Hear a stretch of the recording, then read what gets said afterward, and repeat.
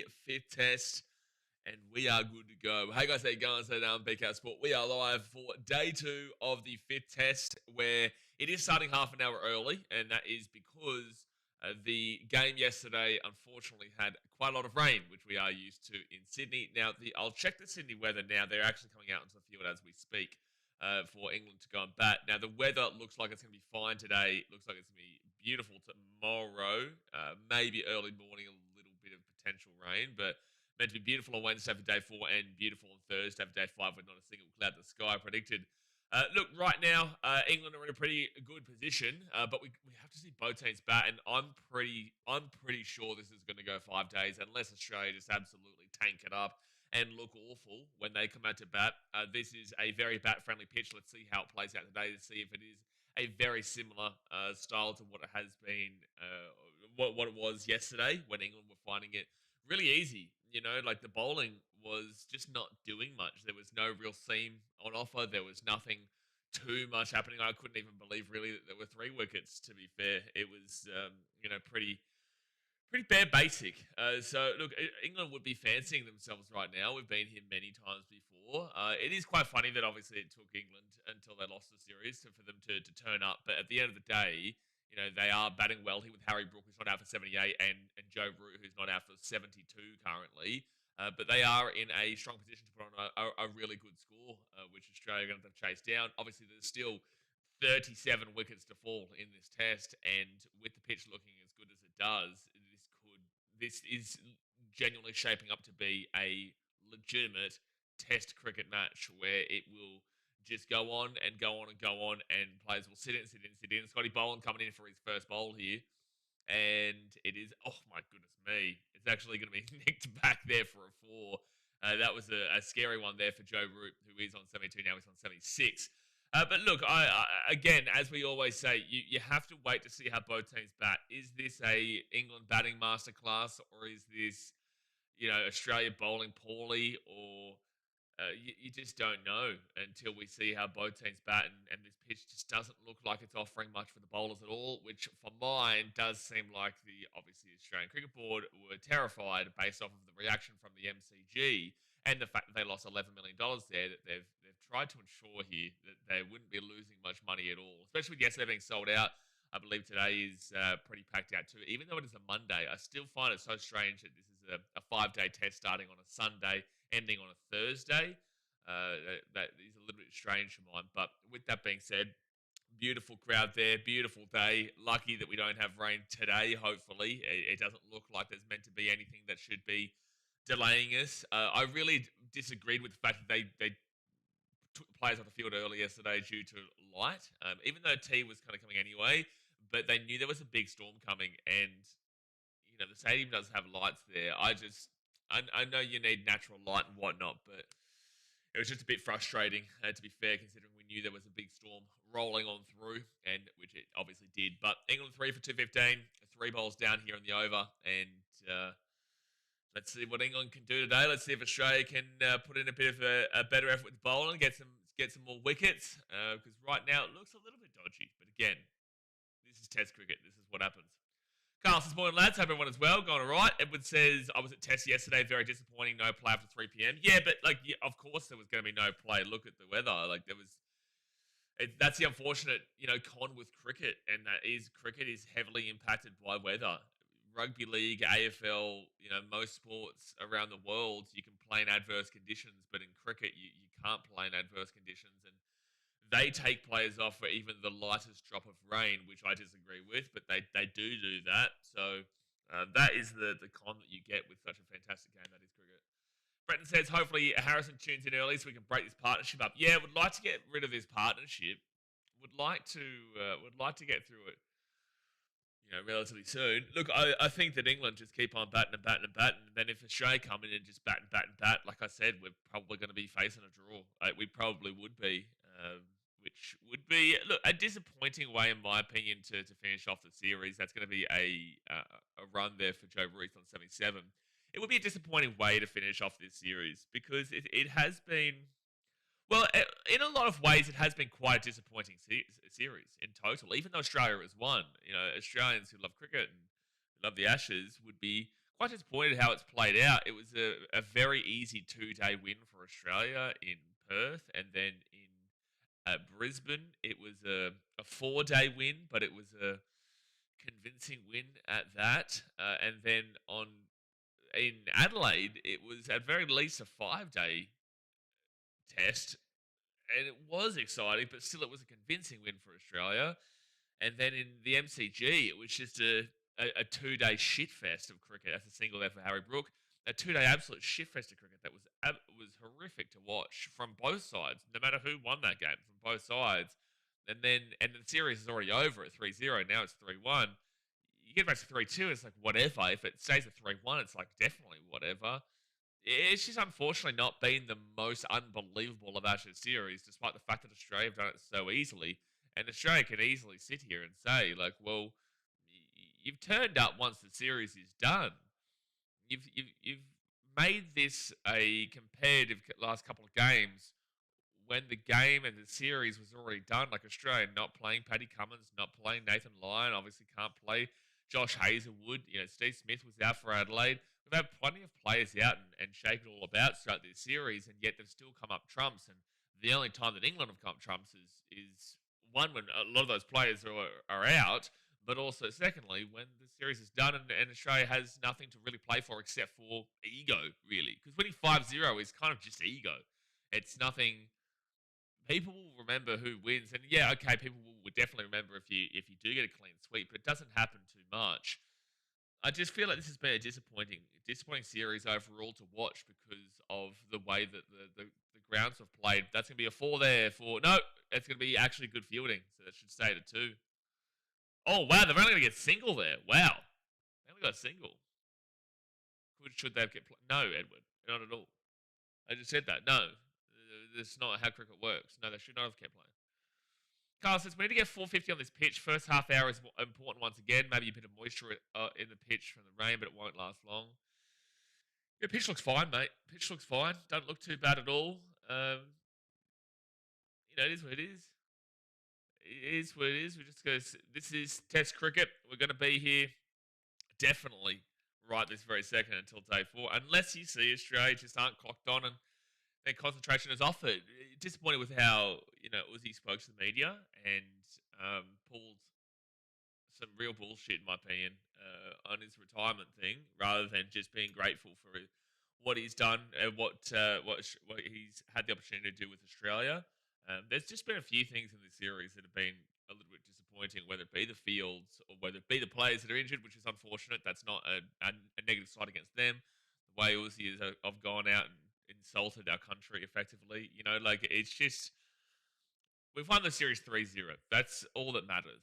But there's just a few things that irk you a little bit that are around the grounds right now where you just could have been better for sure. Sean says, good morning, mate. Early start because of the rain yesterday, mate. Early start because of the rain. Started half an hour early. I think we'll probably go a little bit longer today as well. Edward says, this test has dead rubber written all over it. Has it written all over it, mate? It has it all over the joint. This has dead rubber draw all over this game. So Mitchell Starc, he's 1 for 54. Next bowl, and that's going to be a dot ball. Dot ball. And I can't even have a coffee for another 50 minutes, I don't want a black coffee. I can have a black coffee now. I don't want a black coffee now. And that's the most brutal part of the entire series. The most brutal part. Sun is just coming up here. Well, I'll be near you in 17 days. Less than 3 weeks now when I'm back off to Vietnam. Well, I'll be in Hong Kong first, but Vietnam. Carl says, can't say that yet. We do love a collapse. Do love a collapse, but it's been different since Australia went up 3-0. England have at least shown a bit of pride. They've at least come in to not let it get even more embarrassing than it has been. Winning the MCG was a shitfest. Winning this one would be probably a better result in a lot of ways than the MCG, even though the MCG was, I guess, Boxing Day. But this would be a better result based off of the pitch itself. But, it's just...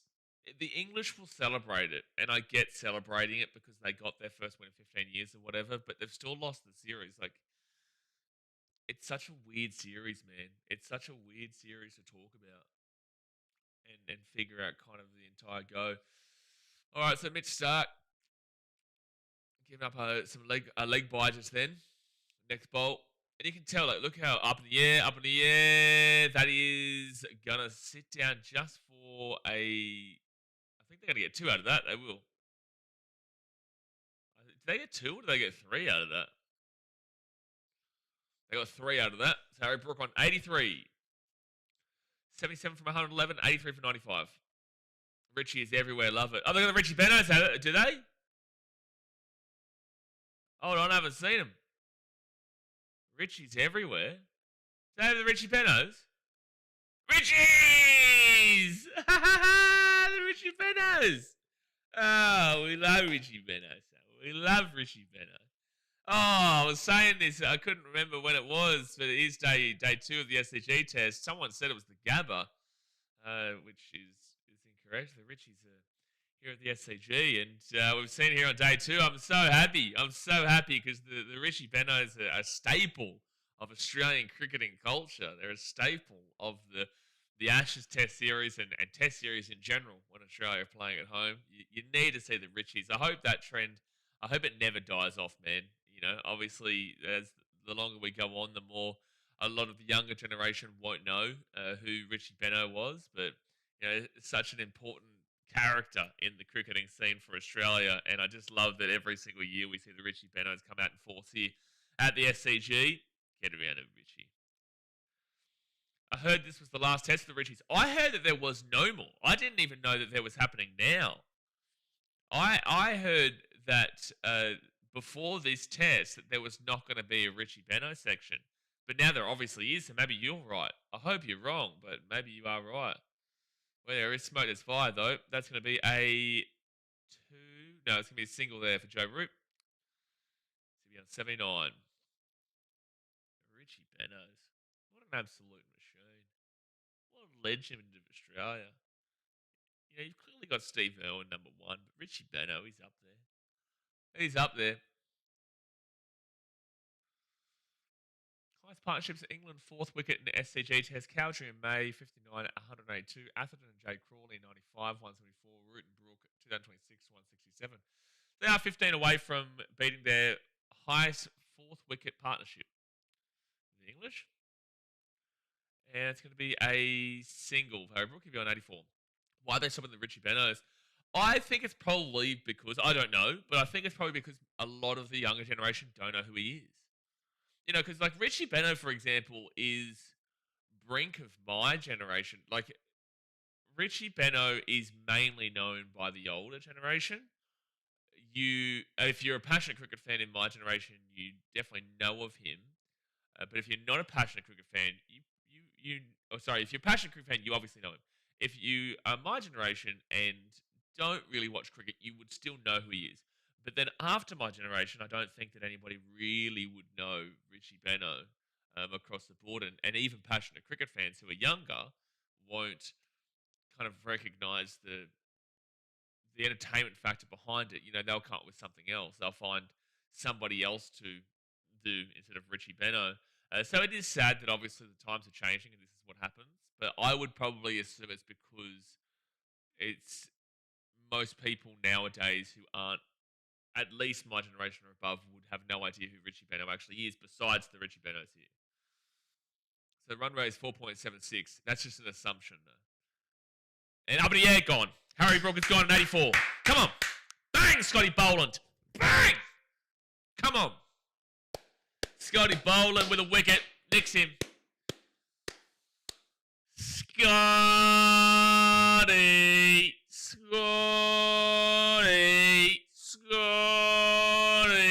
Get that 100 out of my face, Harry Brook. You're not getting 100 in Australia. Still ladder.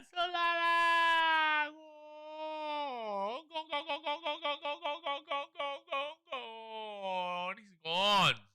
He gone. 4 for 226. Nice little wicket early. Needed that. Broke that partnership. Avalon says, yeah, I thought that there weren't any, but I saw them doing something with Barmy Army where it was said that this is their last year. Gee whiz, that's disappointing. Bang, the clutch begins. Yep, they'll be all out for 226, that's for sure. Ben Stokes, get him gone. To be fair, this pitch should play well for him. It should really play well for Ben Stokes. I'm just counting down the minutes until 12 o'clock and I can go make myself a coffee. I just followed you on TikTok. Harvey, I don't think I've posted on TikTok in like over a year, dude. I don't even have TikTok downloaded on my phone. I don't even have TikTok downloaded on my phone. Carl says he's just so consistent. I would love to have a bowler in our team. Scotty knows, mate. Like, Scotty knows. People say Scotty doesn't. No, Scotty knows. He always knows, mate. He's never not known more than the knower himself. He knows more than the knower. He knows more than Noah himself. That's how good Scotty Boland is. He loves the SCG, though. Last year against India, he absolutely crushed them. I think he got like 11 wickets across the 2 innings. It was ridiculous. No need to tell Scotty. No need to tell Scotty because Scotty knows, mate. Scotty definitely knows. He's always known. So don't tell Scotty because Scotty does know. Scotty does know. That's a great tune. That's probably one of the best movie tunes. You know, like tunes that are designed deliberately for movies. Scotty Doesn't Know is actually probably one of the best tunes. Oh my gosh. Ben Stokes nearly just went on the first ball. Oh, look at the Richies. Yeah, look at them. Every time they're on the screen, you just gotta love the Richie Benos. Come on, don't get rid of them. We need to keep the Richie Benos. Keep the culture of Australian cricket. Every time they come on the screen, it just gets you going. The Richie Benos. Oh, jeez. Ben Stokes should have been gone there. That would have been that would have... Ah, there they are. Jeez. Look at him. All right, next bowl from Boland. Anthony Dupple. Yeah, let the legend live on, Brendan. Carl says they have just said it is the last Richie day. We'll get him on. You know what? Screw the cricket. Let's just watch the Richies all day. I reckon the broadcast just needs to just show the Richies all day. Forget the damn well cricket. The series is already over. We've already won the series. We won it 3-0 effectively.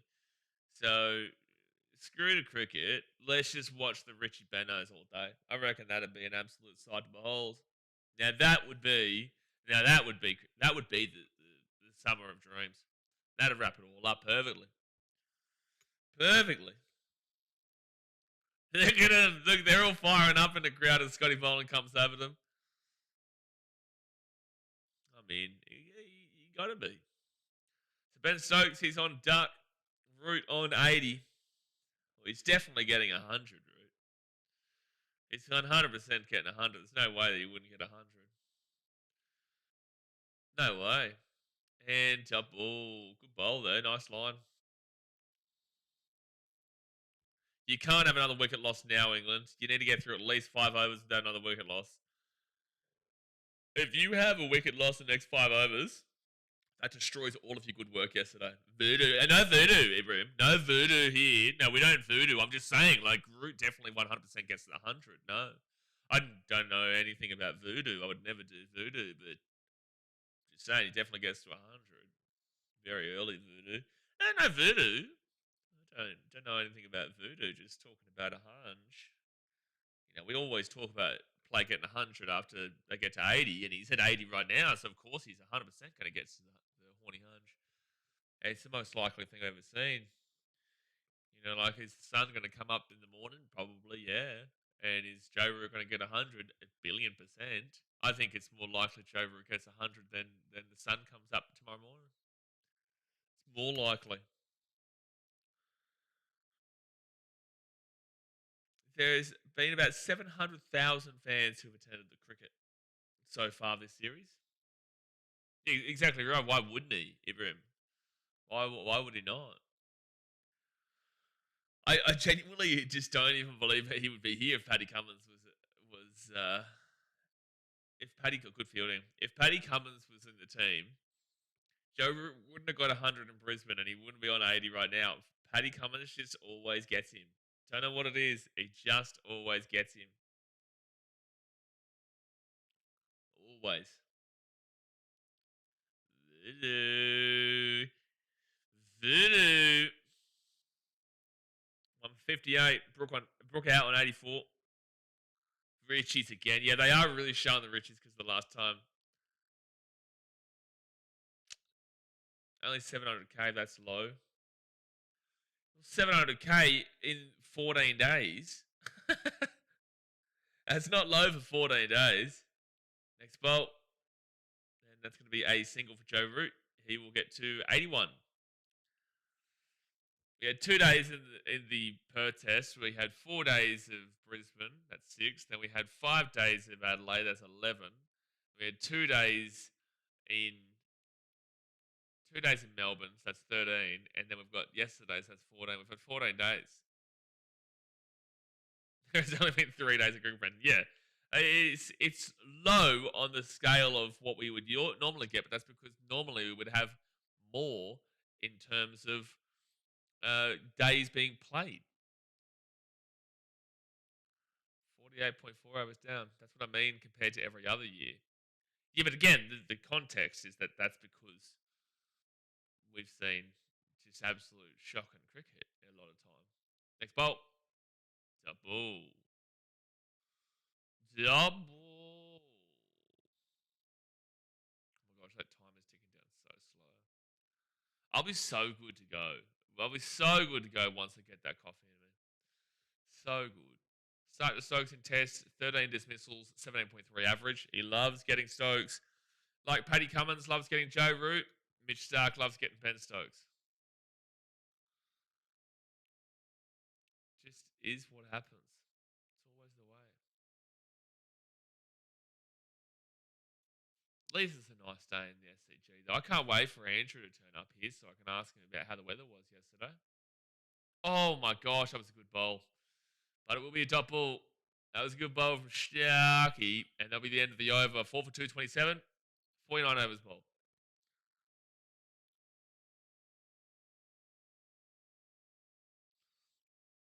No, has it started early? Yeah, it started early, mate. It started half an hour early due to the rain yesterday. Because we missed the entirety of the third session yesterday. So they started half an hour early. Probably go half an hour later today as well. I would assume. It's half an hour early and half an hour later.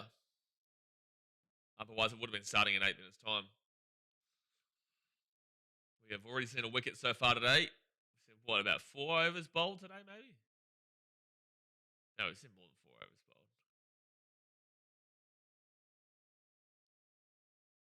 How many overs bowled have we seen today? 98 overs due today. How many will we actually get, especially with no spinner? No spinner is so crazy. Like, they can use Travis Head if they want, but Todd Murphy would be just fuming right now. He'd be fuming. So Scott Boland, he's 2 for 57. He's going to Joe Root and dot ball. 3 SCG tests for Boland. He's got 19 wickets with 10.4 average. He's good. He's goody. Doesn't mind a slap up at the G. Whether it be the MCG or the SCG, doesn't mind a slap up at the G.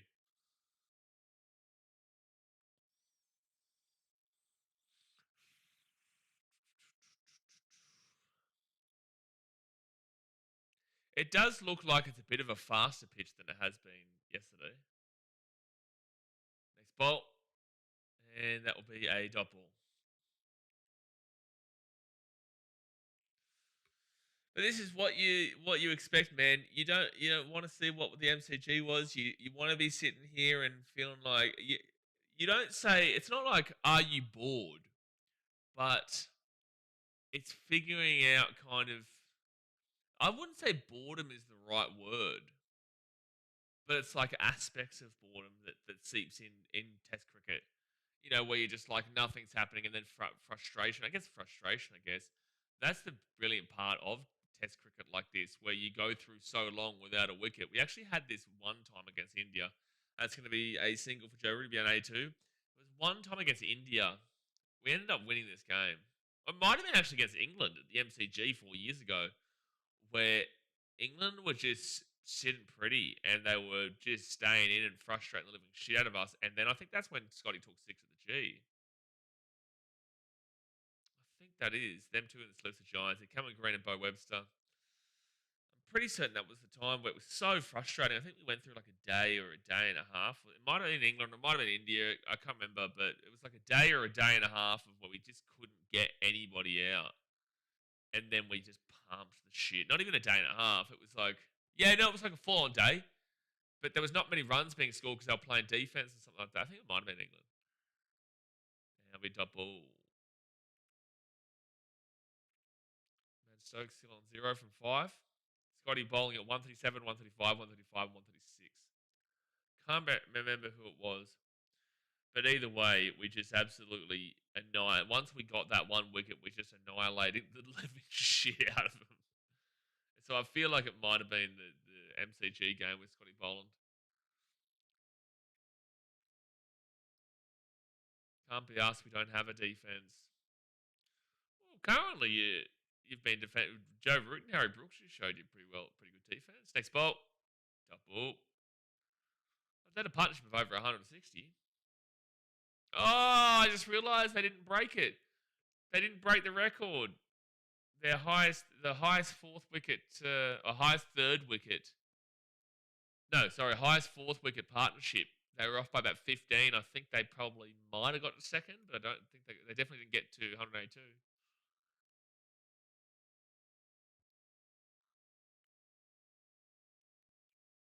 Stokes this series has an average of 22.9 with 250s, 183. When he puts in, he puts in. When he doesn't put in, he puts out. Like when he doesn't bat like just strong, he's really poor. But when he bats strong, he's really good.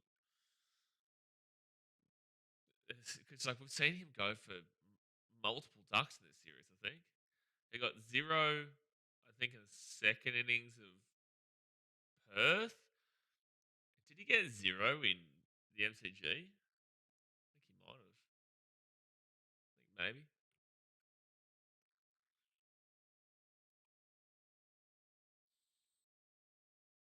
So Mitchy Stark coming back in for his next over. His 15th over. He's given up 59 runs. He's got 1 wicket.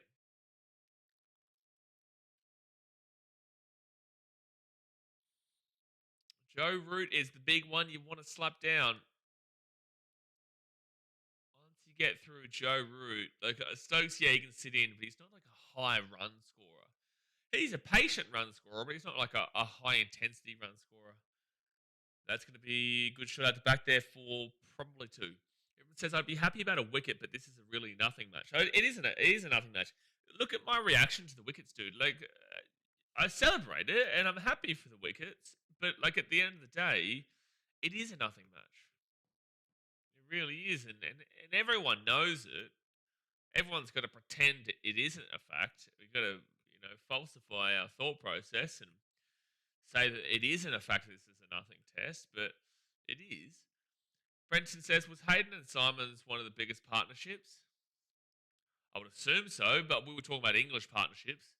That was we were talking about the highest English fourth wicket partnerships in history. That was back in 1959 when they got like 182 or something like that. Next ball from Stark, double. Maybe that was a one-day game. To be fair, it does sound like a test match.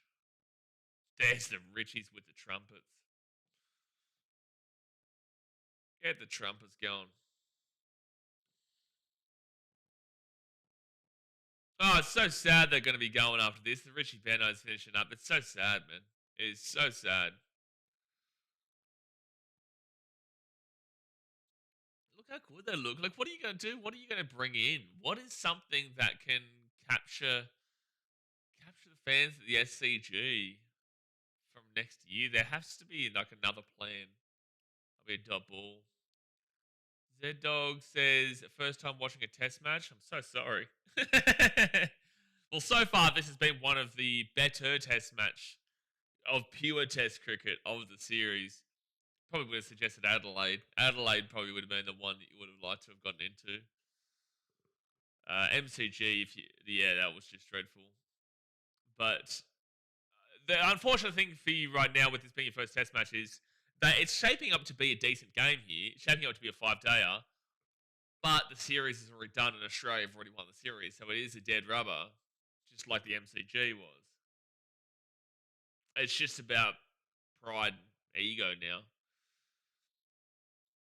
Now we've heard the Barmy Army actually is chanting today. Didn't hear them do jack yesterday, despite the fact they had a good, successful day yesterday. 3 for 229 was actually looking pretty convincing for England. It's funny how one wicket changes the whole complexion of that score. Ben Stokes dismissals by bowler. Ashwin 17 matches for 13 dismissals. Stark 19 matches for 13 dismissals. Lyon 23 matches for 10 dismissals. So he loves getting out of Stark and Lyon. Imagine this was the decider. If this was the decider, this would be mental, dude. If they had found a way to win Adelaide, this would have been so good. But it probably would have ended up being a draw. It probably would have been. They would have played a spinner, though. But that's the thing. Good bowl. Starkey's half up here. They're half up. Australia are half up here for a wicket. They're going to review it. Oh, they're going to review this. Australia are half up here. We could be getting quacks in the chat. This is an interesting review here because they all kind of went up, but I didn't hear anything originally. On-field decision is not out. I didn't hear anything originally. They all heard it, but it was like a half shout, and then they've just kind of reviewed it pretty quickly. They do have 3 reviews, so it's fine.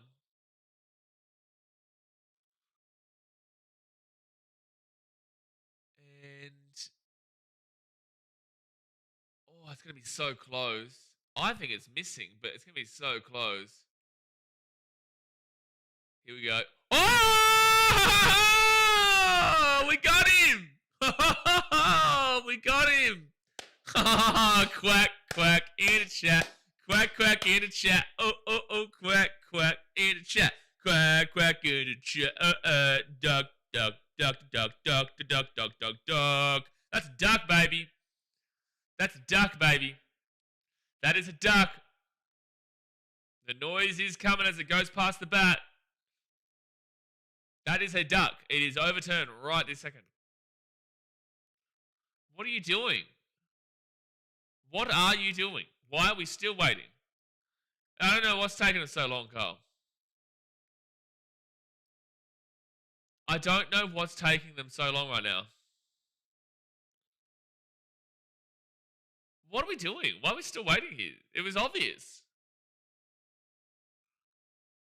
Waiting for the Ultra Edge, but we've already seen the Snicko.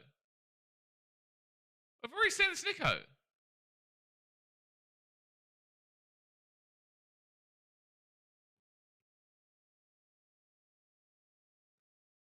Bang, gone. That's gone, bro. As it's going past the bat.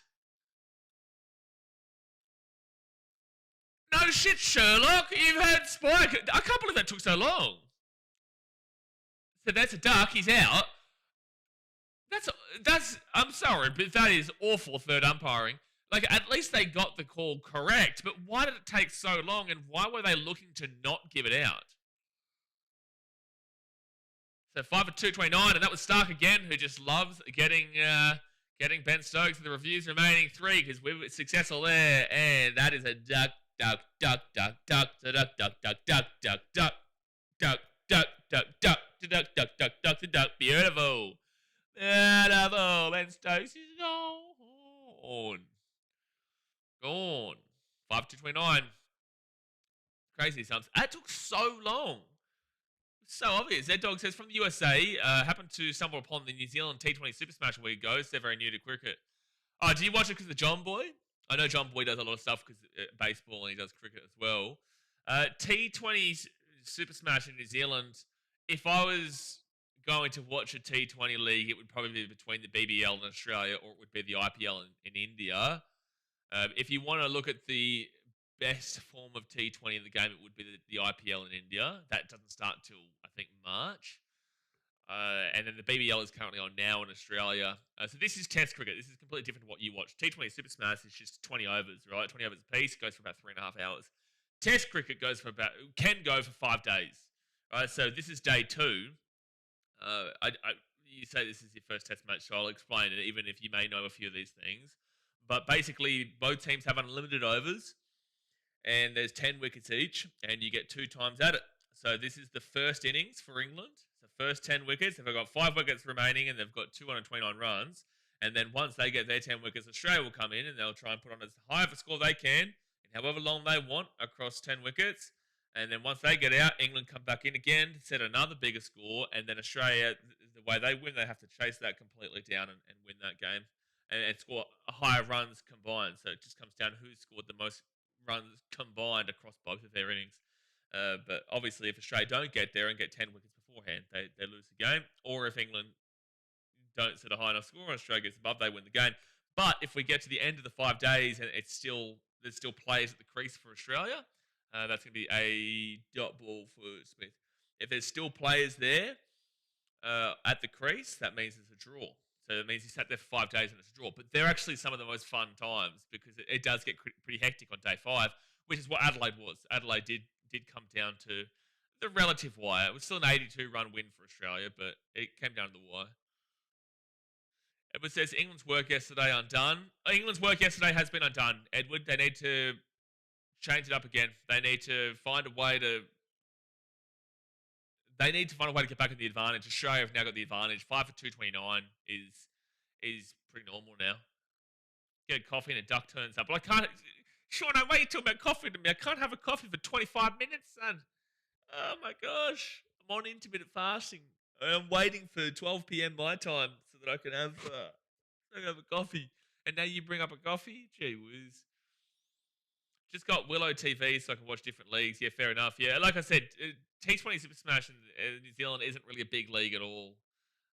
It's not really kind of well known in the cricketing game. It's fine. It's not bad, but it's one of the smaller of the T20 leagues.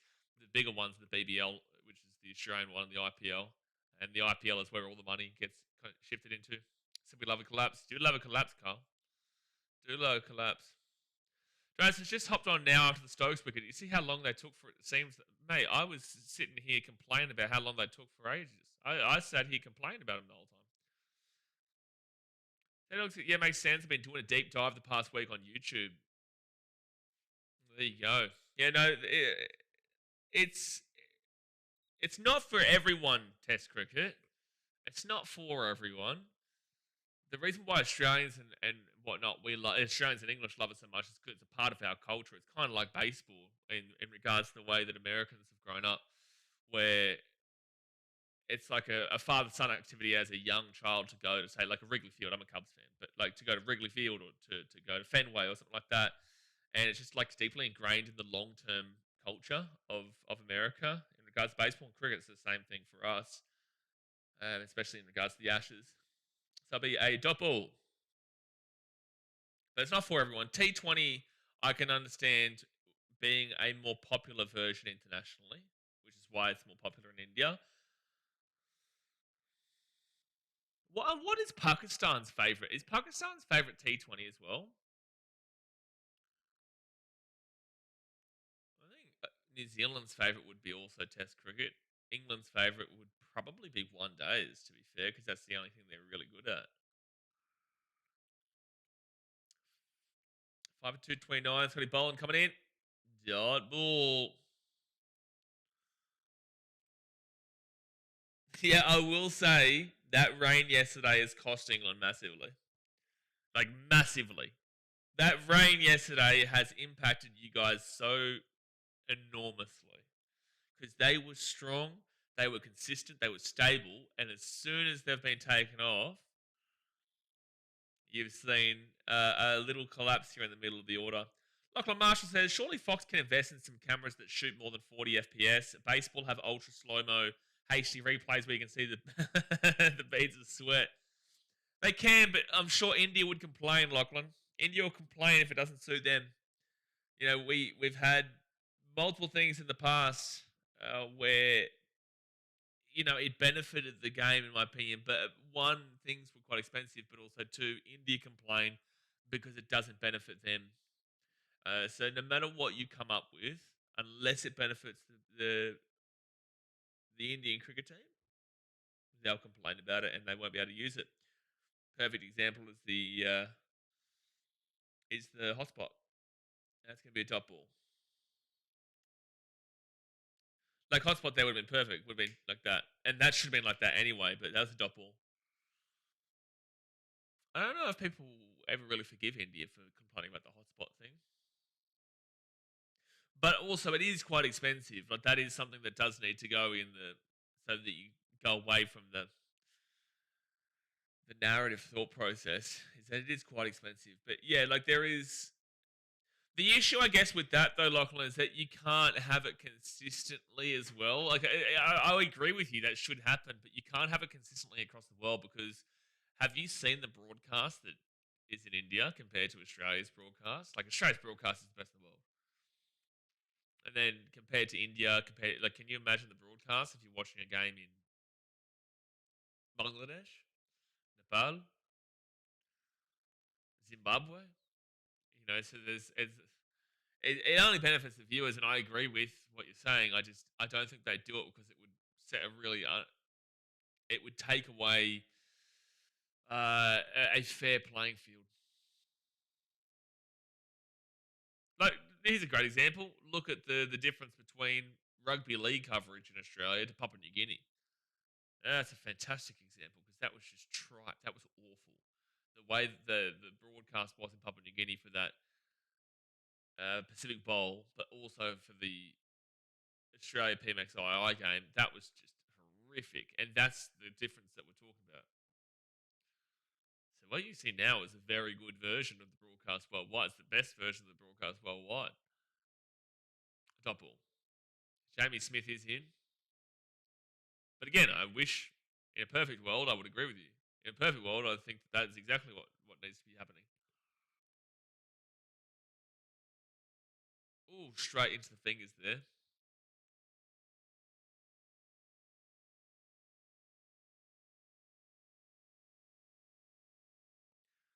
If we get Joe Root before 250, this will be a disgrace and they'll fall before 280. I genuinely think they will struggle to get 300. I don't think they get 300 if Joe Root goes before he gets to the horny hunch. Next bolt. Double.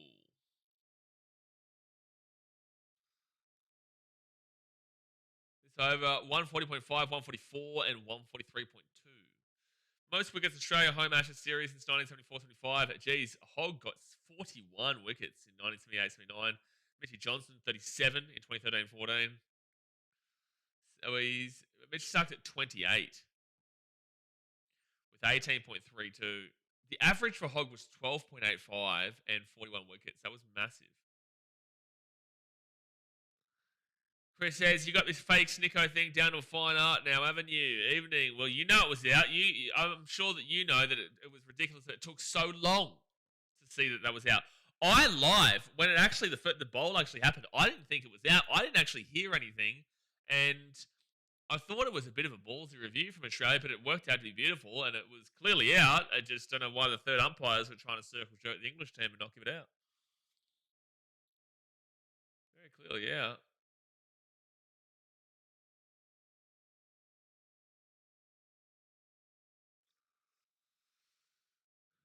So average for this series for Jamie Smith is 19.8. His best was 60.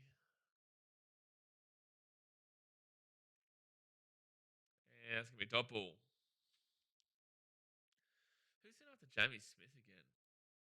They've got a Will Jacks. I guess he's... Yeah, I agree with Alyssa Healy here. These are the moments throughout the series that England just haven't capitalised on. The partnership they had yesterday was phenomenal, and for them to not be able to build on that is really disappointing. And it's put us into another area where we're just like, same old England, man. Move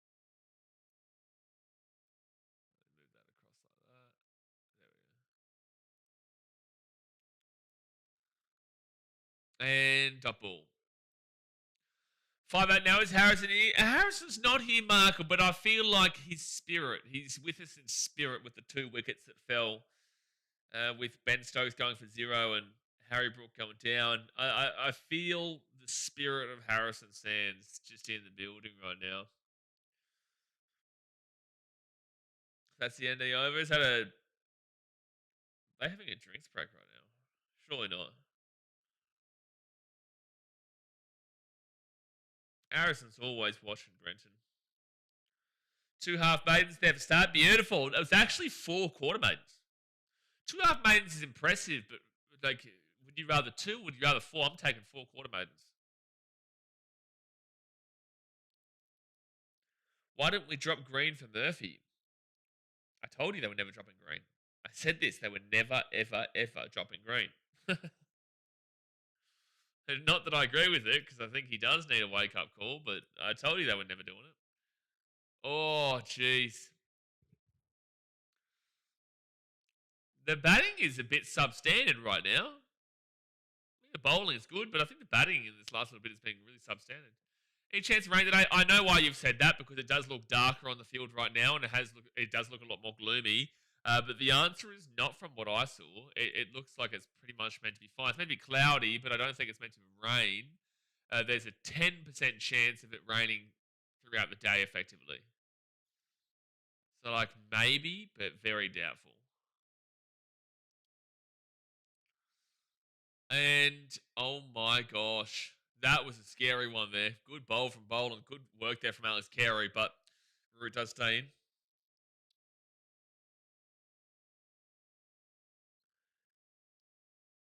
Yeah, this pitch has changed overnight for sure.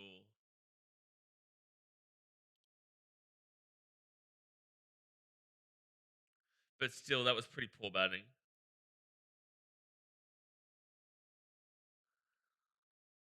Pitch finally did something. Yeah, finally did. We saw something. Which is a little bit nerve-wracking for Australia, if anything. That's going to be a single. So Joe would get to 84. Oh, I've got 14 minutes until a coffee. Come on, you good thing. Whip it home, baby. Whip it home. Whip it home. Whip it home.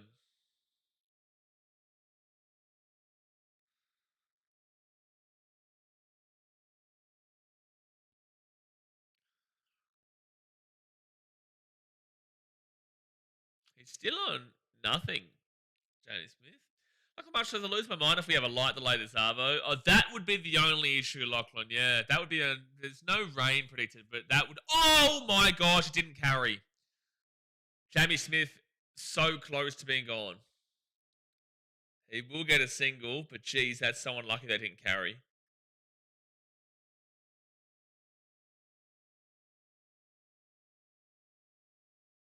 Oh, it just doesn't carry, dude.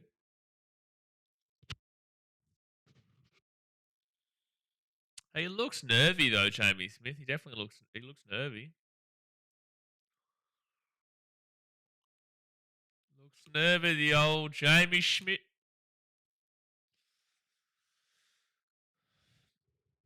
Yeah, there's no worry about rain, but with the way that the lighting looks right now, it's not looking unbelievable. That's a good shot there from Joe Root. That's going to be a 4, so he'll get to 88. Joe Root knocks in an 88. Pitch is starting to do something which isn't what you want to see as an Aussie, to be fair. You don't really want to see it. After we get through this over, I'm going to click on go live again because I think I'm about a minute behind now.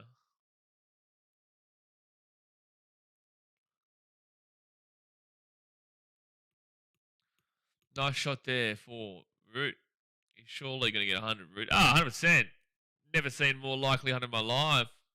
What do you reckon, Kyle? Do you think the 100 is guaranteed? I reckon it's guaranteed. There's no way he doesn't get 100. Just like I was saying with oh, jeez, that was close. There was plenty of swing there, baby. There was plenty of swing there. All right, I click go live. What's Steve Smith not happy about? No voodoo, Carl. Just saying, just observation. Just an observation here, champion. Either we need to be excited for our bowlers or worried our batters are falling. Yeah, 5 for 235. It's definitely not looking as good as it once did. Next bowl. Double. Mitchy Stark. Geez, we've been bowling these guys for a while. Ooh, I'm going to have to go to 7 plus because my KO just fell apart. Just fell apart. 10 minutes till coffee. Come on. I'll be great. I'll be so good to go once I get my coffee in. Once I get it in, I'll be so good to go. I think right now you should be content with the fact that you've scored 230 plus runs with 5 wickets remaining and that the pitch does look like it's doing something now which makes it harder for Australia to chase that down. So I think you should be pretty happy with how the pitch is changing.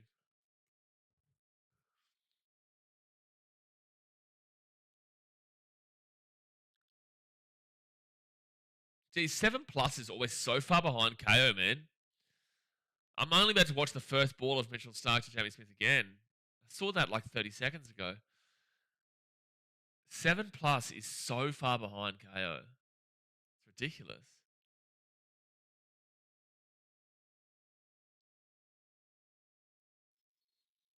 Talking about the pink test right now. Oh, my camera might be working again. I actually do prefer the commentary on 7 plus to be fair. But it's just that it's so far behind.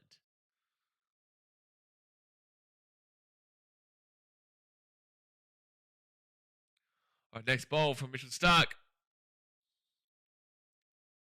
4.34 is the current run rate. And so far behind, Australia's taking a new ball there. No, I believe it. I believe it. I'm pretty certain we've taken England being so far in that we've just seen Australia taking the third new ball. All right, open this up.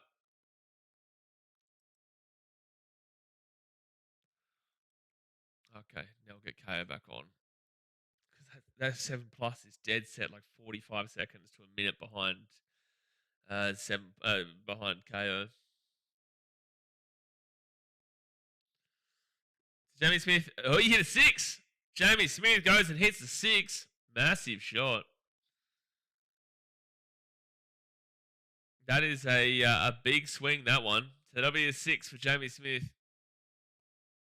I can't believe he's still in there after his early doors.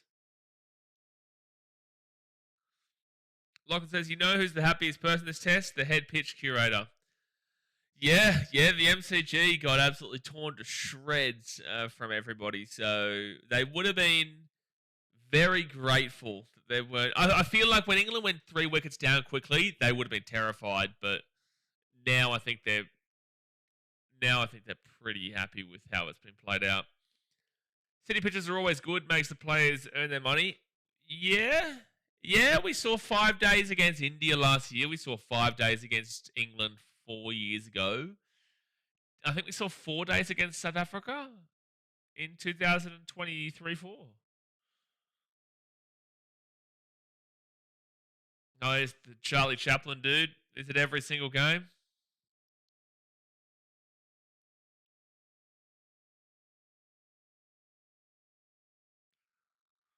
2 for 66.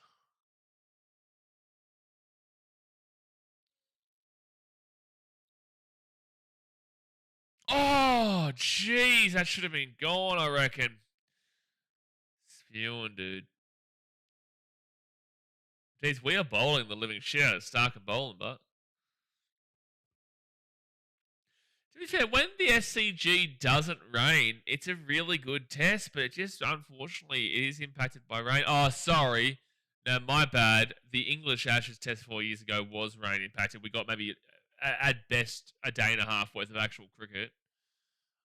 Like, no, we probably got two and a half days of cricket, 2.5 days washed out. It went down to the final over. We only needed 1 wicket. And ended up being a draw. But morally speaking, we're taking the 5-0. And England, you can't complain about us taking moral victories. Because we won the series 4-0. we'll take the moral 5-0 because 2.5 days washed out. Ben Stokes was bold. Didn't walk. Was bold, didn't walk. How dare you? Same thing. Short broad. Joe Root on 88. Scooty Rudy. Rudy Scooty, 88. Mitchell Stark spells. First 6 overs, 1 for 29. Oh, I think that's him done for this spell. Double. So I'm sure that we're going to see Michael Nisho coming in next. The Nisho. And then we probably will see a little bit of Cameron Green. No, maybe Bo Webster. I don't know. Probably Cameron Green.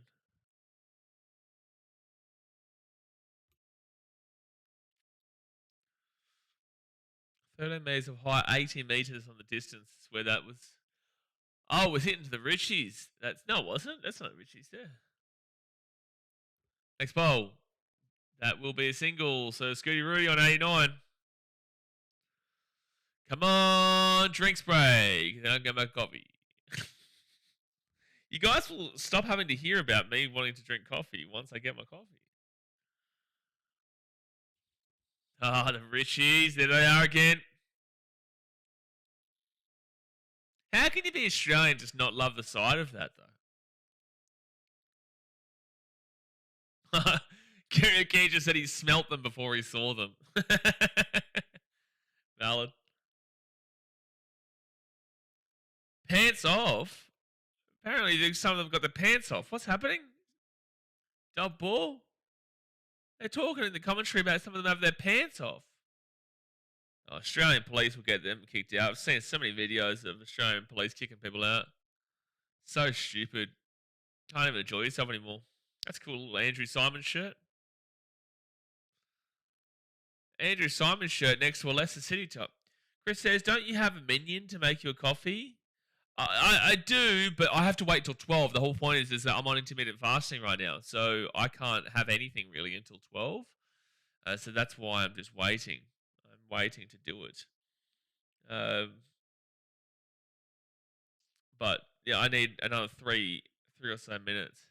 It's good for me to get up and walk anyway. Like I usually do it during a drink break or something like that. But it's good for me. You sit down, you're so sedentary all day. But it's good for me to kind of get up and do it myself. How can you love cricket and not love the side of the Richies? Exactly right. You never walk. That's why there are 2 umpires. They make the final decision to give you out. Walking is very old school rules. I agree. I think that Short Broad should have, but I would agree for the most part. I don't really care, to be fair. I agree more so with what you're saying, but I also think that if it's blatantly obvious that you should. But then again, I can agree with your perspective as well, and I can agree with the perspective of people who say, well, look, umpire didn't call it, so it's part of the game. Game's a game, baby. Don't know how to play, I had the game. I get it. Up in the air, and that'll be flicked away for a 4 for Jamie Smith, who'll get to 11.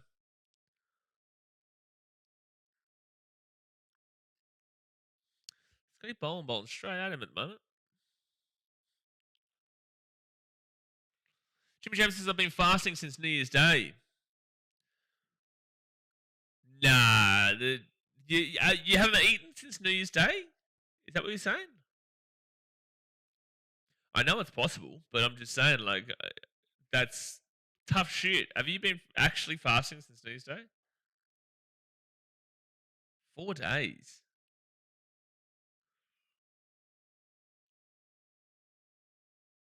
Why, Jimmy? Oh, top ball. Good ball. Why? Why have you gone 4 days no eating? And how long are you going for? I'm impressed. I'm not like shitting on you. I'm impressed. 4 days no eating is hard shit, bro. I always walked, but I was always hungover and ready for a nap. Wait, what? Oh, what is happening, Carl? You know, you're sure. Let's talk about cricket. Am I missing something here? Is my brain not clocked on? Maybe it is the like coffee. England begins day 2, 3 for 211. They are now 5 for 246.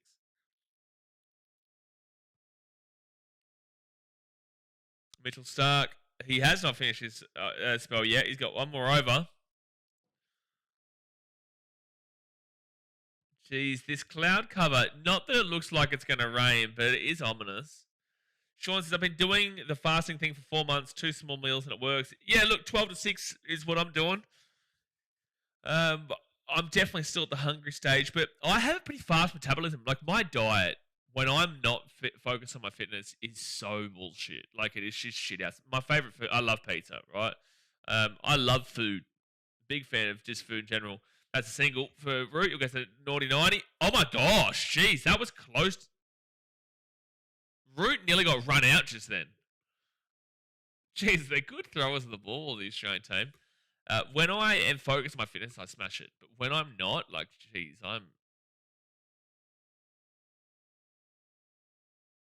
Yeah, he's fine. He's safe, but jeez, what a throw.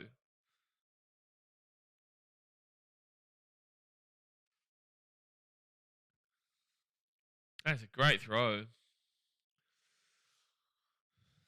But the good thing with me is that when I'm focused, like I'll do it. But the good thing with intermittent fasting is you can eat whatever you want, really, within moderation, within those time periods and fitness. Jim says, just doing a cleanse. I'm full carnivore, so it makes it easy to fast because I'm usually 1 meal a day anyway. Yeah, carnivore's full on, bro. I love it. Up in the air and smoked for a 4. Smoked for a 4 there from Jamie Smith. He's at 15. I tried carnivore, did it for a little bit, loved the results of it, but I'm not a massive fan of only eating meat effectively every single day. I do want a differentiation. 250 up for England, but I love it. I do love the ideology of it. Mark says I fast when I'm sleeping. Yeah, it's a pretty good fast there, Mark. Really good fast. I'm only doing it really until I get to Vietnam. But I'll be doing fitness and stuff to counteract. You can't really get fat too much in Vietnam unless you're specifically eating shit. It's a single for James Smith.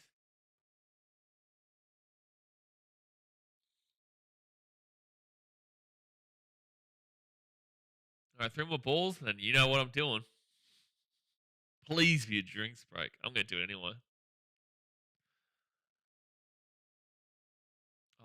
I'll miss half an over. Hopefully I don't miss a wicket, but I'll miss half an over. We're here for 5 days, lads. Give us a break. Settle down. Leave me alone.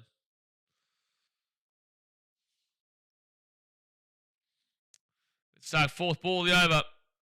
Average of 18.5, 28 wickets this series. And single, Joe Scooty Rudy. I can't be more than a couple of hours away from a bacon Sammy. Well, I love that. Jeez, I could make some, to be fair. I made a really good meal the other day, though, that I had yesterday for lunch as well.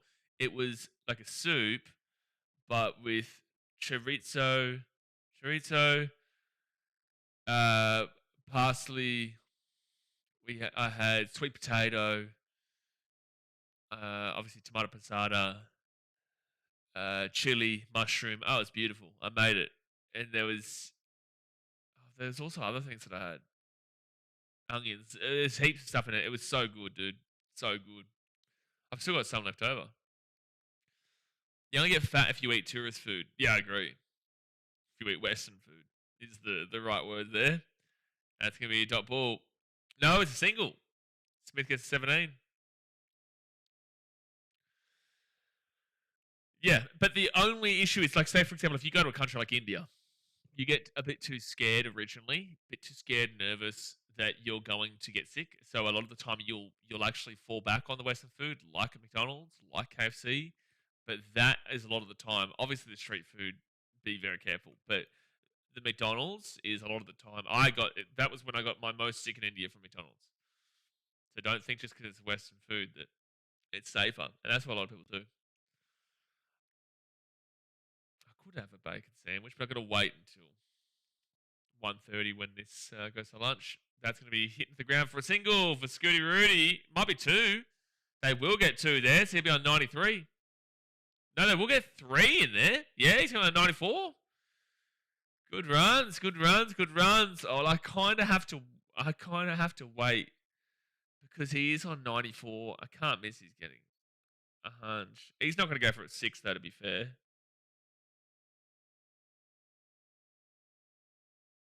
Might give it one more over.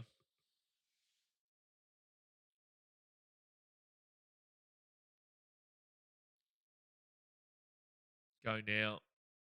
Yeah, look, I will go now. I'll be back. Thumbs up, subscribe. I'll be back in a moment.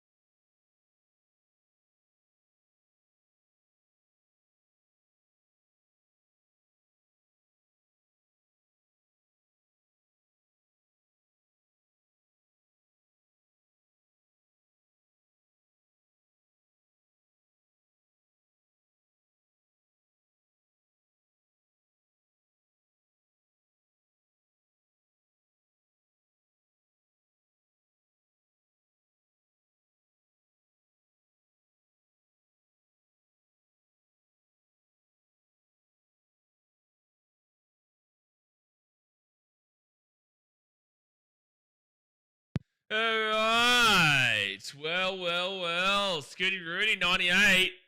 He's only 2 away from the 100, 100, 100, 100, 100, 100, 100.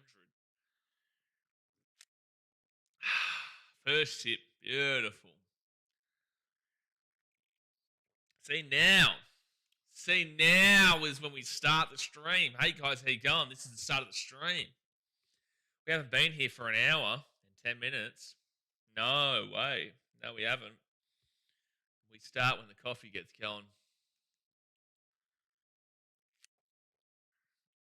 Oh my gosh, I'm actually starting to get so keen with the rugby league season, but not missed much plays. 4 over the slips and an edge, just fell short. Oh my gosh, he nearly got out, did he? Did he really? If Root gets 2 now, he's not going to be happy. Root's going to get 100, mate. Oh my gosh. Oh, dude. Great work from Steve there to not let that go through. Why does Joe Root has to be like I've seen many nervous players in the naughty 90s, but the nervy 90s,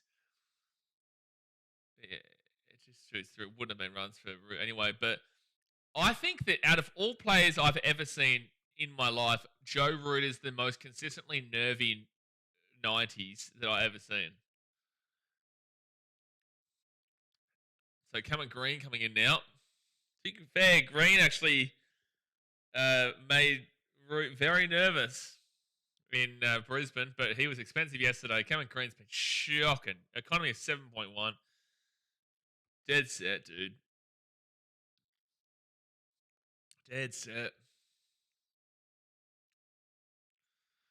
Why can't we just drop him? Why can't we just drop him? Why can't we just drop him? Why can't we just drop him?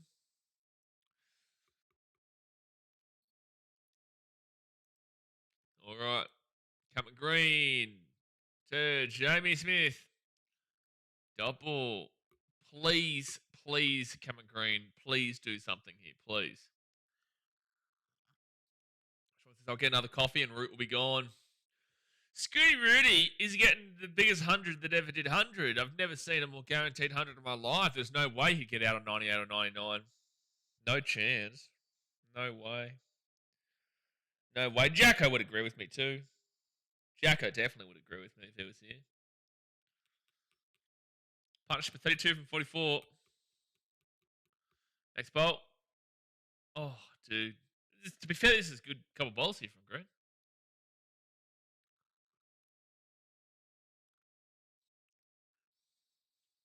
Good couple of bowls.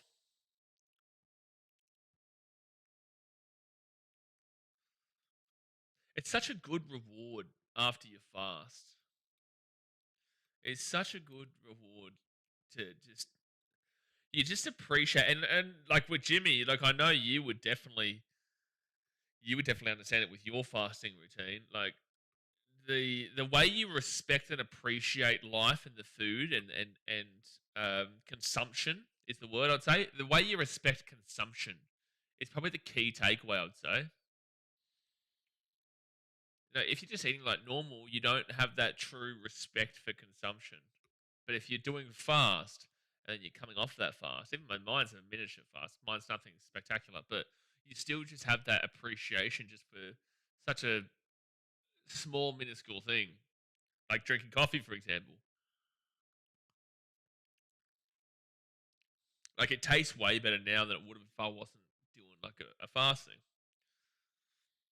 Next ball. And oh my gosh, that was up in the air, but it's going to be a double. Two's up. No, single. Jimmy says he definitely appreciates food after a long fast. Yeah, for sure. What's the longest you can fast? I know there's like reports from India and Nepal and places like that. They say that some people just don't eat and they drink or something like that. But I don't know how full on true that is. But how long is it that you can technically fast for before it's seriously dangerous? Next bolt. And that's going to be a single for Rui. He's going to go to 99. Oh, no. You hate this number. The record is over a year. Wow, dude. Google this. 99 is the worst number to be on, by the way. Longest fast on record. The longest fast on record, Angus Barbieri, a Scottish man who fasted for 382 days. From June 1965 to July 1966, subsisting only on water, tea, coffee, vitamins, not vitamins, English, not vitamins, vitamins, and yeast extract, losing 125 kilos. Oh, so under medical supervision. So he was he like a really fat dude? Like he was massive. Well, to lose 125 kilos, he would have had to have been absolutely massive. Doctors monitored his extreme weight loss as he shed excessive fat, with his health surprisingly stable, though such extreme fasting is strongly discouraged by medical professionals today due to significant risk. Yeah, no shit, Sherlock. Not eating for... Could you imagine? Like, he wouldn't have been able to eat normal food immediately, but could you imagine that first, like, bite of an apple? Rob Viking 1 Aviation says Joe Root's about to get 100. 100! Rob Viking, wow, I can't believe you'd say that. That's very much jinx. I believe he definitely gets to 100, 100, 100, 100, 100, 100, 100, 100, 100, 100, 100, 100, 100. Never seen a bigger 100 in my life. Come on. He's on 99. Nisa comes in. And there we go. There we go. He's actually quite lucky that went through. That's going to be 2 there for Joe Root. You'll get to 101. I told you guys. I was telling you for ages. It's a guaranteed 100. Told you for ages. I don't believe he gets there if Paddy Cummins is bowling, though. I maintain this. The 2 times that Joe Root has got 100 is when Paddy Cummins isn't bowling. I told you guys. I told you. Joe Root getting a hunch. I told you there was no voodoo. It was just me being observant. Yeah, Root still's not scored 100 against Cummins in Australia. He's still not scored 100 against the old Paddy Cummins. Chris says, Root setting up camp and getting his barbecue out. Could be there for a while now. What a champ. We'll see. We'll see. Right now, he does look solid. Without him, England would be 4 for 264. 4 for 164. So they would be in a pretty rough state. So they definitely need him right now.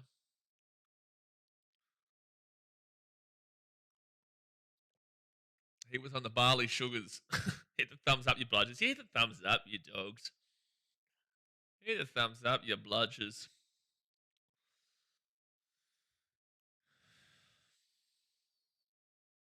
So about an hour and 15 minutes to go until we get to the lunch break.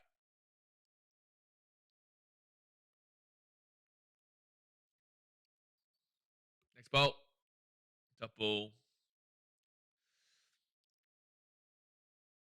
The 100 to 110 mark is always pretty nervy too, though, because you've gotten to that mark and then you get a bit complacent sometimes. You see a lot of players get out between 100 and 110. It's like they've got such a massive score and then bang, they go out because they've lost that concentration. Don't tell me what to do. Des, mate, listen, I'm going to tell you what to do specifically. I'm going to say that you must like the video. You must click the thumbs up button. Only you. Only you. That's a good shot there from Joe Root. That should go for a 4. Should go for a 4. Wow, Marnus. That's unbelievable fielding. That'd be 3. That is unbelievable fielding. It still might be a 4. Oh, Harrison. No, Harrison. No, what have you done? What have you done, Harrison? I'm assuming a wicket's coming in sometime soon. Oh, no, Harrison. Might hit the button next to the like. Yeah, the subscribe button is pretty good, Daz. That is a pretty good button, the old subscribe button. Harrison, you missed 2 wickets, but yeah, no, lads. Yeah, off he goes. It's 2 wickets, but we felt you in spirit when those wickets fell. If there's a wicket in this next couple of balls or in this next couple overs, Harrison, it's on you, mate. If Joe Root goes the next time he's on, Shackle's now off for Root. Yep, well, we'll see. We will see. This field has kind of gone back to normal from what we saw yesterday. Harrison is a dark brilliant. How's it happened to one of the better players of the last 100 years? Well, let's settle down on better players of the last 100 years. Definitely one of the best players in the English lineup, but one of the best players of the last 100 years. Okay, I challenge you on this. Where do you put Ben? Give me a ranking. Where would you put Ben Stokes in the greatest players of all time? Where would you put him? And I'm genuine too. I want to know where you would put him.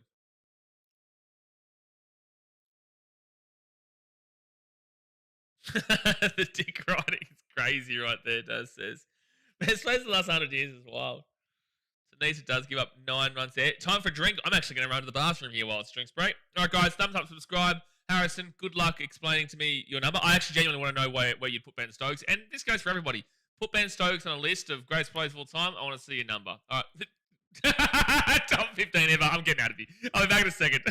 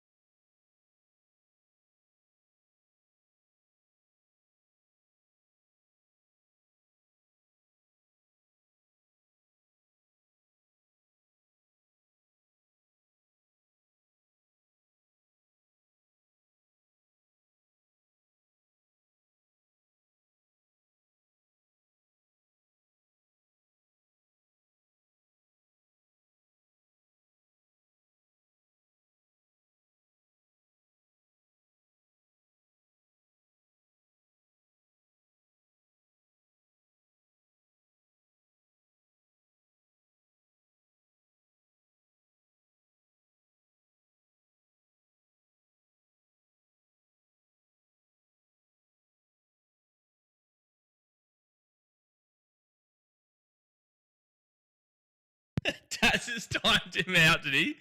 How long did you time out for, Daz? I can't even see. It doesn't show me. Top 15 all time is insane. Okay, let's name some players. So Donald Bradman is definitely up there. Sachin Tendulkar. Donald Bradman has the highest batting average. Sachin Tendulkar is going to be there. You've got Gavaskar, who is definitely going to be up there. You're going to be going on guys like Shane Warne, Ricky Ponting. Bro, Ben Stokes is nowhere near this category. He's a good player. He is a great player. But we're talking the best of the best here. When you're talking the best of the best, he should be back now lucky. But how long did you just time out for like 10 seconds or a minute or something?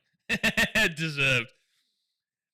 I want you to name your top 15, Harrison. I'm actually interested in this.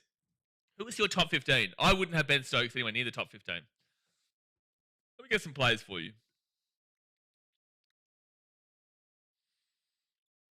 Top 15 all time is crazy. That's crazy. Yeah, Jux Carlos, Brian Lara, Muralitharan, Viv Richards, Rahul Dravid, Glenn McGrath. Oh, dude, Brett Lee. Oh my goodness me. Stevie Schmidt. Oh my goodness me. Ponting's the best run-up merchant in history. Top 15 is crazy. I need another coffee or drinks break. Get another one in ya, because this will probably be extended half an hour today as well. So we'll probably be here for another 7 hours, 6.5 hours, 7 hours. We still have another hour and 10 until the lunch break. Yeah, Botham. Oh my gosh, Ian Botham.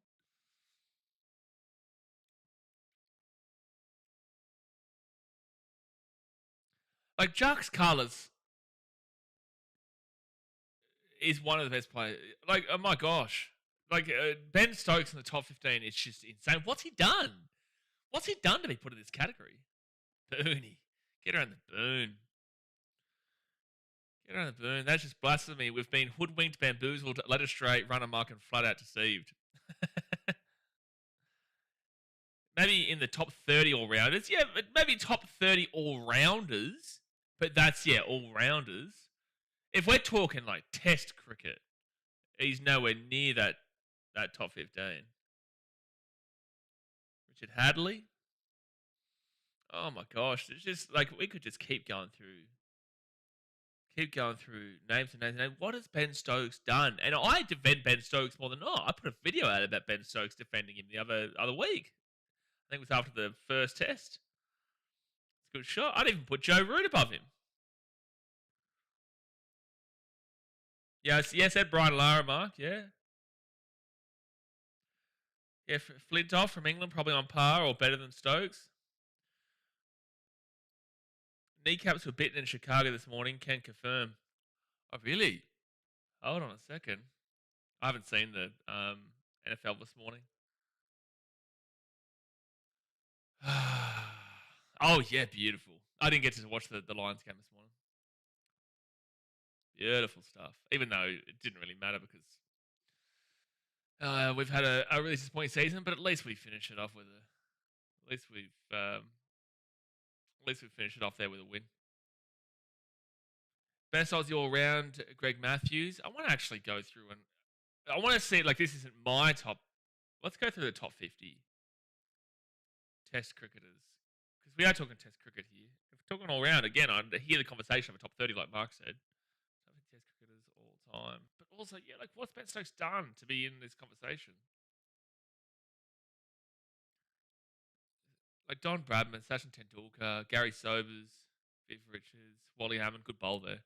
Brian Lara, Jack Carlos, Sunil Gavaskar, Stevie Schmidt, Joe Root, Dravid, Ponting. Ponting at 14 is ridiculous on this list. Sangakkara, massive. Alan Border, Steve Waugh, Greg Chappell, Matty Hayden, Graham Pollock, De Villiers from South Africa, very good. Kane Williamson was amazing as well for New Zealand. Virat Kohli. I don't Yeah. Kevin Peterson's there. Alistair Cook. Gilchrist. Michael Clark. Chris Gale.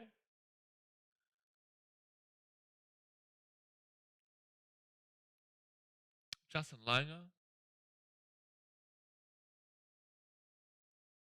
Vengsakar. Yeah, that's right.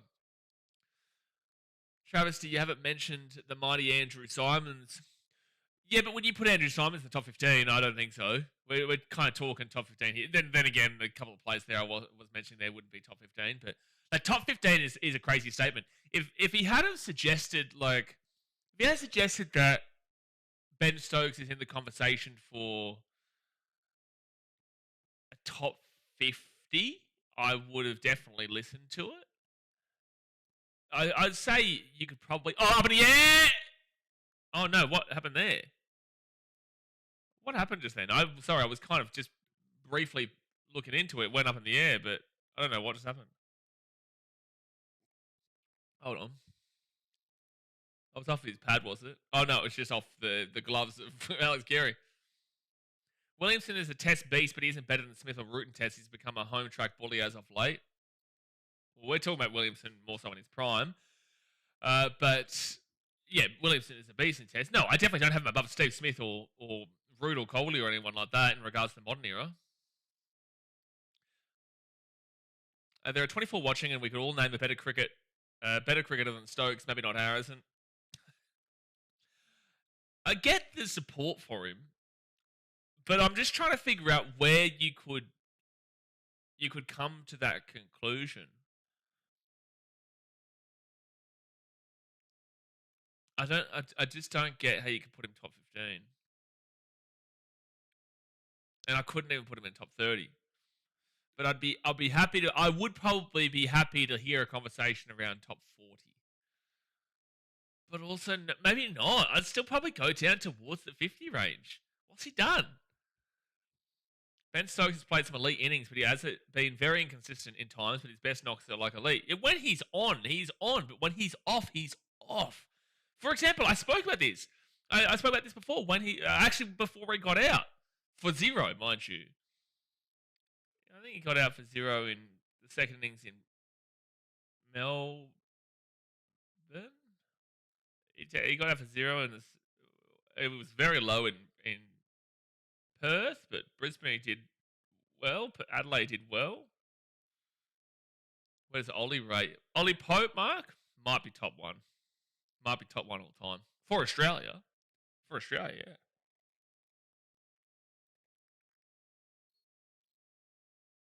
Greg Matthews, best hair transplant. Harrison says he's got one of the best win percentages as a captain, I think. Insane clutch batter. But again, you insane clutch batter. So if we're talking about batting, you do know how inconsistent he's been throughout his career. One of the only real all-rounders the last 15 years. If you are talking in regards to all-rounders across formats, if you're talking about all-rounders as a specific, in regards to tests, again, he's not, he would be around the 50 range. It would be around the 50 range. I want you, Harrison, again, I want you, and actually this goes for everyone in the chat, but I want you as well, Harrison, to give me your top 15 players of all time in Test cricket. Because I want to see who you miss out for Ben Stokes. There's a lot of players that you'll have miss out for Ben Stokes. I know this might take you a little bit to think about, but I would like to see how you fit Ben Stokes into your top 15. I won't put it to you to say put him into your top 30 or 50, but I want you to fit him into your top 15. Because I want to see who you miss out. And this goes for everyone. If you want to type out a decently lengthy comment, then go for it. Carl says, when you really look into cricket and not forgetting bowlers like we tend to, Stokes does well to get in the top 75. I agree, Carl. I agree. That's why I'm really looking forward to seeing this list. There's plenty of other Englishmen I'd have above Ben Stokes. And also, wait, the win percentages of Ben Stokes as captain? Surely that's... Oh, he's gone! Jamie Smith has gone on 22. Come on! Got him. Nah, I'm timing you out. I'm not even dealing with that. I've just seen he's probably 16, maybe Bairstow just below. You're done. We'll see in 5. You know what? That's not even worth me replying to. Bairstow maybe 16. Oh no, Green.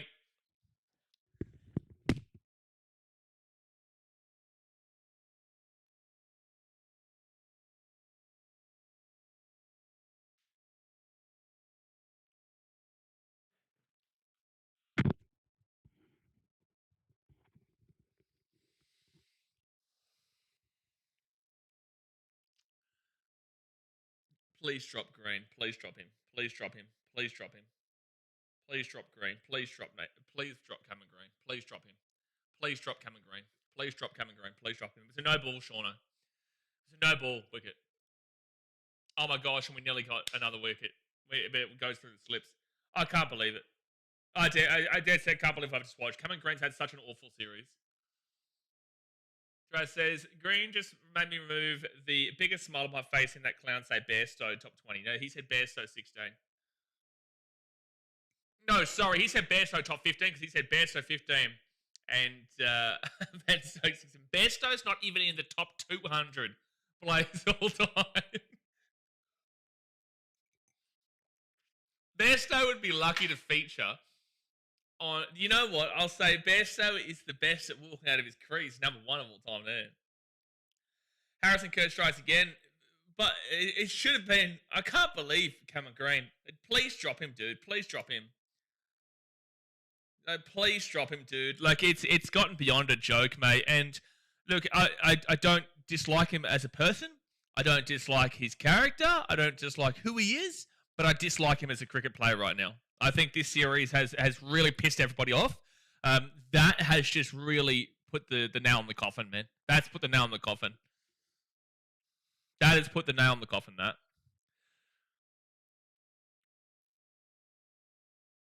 That has just put the nail in the coffin, that. That is really diabolical stuff. Not only has he given up 65 runs through 10.3 overs, he also does a no-ball wicket. A no-ball should never be happening, dude. You really shouldn't be doing a no-ball as a professional cricketer.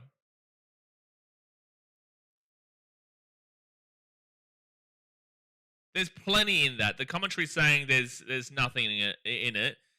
Yeah, he's past it. It's just as simple as that.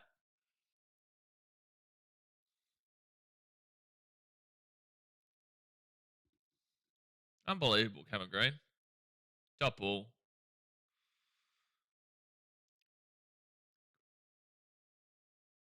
Oh, he really annoys me. Well, it's the same as the Stark no ball as the joke. No, that was a no ball, Carl. That was a no ball. Stark's one does, for mine, touch beforehand. Oh wait, no, I can't remember which one you're talking about. The Stark. Nah, wait, which one am I thinking about? I'm not thinking about the one you're talking about. This was a no ball though. That one was a no ball. Just then with Cameron Green. And that's going to go for a single for Jamie Smith. I'm trying to think of which one I'm thinking about. So, no, I know when you're talking about Stark was given out and it wasn't. It was a no ball. But, oh man. Dead set when the going gets rough, the rough gets bloody damn well going with Cameron Green. What was the IPL thinking with Green? Well, I'm not willing to shit on him in regards to other formats right now. I am willing to shit on him in regards to this test series. Dot ball. Green probably still in because Ash is already done. Rob, I think the Green's still in because they are unwilling to forego the potential. I think they're just waiting for the breakthrough, but the breakthrough is just not coming. I think he should be gone. I did say in Adelaide they wouldn't drop him for the MCG and they wouldn't drop him for Sydney. I did say at the MCG they wouldn't drop him for Sydney. Like they're not going to drop him because they just will refuse to get rid of the potential. Bay Area says have to break this partnership before lunch. I don't think it's about having to break this partnership, but it would be nice. I don't think that there's a bad position right now for Australia. I think this is still quite evenly poised across the game. England have done well to get to 279 with 5 wickets in hand, but as we've seen, wickets can fall very, very quickly with England. I do actually. To be fair, that's an hour. So yeah, you're right. No, an hour is a good point. Sorry, I forgot that it was still 45 minutes away, 55 minutes away. Slapper says Stokes wouldn't even be in the top 50. I know. I was trying so hard to figure out a way to make him feel like maybe he wasn't completely off it. But you're right. You know, he's not done anything to be in that conversation. Green won't get dropped unless he does something off field. Can someone please, like, can some really attractive lady, like, just distract him or something? Webster required too. I agree. Doppel. I agree, but, you know, we don't even focus on that because we're looking at some Muppet bowling for no ball. Smith needs to be careful of lifting his back foot here. Carey will punish any mistake. Carey has been really good with really keeping himself on the ball and getting those stumps. I actually think, and this is a bold take, I actually think Carey's been our best player of this whole series, but Mitchell Starc will win the player of the series. Next ball. Top ball. Is Carey at the stumps? Carey is at the stumps, Sean. He's right up there. Michael Nisa is bowling the knee show. Advid says, do you think Root is going to beat Sashin's record of 51 centuries? Probably. Probably. I don't know who England Test cricket schedule 2026. They play New Zealand in England. So it's in England. And then they play Pakistan again in England later on this year. Realistically speaking, what's he on now? What's Joe Root on now? That doesn't mean that I think that Joe Root is a better player than Sachin Tendulkar, mind you. Yeah, I agree, Bay Area. I reckon Carey's the best player this Ashes for Australia. 41. Okay, so 41. I could see him getting a couple more hundreds this year against New Zealand and Pakistan. Especially with both being in England. And he's still got a couple of years left in him. So, yeah, I will say, yeah. That doesn't mean that I think that Joe Root is a better player than Sachin Tendulkar. It's like, for example, if you ask me if I'm taking Joe Root or Steve Smith, I'm taking Steve Smith every day of the week. Despite the fact that Joe Root's got more runs than him. And a great example of this is if you're asking me if I'm taking Joe Root or Don Bradman, based off of eras, I probably would be looking more so towards Joe Root, despite the fact that the batting average for Don Bradman is way above him. And Don Bradman is one of the greatest batters of all time. But different era. So it's not all about that. And that's kind of blasphemy in Australian terminology to be saying that, but at the end of the day, I think it's true. I think if you take the bias out of it and you're doing a draft, say, like a cricket draft, actually that could be a good video idea to do it. I've done plenty of rugby league drafts. A cricket draft could be pretty good. World cricket draft. Who would be if you okay, so let's assume you get the first pick of a draft. All time cricketers. All time. Who would you select first if you got the first pick?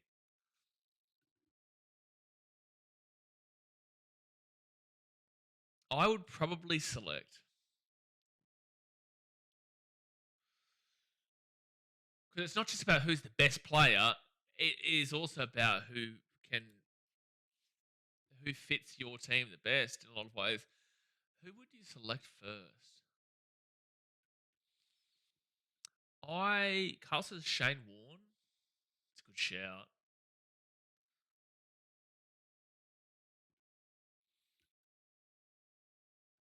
I think there's plenty of batters, so you probably would look towards the bowlers first. You probably would.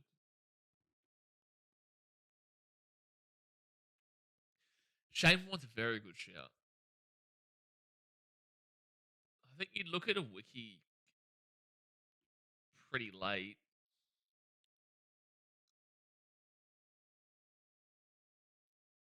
If you're talking Mitchell Johnson 2013-14, you'd put him pretty high up there. But that's only that specific time period. You take Ross Taylor first, Bay Area Baby. First pick of the draft. It's a big call. Green best get a wing at this over. I think Ricky Ponting is a fantastic shout here. I think my first pick probably would be Ricky Ponting. And then say if it's like a snake water draft, so you get first and they get second or third, I would say they would probably take Warren in that 2 or 3, and then they'd probably go with like a Tendulkar. If they don't go Tendulkar and I get Ponting and Tendulkar, that'd be ridiculous. But you probably, I think Ricky Ponting just has, he has captaincy, plus he has batting, plus he has fielding. Wonder how Bradman would go in the IPL. It's impossible to know. It is impossible to know because the game back then was so different to now. Shauno says the Don, England had to invent a new style of bowling to try and get him out. Bowl at the head, body line.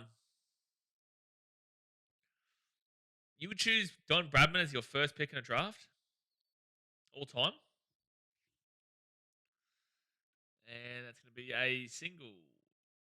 That's Josh Inglis out there fielding.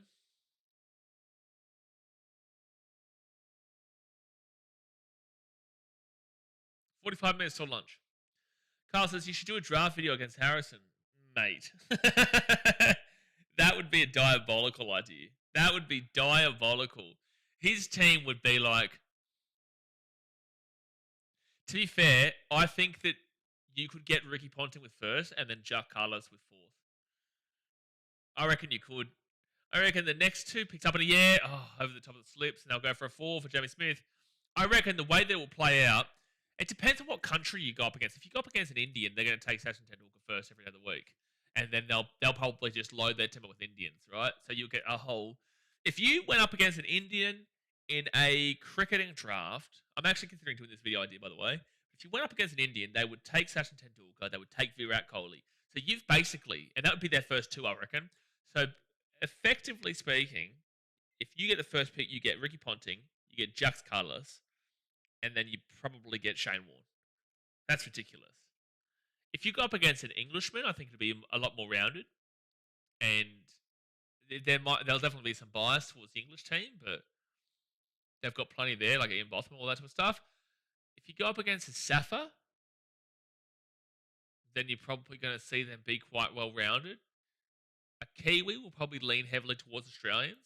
So if you go up against a Kiwi, I don't think they're going to take Kane Williamson first. But they would take Kane Williamson pretty high.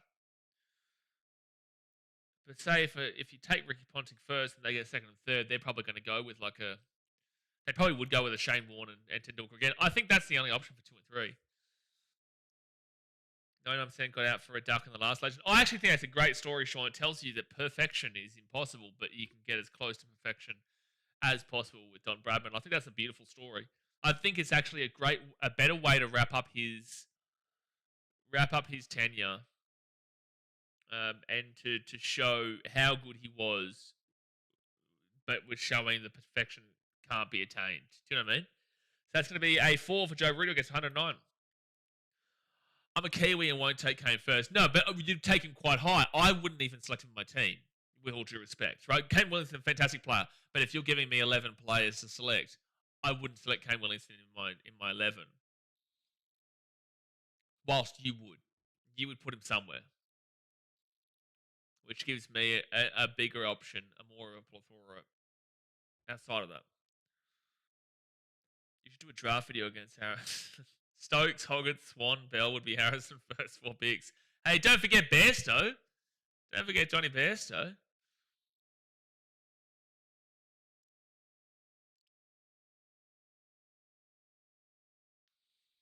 That's actually an interesting video idea, though. That is interesting. I might do that. Who would I go up against, though? I don't really know many cricket content creators. Who's another cricketing content creator? Because like I know Real Fan Sports, they do it, but they're American. They wouldn't really have a clue. I'd wipe the floor with Zach and whatnot in regards to that conversation. And I want to challenge. Like there'd be plenty of Indian ones, but I don't know any of them.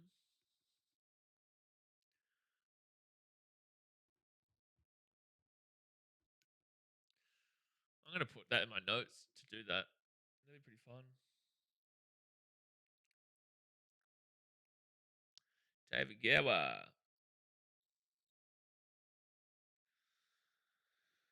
What was I going to do? Oh, that's right.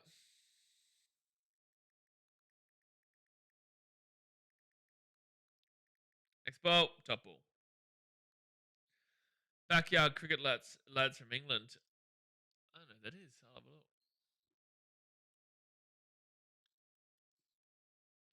Are they on YouTube? Um, Backyard cricket lads.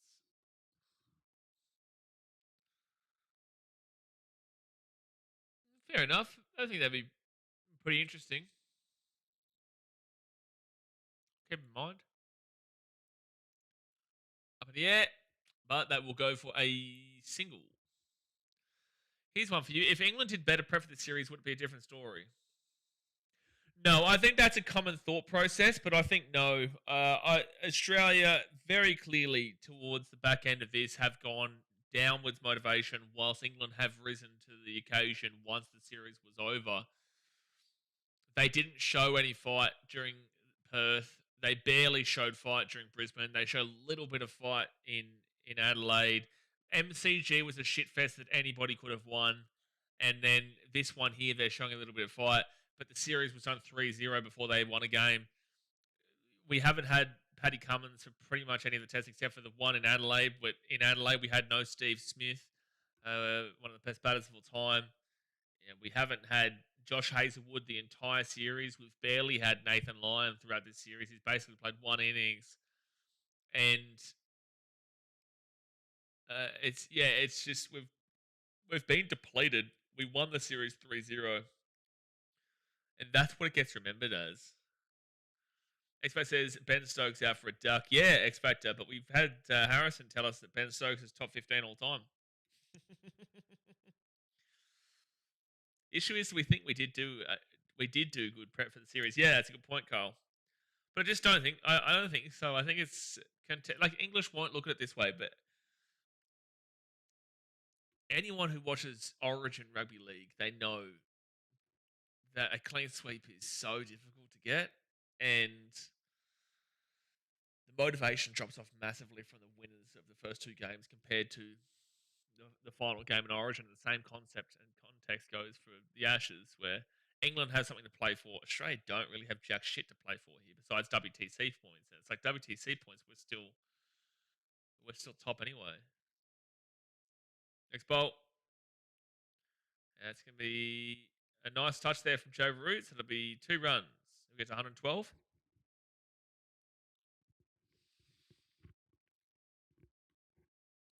Two runs. Good to see a nice even poll in the chat for once, though. 53% for Australia, 53% for England, 14% for a draw.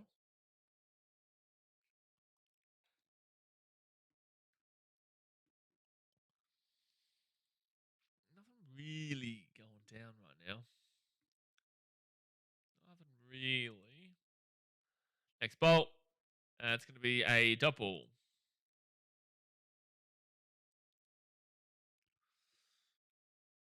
Bradman in the IPL is a funny one. Travis Head for 350. I feel like Steve has to have a big one. Marn definitely has to have a big one. I do expect Australia to still. I do expect him to actually lead by the end of this. I'm going to go 7+ because my code is shut itself. I do expect Australia to actually maybe not even lead, but put on a big score as well. I do think this is a draw. I do think this is going to be a draw. I just think that England got a little bit wayward. They got Josh Hazlewood. Oh, they were showing Josh Hazlewood warming up. Like obviously he's not playing, but at least he's going to be fit to go for when's our next test? Australia Test cricket schedule. All right. So we go to Australia, men. Test cricket.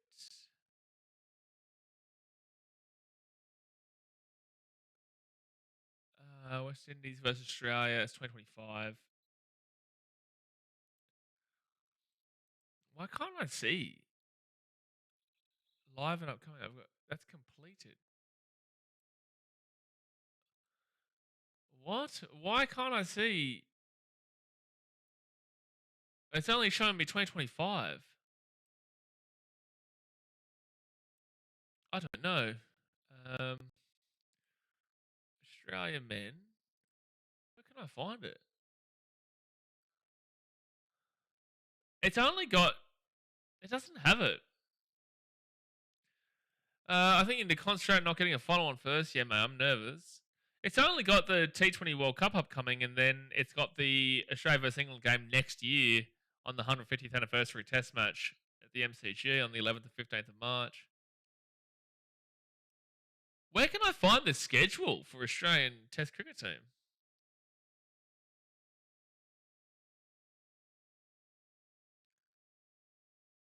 I don't know. It's not on the cricket.com.au. Bo Webster bowling now.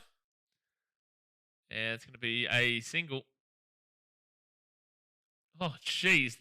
The fielding is really good in regards to the throws.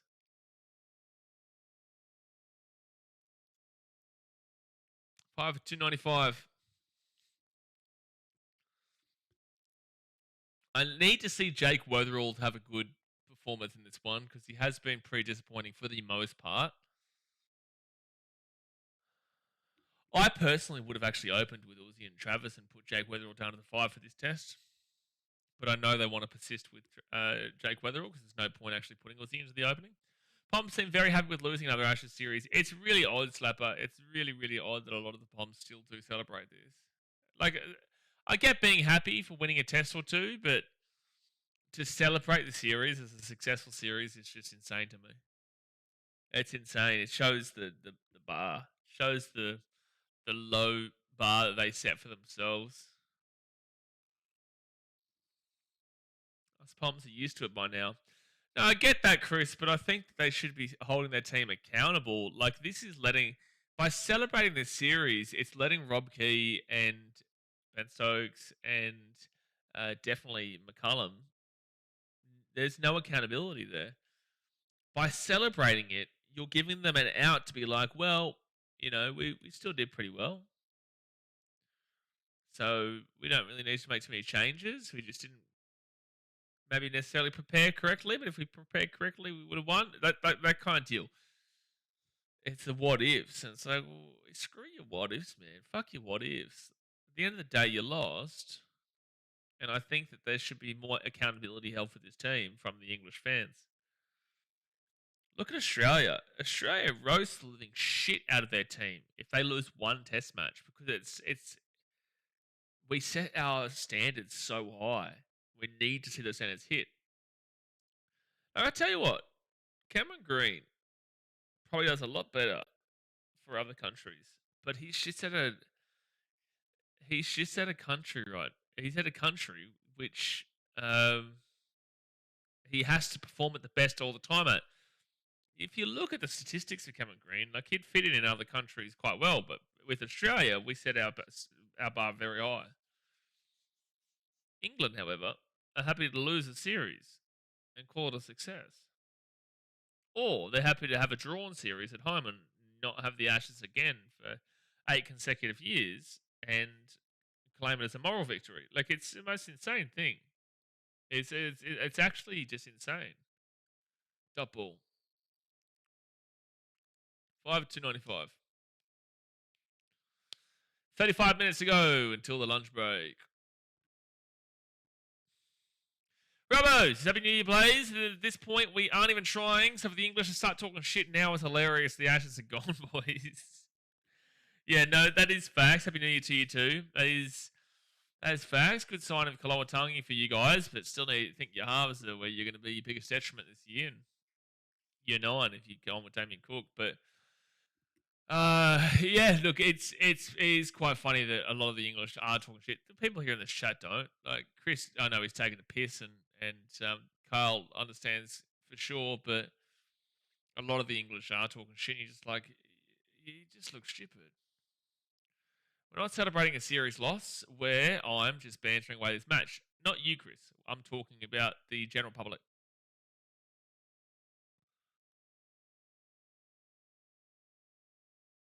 Rob Viking says, Barmy Army founded when England were losing. There is more to life than being in total depression. Yeah, but like as a Titans fan, rugby league, like I will hold my club accountable and I'll say what I have to say whilst not being depressed. Like I can still be observant and say this is shit house, and I think that's how most English fans should be like. You can celebrate the wins, of course. Celebrate the wins. There's nothing. This is I defended the Barmy Army in the MTG test when someone came in and was insulting the Barmy Army, saying, "Oh, look, they're cheering now. You know, you lost the series." I'm all for celebrating the game. I'm all for being very happy with the game, but to then put that across the series, it's like, have you forgotten the first 3 games? So it's like, please be happy for the game. Celebrate the game. But if you celebrate the series, that's where I find the problem lays. I don't care about you celebrating the game. If you guys win this game, celebrate the game again. If you win it, you still lose the series 3-2. Like, but celebrate the game individually. It's a fantastic result.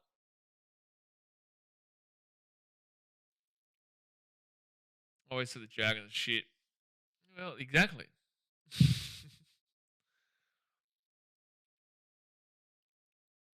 I used to be on the wavelength of just ignore the negatives and always be positivity this, positivity that. Doesn't help anything. Doesn't do anything. It just makes you look like a bit of an idiot. Like, take the piss out of the situation. Clear team shit doesn't mean you don't love them. Up in the air, catch it, catch it, catch it, catch it, catch it, catch it. Oh my gosh. No one caught it. Well, the bounce is just going with England's favour. You got Cameron Green as a secret FBI agent for England, and then that ball just doesn't go to hand.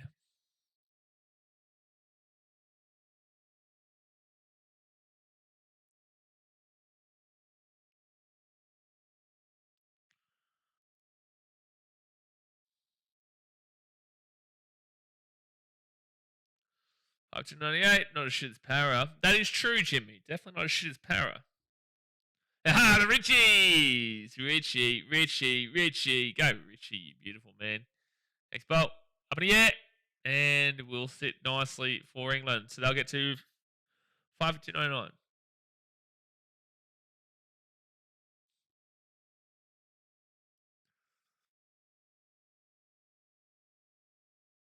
I wonder how long England do bat for, though. Like, if they don't get out, I wonder how long they bat for, because this is day 2. But if Australia come in and just bat through tomorrow and bat into day 4, that draw prediction that I made is looking pretty strong. It's looking pretty damn well strong. Then again, there's been multiple draw predictions in this series, and England have thrown it away at points. Not getting a follow on. Terrified. Terrified, mate. I'm absolutely, buddy. I'm just absolutely terrified, mate. On the follow on. It's at a drinks break right now, is it? It's good to hear we are keeping England in the game. It's good to hear. We're going to be 5 days, that's for sure. Surely, hopefully. Surely. I think it's drinks break. I might get a water. I'm going to get a quick bottle of water here, guys. Thumbs up, subscribe. I'll be like literally 2 seconds.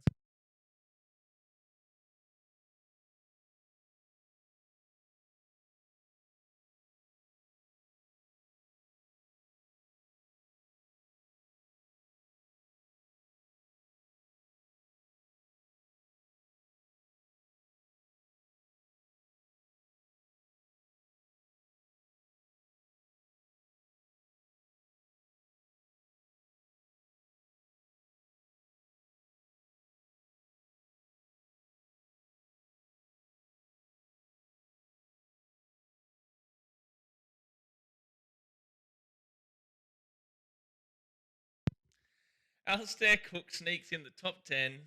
No one will dispute Ian Bell below, and Flintoff near Cook. Harrison. I will dispute it. I will dispute it. I would say Alistair Cook is a conversation for top. He's a conversation for top 15. He's between 15 and 20, I would say. But top 10 is ridiculous. That's just disgraceful. Again, I need you to give me your top 15. I need to give you my top 15. Your top 15. I told you to pick Bell. I know, Carl. You got that. You spot on. You got that. I'm not even responding to that. I want to hear his top 15. Harrison, please, your next comment, I want you to say your top 15. I need you to say your top 15. You must be a pot smoker. Like, Alistair Cook was good. He's not top 10. He's probably in the 15 and 20 range. And he might even be 20-25, actually. No, he might even be 25-30. He's definitely between 20 and 30 for mine. He'd be between 20 and 30. Alistair Cook was good. He was a good player, but he's 20 and 30. I was checking out the Somerset Retirement Village bowling on your channel last night. The Somerset Retirement Village bowling on your channel last night? What? I thought we might get a glimpse of Cummins or Hazelwood? Somerset Retirement Village bowling on my channel? What are you talking about? I don't even know what you're saying.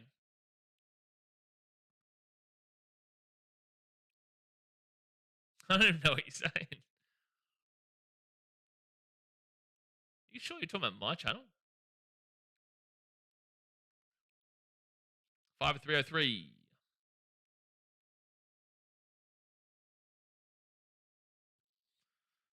Bo Webster. Double. 30 minutes to go until lunch. 70 overs down. I'm actually really excited to hear. Really excited to hear this top 15. It's going to be littered with English players.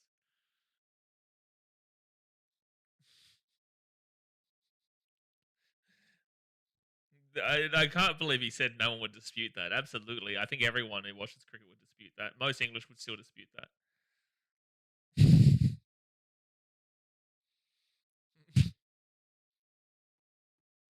Bro, you are putting these players in the category of Shane Warne, Sachin Tendulkar, Ricky Ponting, these kind of guys.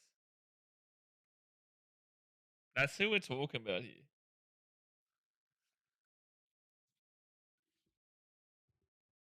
And the fact that he hasn't even mentioned Joe Root is wild to me. Where'd they have Alistair Cook in this 50 greatest test batsman?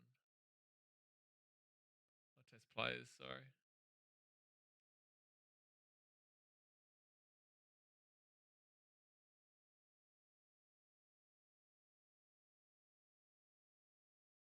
Well, they didn't have him in the top 20, that's for sure. They have Alistair Cook at... They have Alistair Cook at 35. I think that might be a little bit low, but 35 is a lot more making sense than top 10. Cook is in the conversation for top 20, but unlikely would settle in the top 30. Well, they've got him here in 35. I'd say it's between 20 and 30. And that's going to be a good shot there from Joe Root. Shane Warne just below. Bowling giants like Broad could hear debate for that. You're an idiot.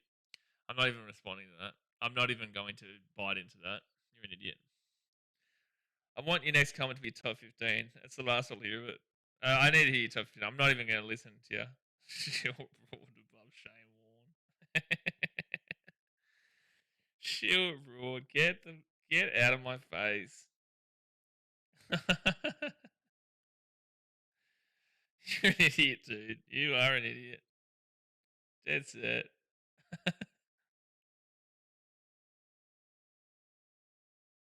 Surprise, surprise, not bad answer. It's not even worth the response. It really isn't. It's not even worth the response to that. That's going to be top ball. 1 out of 10 rage bait. Yeah, the other ones, I actually believed you. That one, I don't believe you. I did actually, and I do believe that he believes Alistair Cook is a top 10, which is ridiculous. But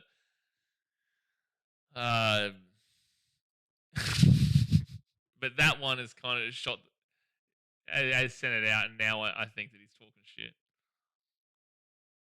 Carl says, "Can you time me out to stop me biting, please?" You just have to ignore it. Just say it's just stupid. Next bolt, double. This is pure test cricket we're watching though. Can't do a top 15, just not educated about other countries enough. I did say warn debate, to be fair. No. No, Harrison. No, there's no to be fair here. You have just given me the perfect example. I am not educated about other countries enough. So how can you have a conversation? Harrison, how can you have a conversation about the best players that have ever played across the world and say that Alistair Cook is top 10, Stuart Broad is above Shane Warne? Stuart Broad's not even close. He's in another stratosphere away from Shane Warne. How can you have this conversation if you don't even know about other countries? You can't be serious. You got to be taking a piss at this point. You cannot be serious. You have to be trolling. How can you have a conversation if you've just admitted that you don't know? There's no to be fair. There's no to be fair here at all. Because to be fair, that's a shockingly stupid comment to say Stuart Broad is even close to Shane Warne. We all knew that a long time ago. Cook's second greatest England's batsman must be higher in ranking. Well, they've got him at 35 in regards to that list. That doesn't mean that this is just an objective list. I'll go and have a look at a different one.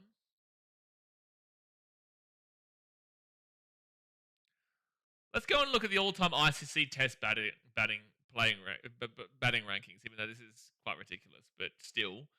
They've got Alistair Cook on this basis at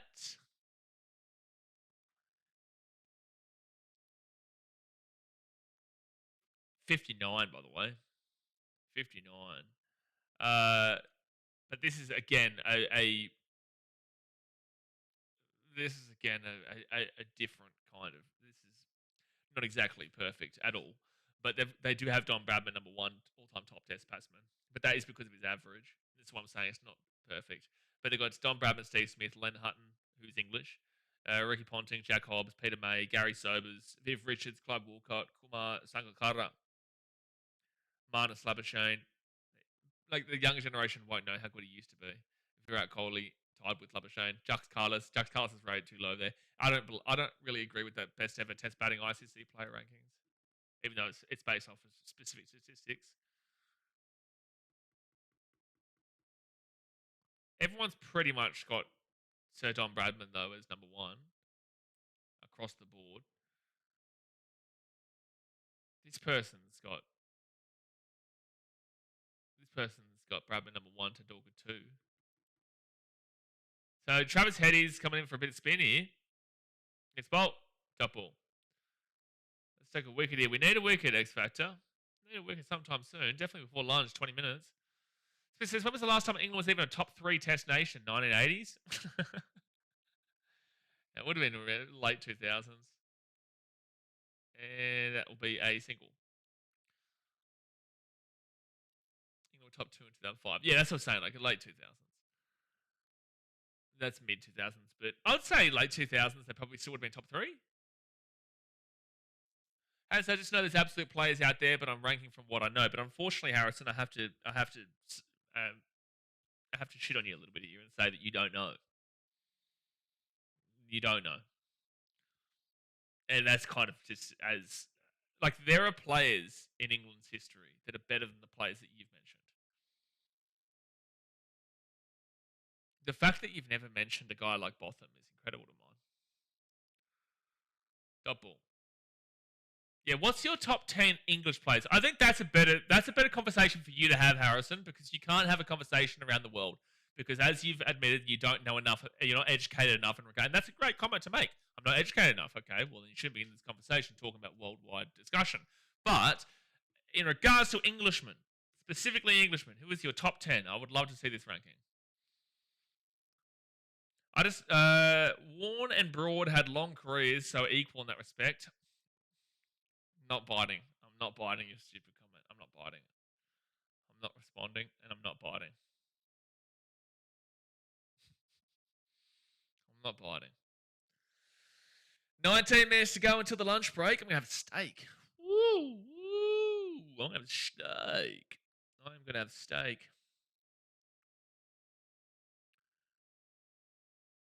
Scotty Boland back in for a spell. And that'll be knocked out the back there for a single.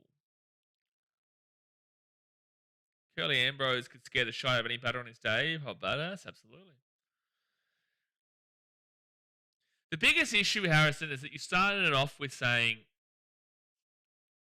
that Ben Stokes is in the top 15 players all time, which is horrific. That's the biggest issue that you've faced here. But yeah, as Carl said, what's your top 10 players in England history?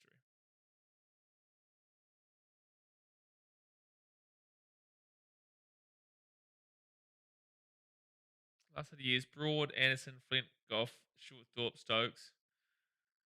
You've got to put Cook in there. So partnership of 81 right now. Jamie Smith was nearly out on 0, and then he was out on like 14, but Cameron Green. Noble got a wicket with a no ball. Yeah, see, if you're talking about English players specifically, you'd be adding Stokes into the conversation for sure.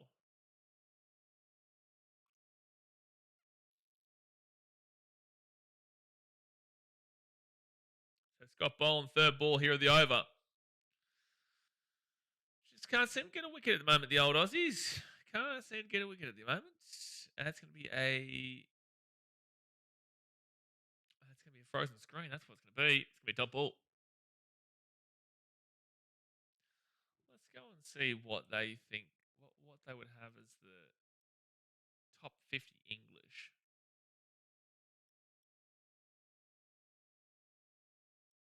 Top 10 English Test cricketers all time.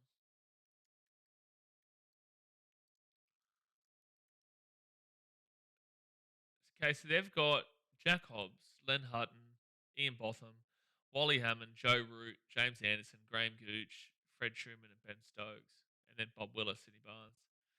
See, that's the thing. Like, and this should emphasize the little you know in regards to this, Harrison. In regards to the world stage, they've got Ben Stokes, England at 9th. England at 9th.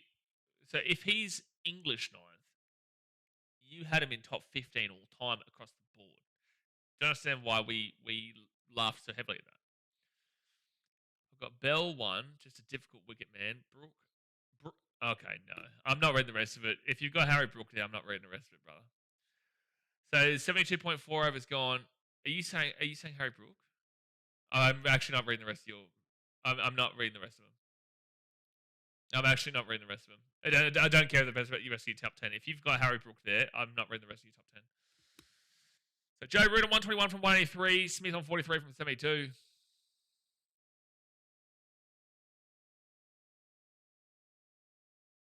This over 137, 137, 134, 135, 133. Pretty consistent there from Scott, but he has gone downwards.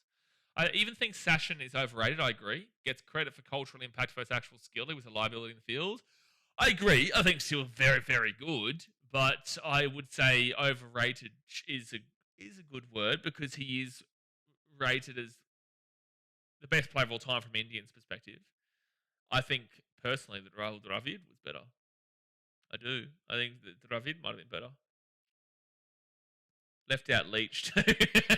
Jackie Leach, yeah, what a legend. We love the meat pies from Jackie Leach. We forgot about Kevin Pearson, who's a top England all-rounder. Although he's a sap. No, I didn't even see that he left him out because I didn't read the rest of the comment after he said Harry Brook.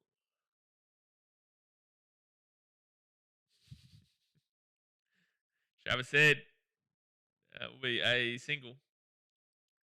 Yeah, he didn't put Bairstow in, Carl. That's a disappointment. Didn't put Bairstow in. No Bairstow, no Jackie Leach.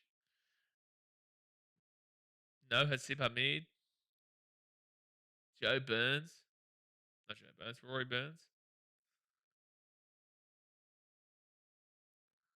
Carry the series. Catches 25, stumpings 1. Expo. Single. This morning, people. Satish, you've missed out on a big conversation here, sir. Satish, I want you to name me your top 15 players all time across the board. That's what we want to do. We want you to name us your top 15 players of all time across the board, every country. That was an awkward shot, but it was single. No, it's going to be a 4. It was an awkward shot, but it gets to 4. Brooke should be common knowledge that I'm not reading a comment. Chuck says, Graham Swan I'd put in best England spinner during lifetime of 39. There are a ridiculous amount of players we can put in England team. England have had very good players over the years. Very good players. Ponting was a GOAT captain and GOAT fielder. He deserves to be higher than Sachin. Ricky Ponting for mine is better than Sachin.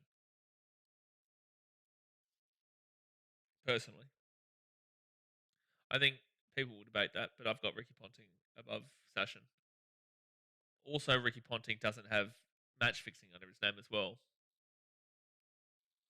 which is a pretty key thing there. Jack Leach, the best one not out in the history of Test cricket. Jack Leach, the greatest player of all time, though.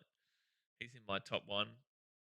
Maybe top 2 at worst, and the only person I put above him is Rory Burns. That will be a single, maybe 2. No, it's a single.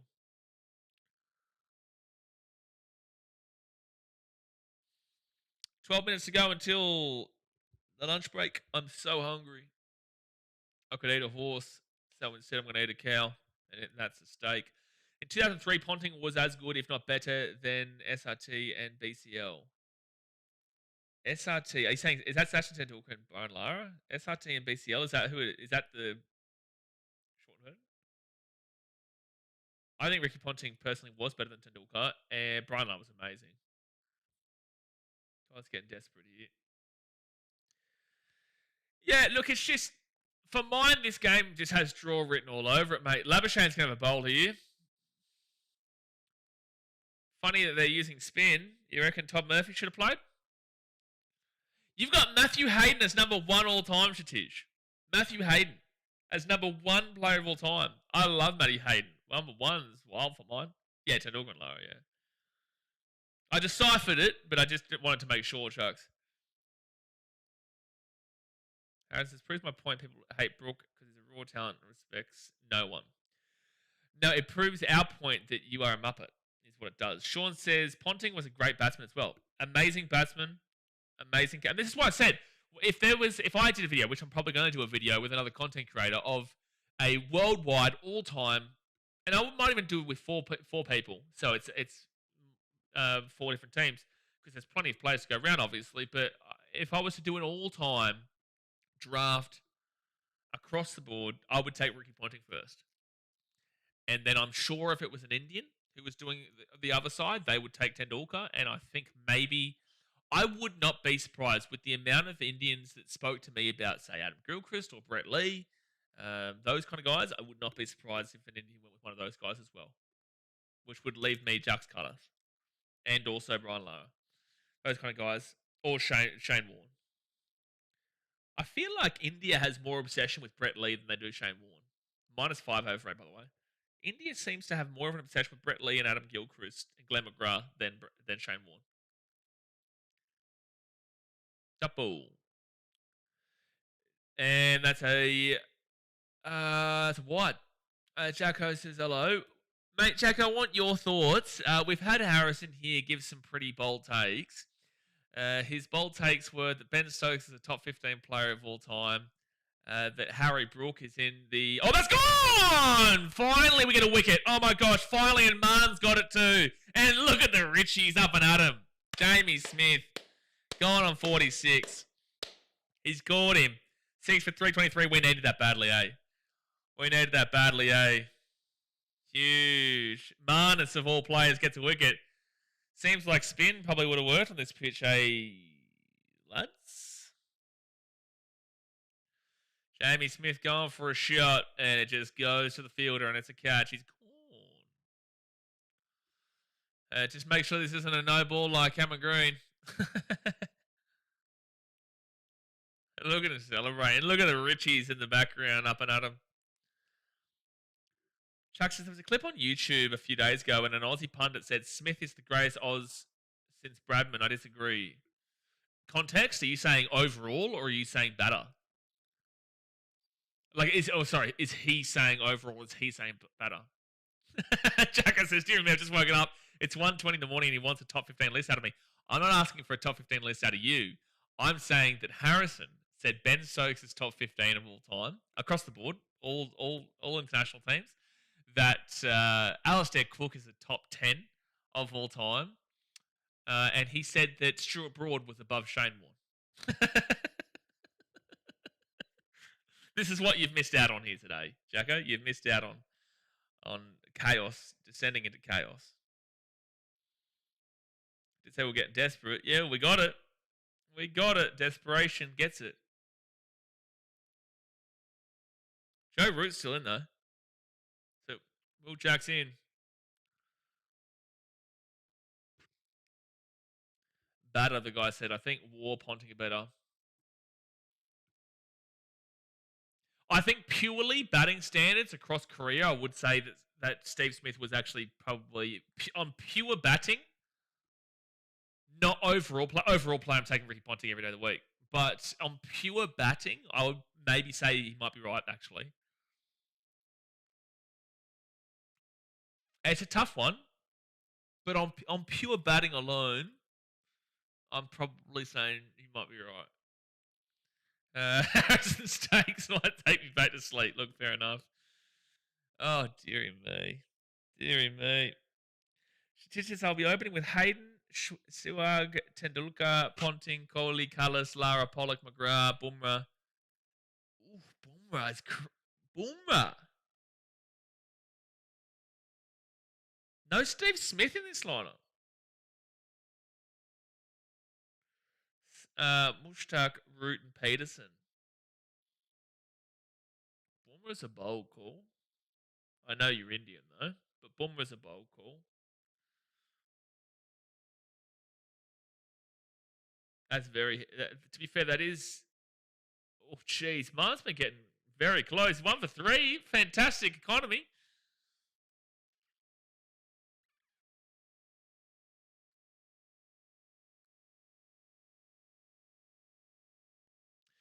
But we're saying top 15 players of all time, though. We're saying top 15. We're not saying what your batting lineup your lineup would necessarily be. We're just saying in general. Smith's probably around the 20 or 25 for me. Yeah. But we're talking about specifically technical batting standards from Bradman to Steve Smith. Would you say that Ricky Ponting was a better batter than Steve Smith? And would you say Steve Waugh was a better batter than Steve Smith? I would say that Steve Smith, purely batting wise, maybe above them.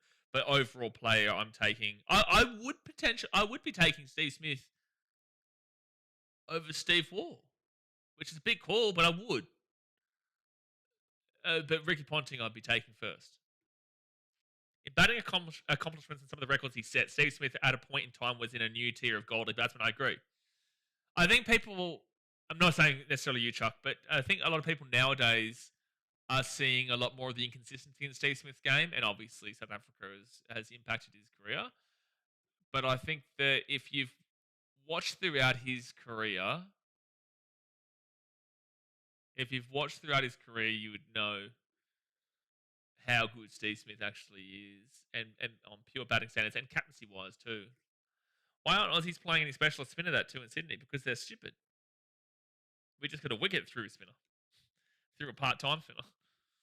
So there is about 5 minutes to go until the lunch break. 5 minutes to go. This is pure test cricket here, lads. Double.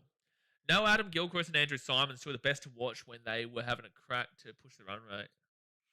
Absolutely. I disagree. I don't know if I could put Bumrah in over a guy. Like, if you're going Bumrah over Mitch Starc, for example, like, all time, I'm taking Mitch Starc over Bumrah all time. You also haven't selected Shane Warne in that team. You haven't selected Shane Warne. You've gone Bumrah over a guy like a Mitchell Starc.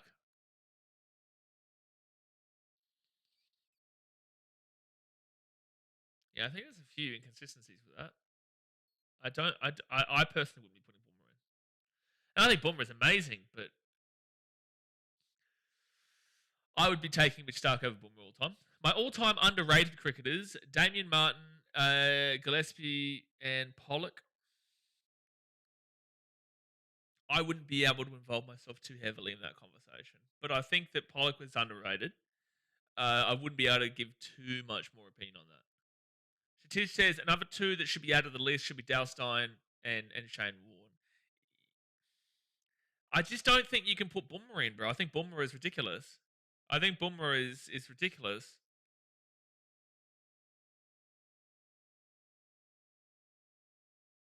And I would definitely be taking on pure batsman stand. If you're taking Kohli for his pure batting, I'm taking Steve Smith over Kohli.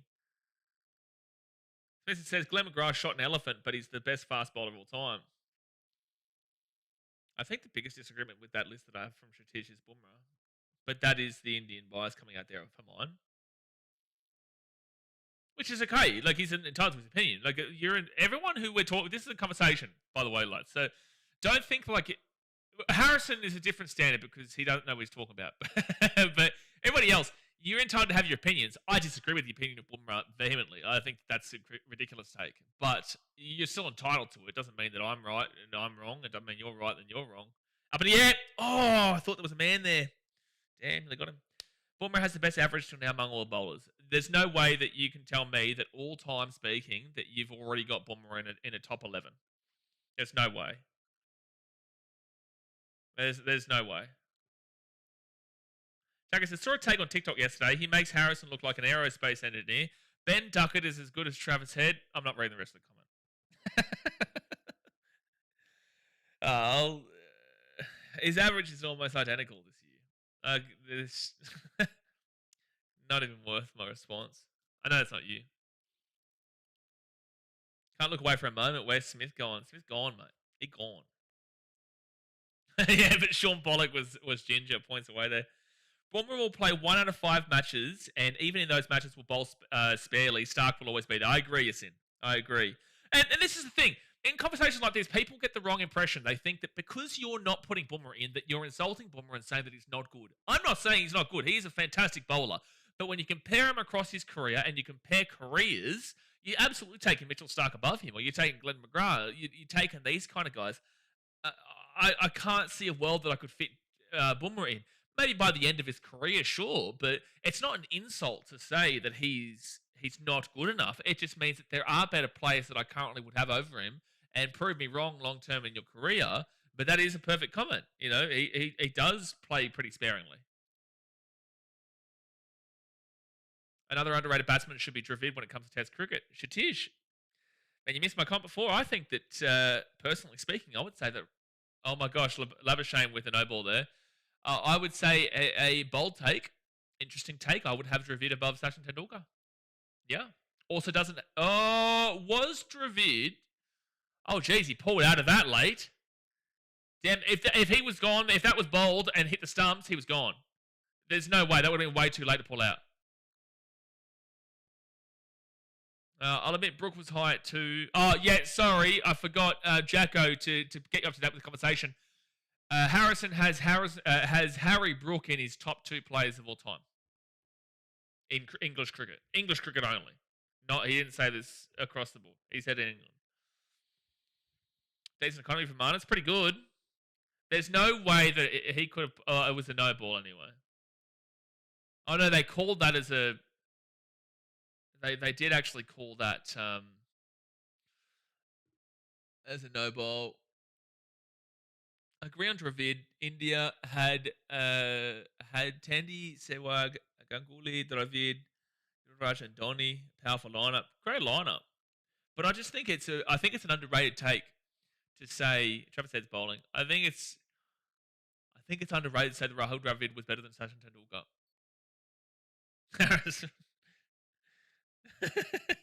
I forgot to mention that one. That was the real kicker. Someone says you need 2 types of bowlers. So you need one of them. One has to be in there. No way. No way is one not there. And that's a good shot there from Joe Root. That's 4. He'll get to 138. That is a 4.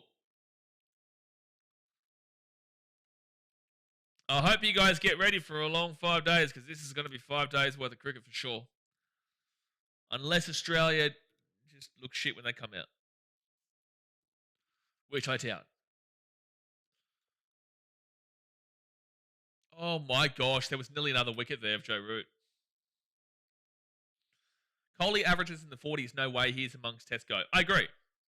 Yes, and I'm taking Steve Smith over Kohli for sure. But they're going to review this, are they? But with that being said, it's very difficult to have that conversation now. 5-10 years ago, the conversation was much better between the two. 5 years ago. Are they going to review this? They're reviewing this. Solution says this match draw. I think so, but let's just wait and see this review here. I didn't see anything here. The Australians are reviewing a wicket of Joe Root. They're showing Joe Root right now. I would like to see the glove shot. Here we go. Here we go. Here we go. Oh my gosh, my screen's frozen. Oh, here we go. Oh, it's gone into the ground. Why'd they review that? Why'd they review that? That's a ridiculous review. Why'd they review that? And why'd Travis Head celebrate that? That was very clearly just into the ground. Oh, that's the end of the... okay, well, that's the end of the first session, lads. Well, it's been a great first session.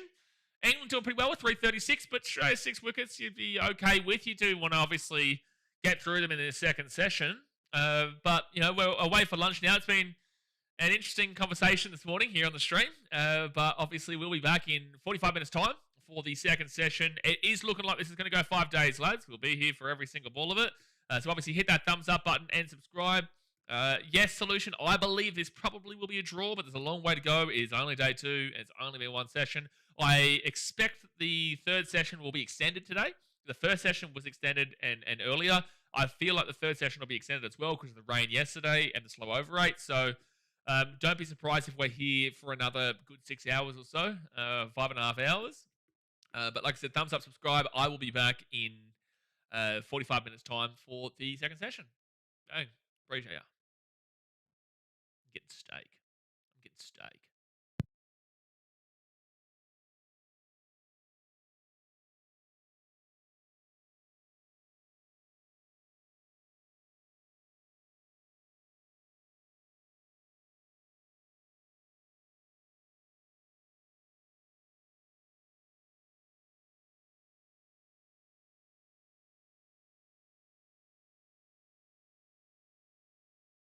Harrison, I wish we could review your brain and we would be successful in realizing Muppetry.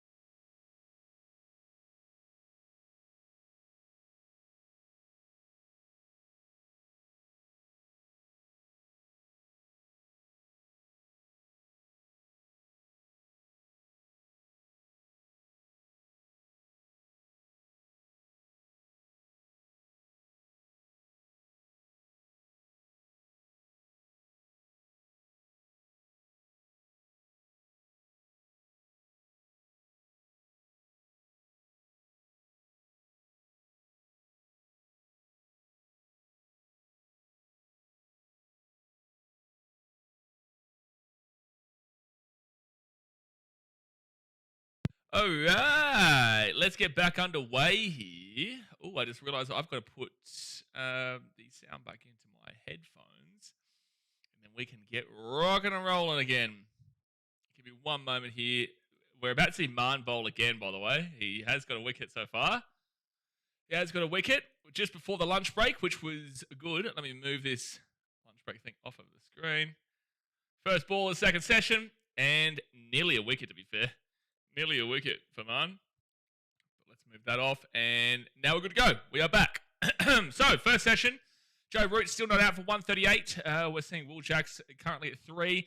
Jamie Smith was caught at 14, but it was a no ball from Cameron Green, and ended up getting up to 46, was it? Yeah, 46 is what he got in the end.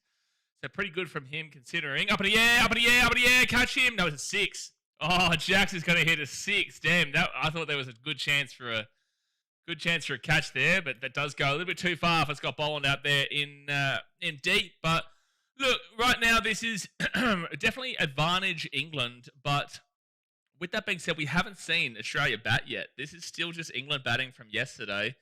And we have to see both teams bat on the pitch before we can make a true judgment of what we're seeing here. Whether this is just incredible batting from England, and realistically, it's actually just incredible batting from Joe Root, and Harry Brook, who got 84.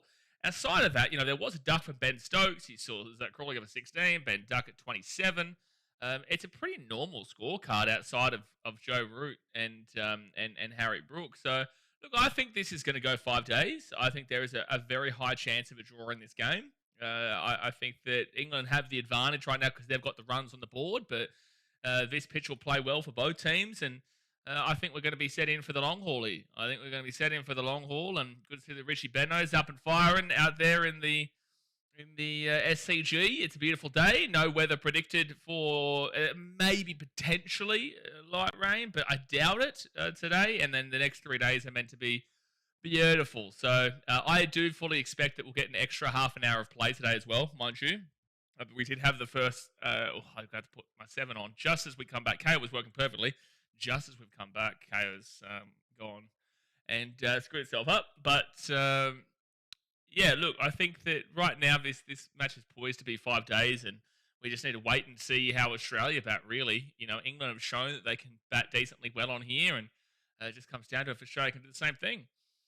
Roosters, we need to hopefully stop them from hitting 400. If they get over 400, that might be an unassailable advantage that we'll be chasing.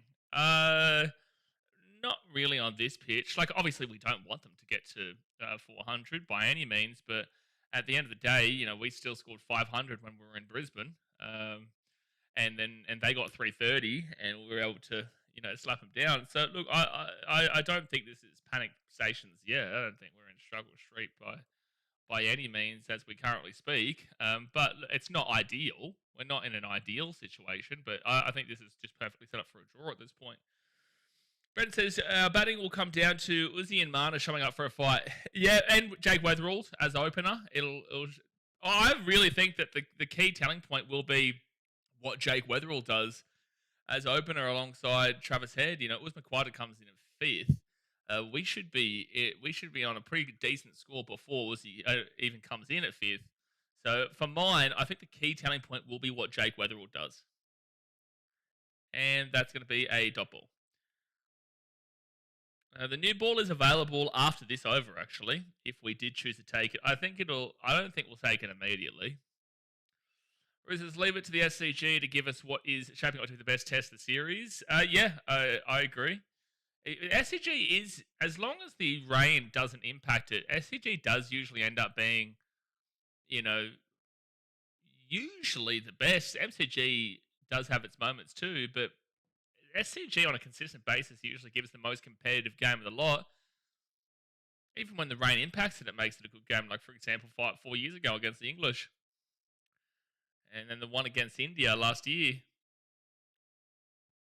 We did waste a review, though, on something really, really pointless, which is disappointing. But outside of that, it was a pretty fun first session. It was fun.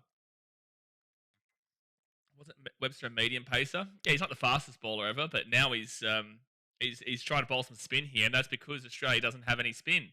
So they've got a wicket through Marnus Labuschagne's spin, And Travis Head's had a bit of a bowl, and now Bo Webster is going for spin rather than the medium pacer that we know him for. And that's because of Australia's really poor decision making to not play Todd Murphy. They obviously don't have Nathan Lyon available, and now they're not playing Todd Murphy, which has proven to be a real kind of telling case in this game so far. It's going to be 2 runs for Will Jacks, so he'll be on 13. And the new ball is available. I do not believe that they take it just yet, but the new ball is available. Maybe showing my ignorance here, and I apologise for that, but what is meant by taking the new ball? Well, they take a new ball. So a brand new ball obviously is a lot more difficult for batters. There's a lot more that new ball can do. This pitch isn't really playing into bowling conditions by any means, but basically the new ball just is a brand new ball rather than the ball that's been hit around for 80 overs, which wears down and it doesn't provide as much bounce and doesn't provide as much seam, and that's why you usually like to take it at the prime opportunity to use your best bowlers and just punch through the last little bit. I wouldn't be surprised if they take it very, very soon, but I wouldn't expect them to take it immediately. Not at this point of the day. This point of the day is probably going to be the best forward batting, which is what we saw yesterday. The second session was just was really brutal, as we saw Joe Root and Harry Brook knock it out, and there was no wickets in that session. And I would expect the same thing here. It's going to be interesting to see what England do in regards to how far if they were able to get there would be 3 days after this, and there'd still be 3 entire innings to go. This is pure test cricket here, where you just don't know what's going to happen next. There's so many options to go with, but you don't know what's going to happen next. Is that when the umpire takes those handcuff-looking things? No. It's when you get given a brand new ball. The new ball is a brand new ball. When they're checking the ball like that, it basically means that ball might be dead, so you need to get a ball of similar overs. That's not a new ball. That's a ball of similar overs that is pretty much at the same state without it being defunct, to put it in. I hope that makes it understandable. A new ball is just a brand new ball. That's a dot ball. So 6 for 347. Marnus is a key one though, Brenton. I wouldn't say Uzi too much, but I would say Weatherald and Marnus, but a high emphasis on Weatherald. Oh, we did take the new one, did we? Well, I assumed as much when I saw Stark just then. I didn't actually see us take it, but I assumed as much when I saw Stark was bowling that we've taken it.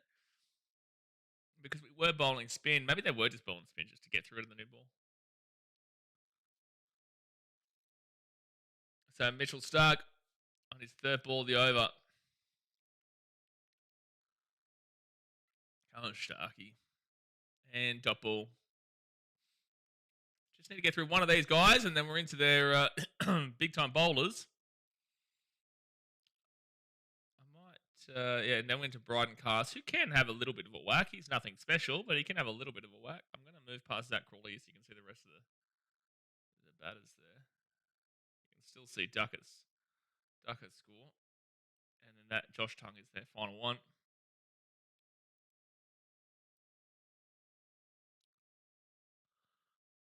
So 28 wickets for start this series, average of 18.9, overs 80.3.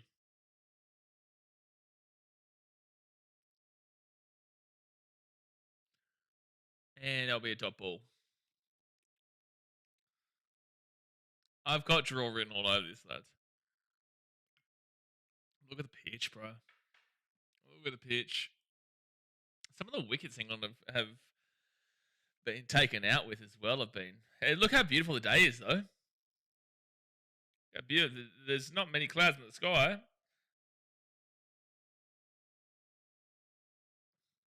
Just means we get an extra long day of cricket today. So probably got a good 4 hours and 40 minutes left, I would say, depending on light for that last halfer. Next bowl. Oh, good bowl. Jeez. Got to watch out for the York. Got to watch out for the York. But that's the end of the over.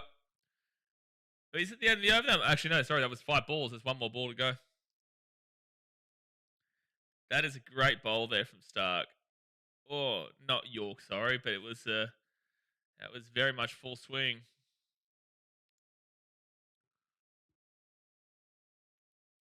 If we can get Joe Root out, I'd be pretty confident we keep him at very minimum under 420. Which is a good score. It's a very, very good score for England, regardless. But I do see Australia putting up a similar score.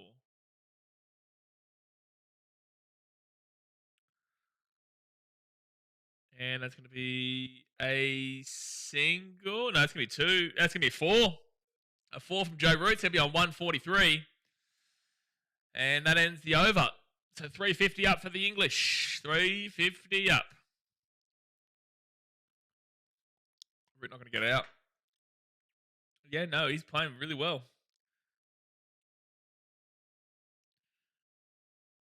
It's only one batter has been bowled. The other five were caught out. Do you think another wicket will fall by getting bowled out around big catches? Who cares? I just want a wicket.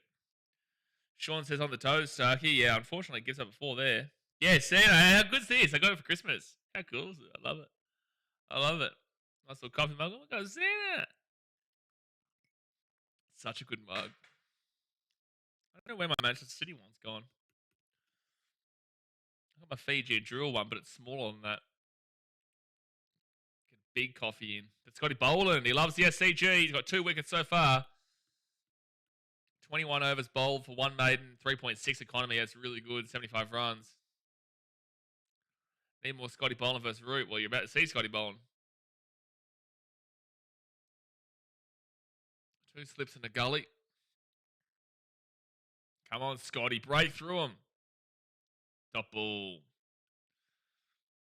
I do feel like Scott Boland is way more effective for this pitch than Mitchell Stark. I think Starkey is obviously unbelievable, but Scott Boland is the guy to really get the breakthroughs here for Australia for mine.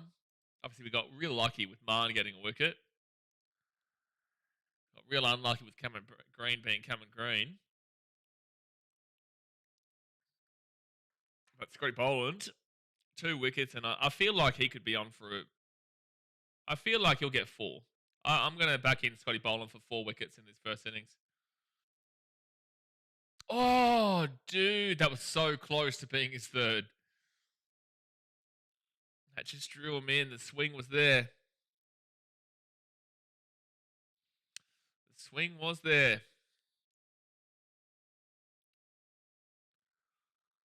Scott Boland would be effective everywhere. Everywhere, son. Everywhere. Scott Boland is the man. He's my hero. When I grow up, I want to be like Scotty Boland. And I'm 31. But when I grow up, I want to be like Scotty Boland. Third ball, the over. The ball.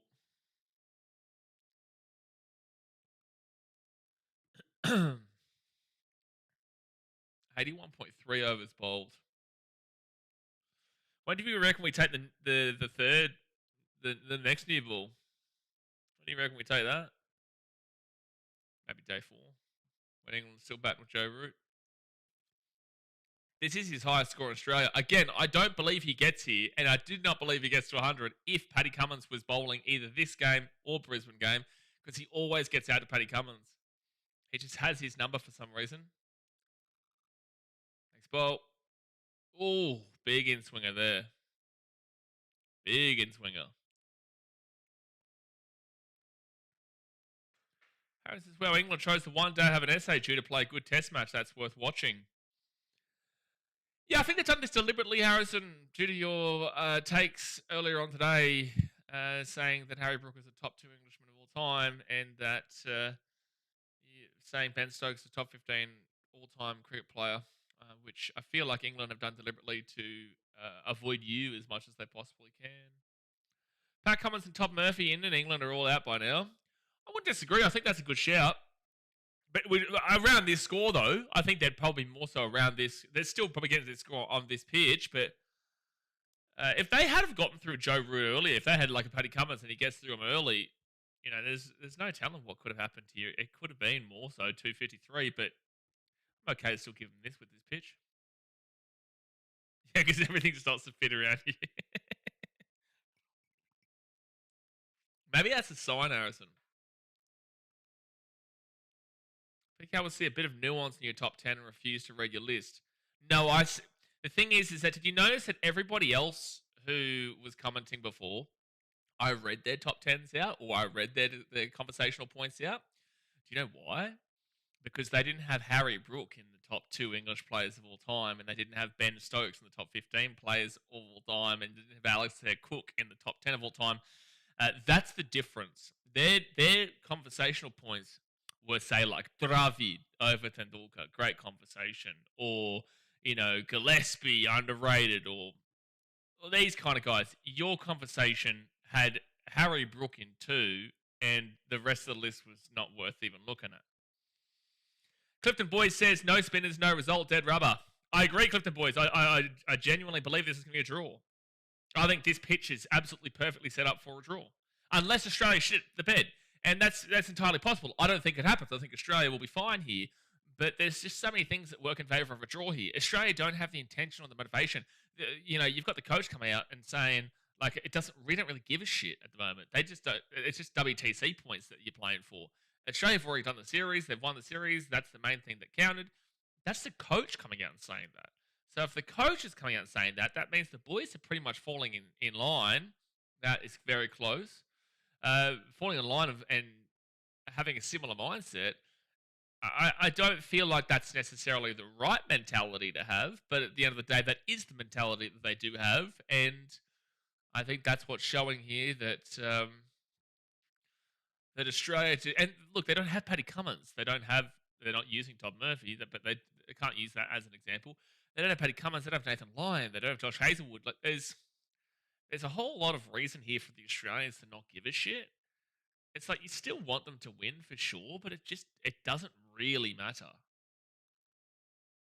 at all. Oh, jeez, that was a good bowl there from Stark, but it's going to end up being a single for Root. What happened to J Mod? Jay is unwell at the moment, mate, so he's just getting a little bit better. He is sticking in and out of the chat and whatnot. He just doesn't have the ability to comment at the moment, mate. He's still kicking. He's getting ready for the rugby league season. That's what he's doing. It's all because Brook disrespects Stark. I'll admit he was high, but you're biased. I'm not even going to bite to you, Harrison. I'm not even going to bite to you. Because the best thing is that I don't even have to bite because the English tell you you're a muppet yourself. And they're English. They're your countrymen, and even they won't back you. Double. Evidence says a drawn test with both teams pushing for a win on day 5 is much better than 2 days. I agree. Which is what we saw in Adelaide, and it did get nervy, but obviously Australia had to come through over the top by 82. Adelaide was the best test of this series. By far, really. By far. Brisbane was nervy at points, but Adelaide was very clearly the best test of the series. So far, this one's shaping up to be the best test of the series.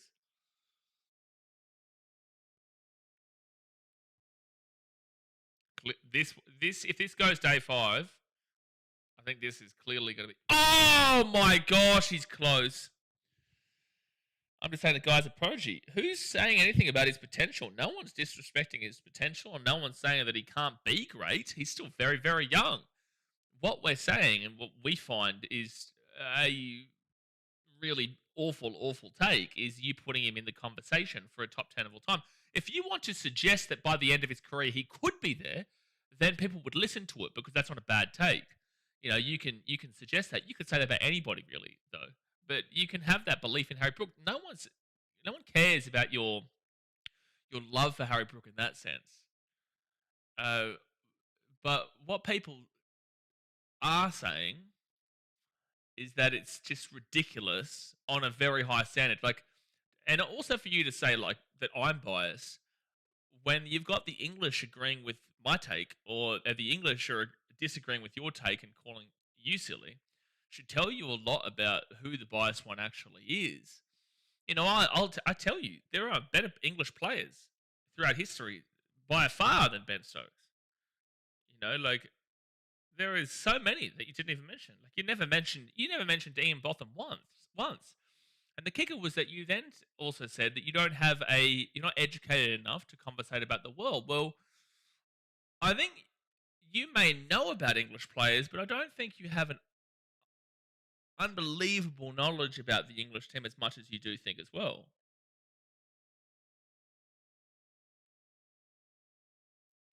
But again, you are entitled to your opinion. I just don't believe your opinion. I think you are trolling.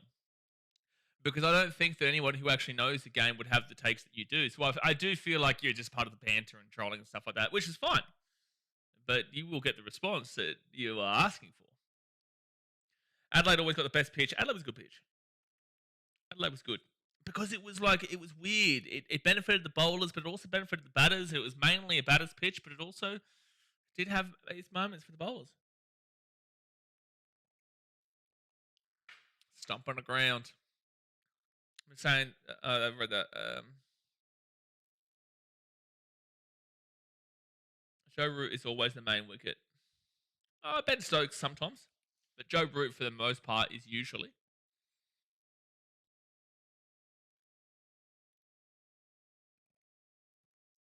Depends on the context. Contextually, a lot of the time Ben Stokes actually is, but overall, if you're looking at the team sheet, you're saying you want to get Joe Root out first. Boland's jacks his series, 2 dismissals for an average of 2.5. And that's going to be a good shot. That'll be a good shot there. Probably goes for a 4. Does it have enough pace? Oh, yeah, just gets there. Does just get there. They 9 4s for the English, 3 6s.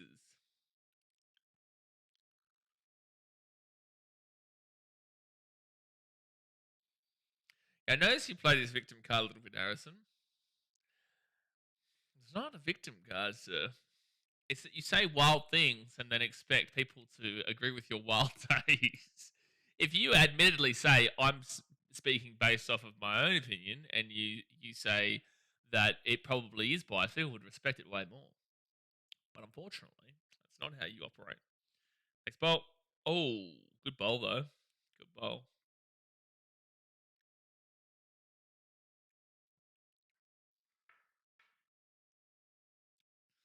6 for 361. Oh, geez, I had a good steak for lunch. Had steak, had chili, lettuce, some what's the halloumi, bit of mushroom. Oh my gosh, it was unbelievable. It was unbelievable.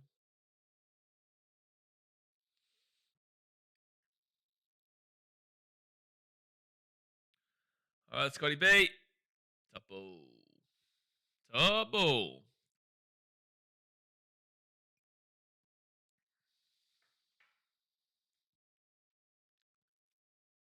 83.3 overs gone.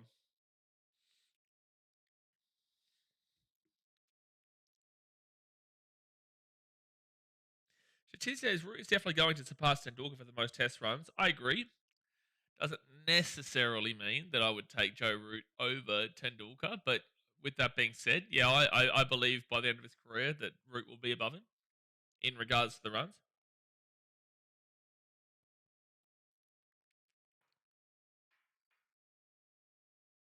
Yeah, see, Harrison, this is where you fall apart because that obviously is a troll. So Jack's on 22, Root on 144.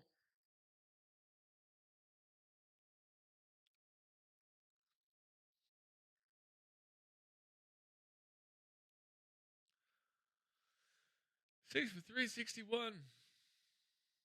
Harrison, he won't let you hit.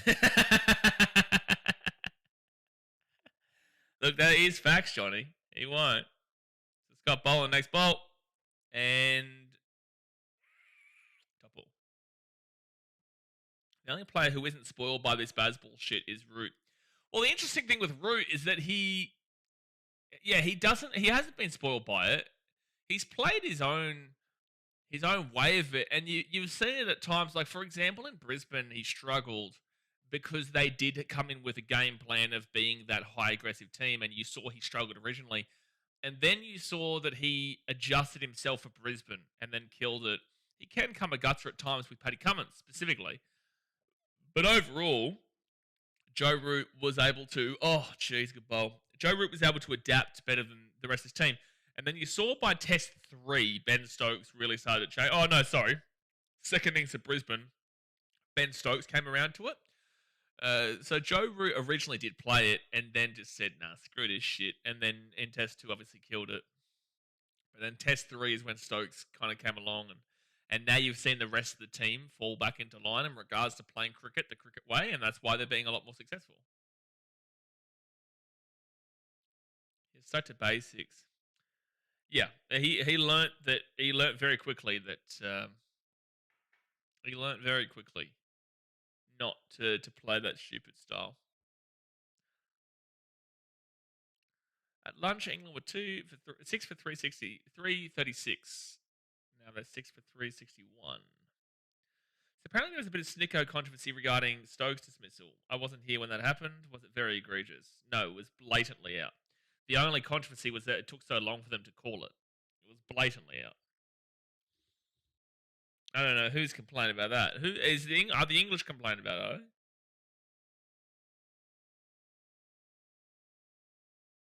There's no debate on that at all. We were wondering why it was taking so long to call it. The snicker clearly went off.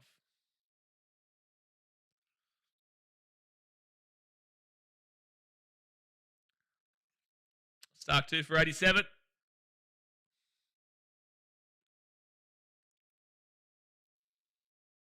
Come on, give us a moment. Oh, good bowl again, though. We should be telling Root how to play. Just let him play his way. You wouldn't tell Smith to change how he plays. I agree. Aside from Stokes, I'd assume the Palmers would also be complaining about it. Stokes is complaining about it, is he? Shush. Not you, shush. Him, shush. Joe Root, highest scores versus Oz Lords in 2013. He got 180. This is his highest in Australia with 144. She says Jamie Smith and Harry Brook are the 2 players who should not be playing Test cricket at all. Such players should be playing limited overs format only. Well, Harry Brook's got the second highest score in this game so far with 84. Or 86, I think it might have been. 84, 86. Oh, jeez. Another good bowler from Stark. I don't disagree overall, but in regards to this game, it's a hard conversation to have during this innings right now, considering that he's their second highest scorer.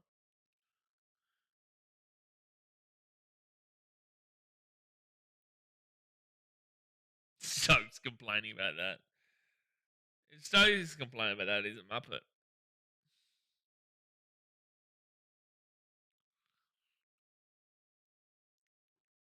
$144, 143, 144. Consistent mid 140s.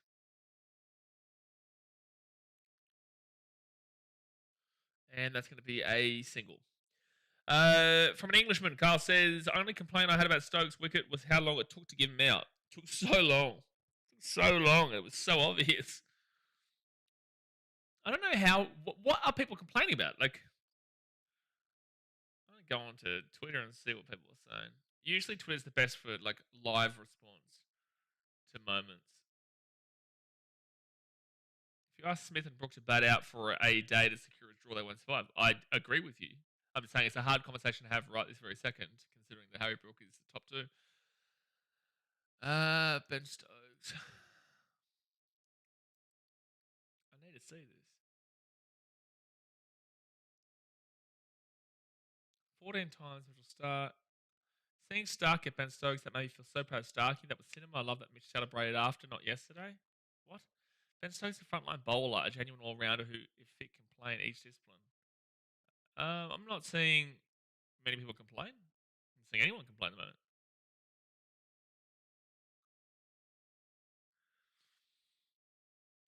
Dismissing Ben Stokes. Oh, yeah, that's right, because Stark went to the number 1. I can't see anybody complaining here about the wicket.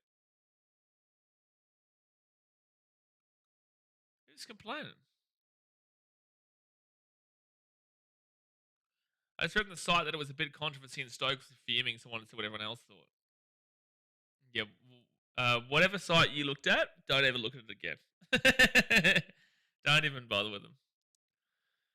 6 for 362. Hey, well, it's double 180. Double it.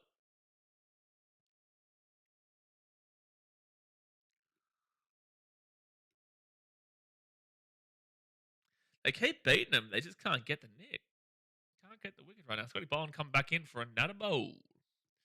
Scotty doesn't know to be on around me, doing his bed every Sunday. Scotty definitely knows.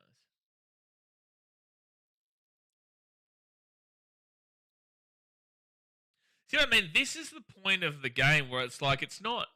1 second. Next bowl here from Scott Boland. Oh, beats him again. This is the point of the game that I was trying to refer to at the beginning of this stream, where boring is not the right word for it because it is enthralling. But it's like, it's a version of boring without being boring. I don't know how to explain it. Like the lull periods of Test cricket, where if you love Test cricket, you enjoy the boring lull periods, but it is still a lull period. It's so hard to explain what my thoughts are here. It's like, okay, I'll use the word boring and say it is boring, but it's not. It's a boring part of the game without actually being bored. Do you guys understand what I'm trying to say there? I don't know how to explain that. Because I'm not saying it's boring. But it's like, I'm not frustrated either. Like, it's a good part of the game, but it's not an exciting part of the game. And it's boring without being boring. If you love cricket, you would find this an enjoyable bore. Okay, so I would say it's an enjoyable boring, compared to if you are a new fan of cricket, you would find this genuinely boring. Do you understand what I'm trying to say there?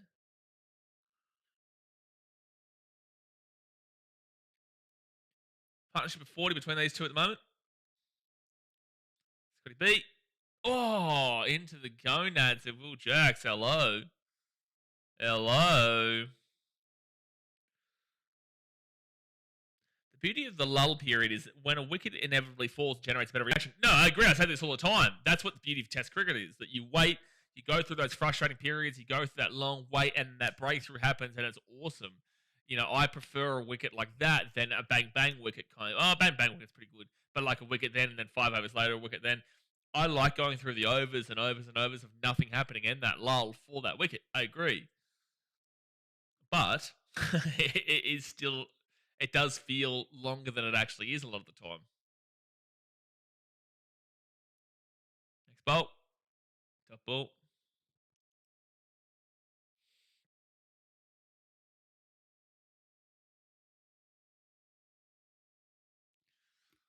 This is such pure Test cricket, though. This game is the most Test cricket game I've seen in years. I'll actually say that. I think that's a bold statement. This is, from an Australian's perspective, and the games that we play, this is very much so like the most Test cricket, culturally Test cricket game I've seen in a long time. You know, a player on 146 from 216. Jack's holding it nicely. Some good. Oh, he's going. Oh, might be high. Might be high. They're all going up for it. It may be high though. I don't think they review this. I think this could be going high. Yeah, they're saying too high. They all celebrated, but I thought that was pretty obviously high. No review.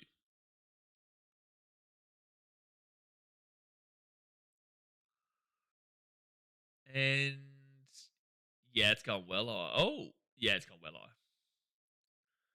Forget about the rest of the series. The winner of this test is the winner of the Ashes. How does that sound, guys? I want to time you out. That's how that sounds. I want to time you out. That is going well high. Geez, not even close. That's like this far off it. Huge. Double. How about this one, Roos? How about the winner of the series is decided by who wins the most games in the series? I like that one better. I like that one better. Especially considering that in this game, we are without Josh Hazlewood, Patrick Cummins, Nathan Lyon, a first-class spinner, and we've got Cameron Green in it. And Cameron Green's playing. Johnny says, well, that's delusion. He's off his rocker, that's for sure. He's definitely he's definitely lost the plot. Good bowling stops the runs, makes the batsman work. Yeah, this pitch right now, man, is not doing much. Like wickets are coming from good bowling, but the pitch isn't doing much. Jackers, it's not bad for some surfboards, eh, Warner? Jacker, why don't you settle down, right? Why don't you just remember and just really think about that you may have just handed Arsenal the Premier League trophy. You may have done it. You lot. I just want to put that out there. Oh, can you imagine hating a club so much and then you basically gifting them through a 94th minute winner? Can you imagine the scenes here? You silly, silly Muppets. Silly, silly. Cherky was awful, by the way. Yeah, well, the Poms can use all the advantages they can get given their lackluster performance earlier in the series. You just had to forget the rest of the series. You just had to take this one. And if we did that, it's funny. If we do forget the rest of this series and we only use this as who wins the Ashes, well, guess what? It's probably going to be a draw. So it's going to be retained Ashes series for Australia anyway, based off of that. I think it's going to be really interesting next year, actually, when we have that 150-year anniversary between Australia and England at the MCG in March. It's only just a one gamer. Same year we play the Ashes in England, but that'll be interesting in 2027 because I wonder how that'll be played. That'll be a full-on game, one game at the MCG, middle of March, which is just unheard of for that kind of cricket. It's like beginning of NRL season. Beginning of AFL season, like that's unheard of, and it'll be at the MCG. It'll get a lot of traction. There'll be a lot of people who watch that. That'll be massive. That'll be a massive, massive test. That'll be sold out the days that it's on, even though it's in the middle of like the working year. But that'll be sold out. It'll be massive. Definitely wasn't our fault. No, it was. It's you. How have you bottled it to an under 21 manager on 2 days' notice? Well, the thing is because we don't know how he's going to play. We don't know what he's going to do. So he's a lot more difficult to read per se. Yes, a lot more difficult to read per se. And what I will say is that it is on you. It is, yes. Carl's definitely not wrong. How were Arsenal such arse against the Wolves a few weeks ago? Look, I'm just taking the piss, by the way. Like Arsenal, for all we know, probably still throw it away. You know what will be funny? If Aston Villa do win it. If Villa go on to win it, which I doubt they will, they just lost 4-1 to Arsenal, but if they went on to win it, and then Arsenal still came second, that's going to be a shot away for a single. Could you imagine the scenes? They come second to City, then they come second to Liverpool, and then they come second to Aston Villa.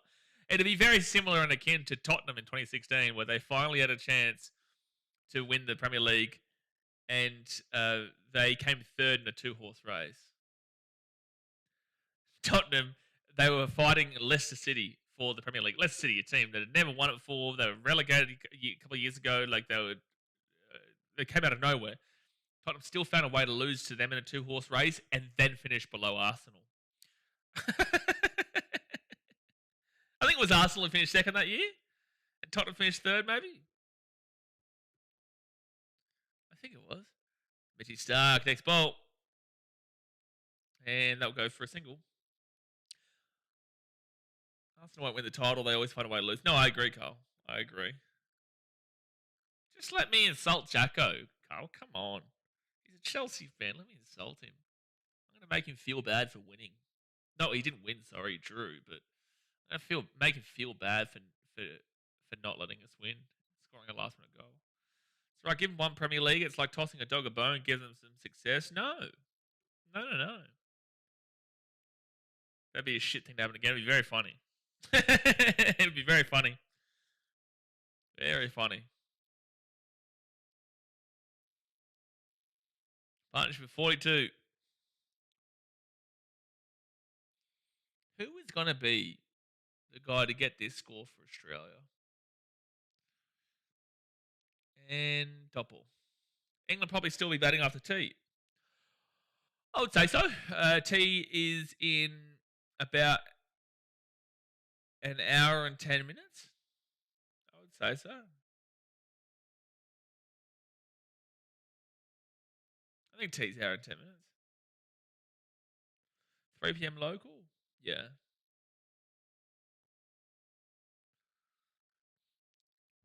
It might be an hour.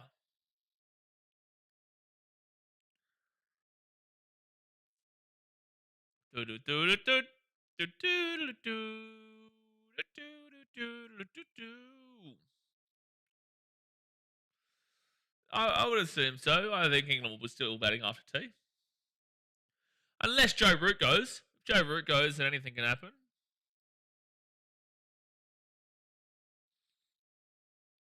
If Joe Root goes anytime soon, we probably skittle him. Is Carl City too? No, I think Carl's United. You're Man United, aren't you, Carl? I think that's what you said the other day, or am I thinking about somebody else? I'm sorry for offending you with such a disgraceful team, if I am remembering incorrectly. Joe Root ain't going though. Oh, look at you, negative Nancy. Why don't we have a little bit of belief in something? How about that? How about we have a little bit of oomph and something to believe in? I believe Joe Root goes next ball. How about that? How about that one? I would say Joe Root next ball, Yorker, middle stump, gone. The stump flies so far that it lands in Newcastle. Brenton sees it goes past his window.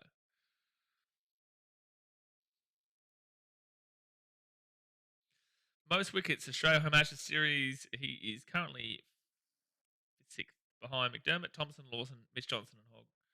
Sean Paul, so I reckon this one's going to end in a draw. Yep, I've been saying that since pretty much yesterday. But I agree. Yeah, I agree. That is a single.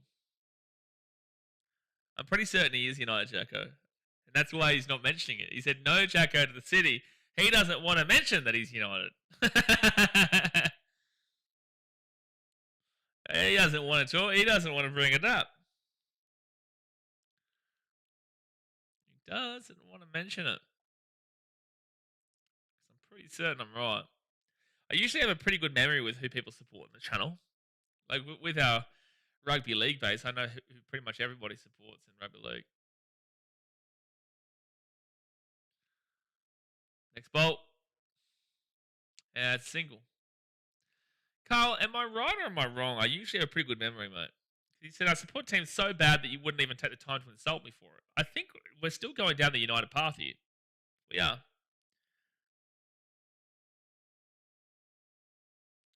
But the real and first United. That's Sheffield. That's Sheffield. Are they the first United? United used to be. Were they Ard? No, was Ardwick? Just I can't remember. Doppel. Who was the first United? Oh, it is Sheffield United. Oh, so I knew there was a United somewhere along the lines, Carl. I knew that. That's where I picked up United. Sheffield. Chef. Maybe it was somebody else who was Man United. Manchester's been blue ever since Fergie walked away. Manchester was blue when Fergie was there for his last couple of years. Manchester's been blue since 6-1. Actually, has been. Since 6-1, that's when the tides turned. Next ball from Scotty Boland. Oh, I beats him again. Woohoo! That was close. That was close. Money. Money's been blue since Yaya Toure against Stoke City. Oh, I'm going to have to go to 7+. 7+. Okay, it's been working pretty well for the most part of the day. Hey, I don't want to jinx it, but I just want to say we haven't been muted all day today. We have not been muted all day. Just want to say, don't want to jinx it, but have not been muted all day today. So just getting the 7+. I'm joking. Of course it's not muted. So, I know I got some of you. I know I got some of you there. I just wait for the 7+. Chris Henry says, I'm United. Ah, you're the Muppet. Yes. I now remember where I got the Muppet United fan from.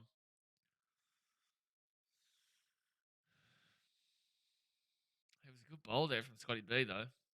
Good bowl. No, Brenton. No, see, I got him. I knew I got him. I knew I got him. Oh, Fulham drew with Liverpool 2-2. Fair enough. 1-1, eh, Chris? 1-1. 16th place leads.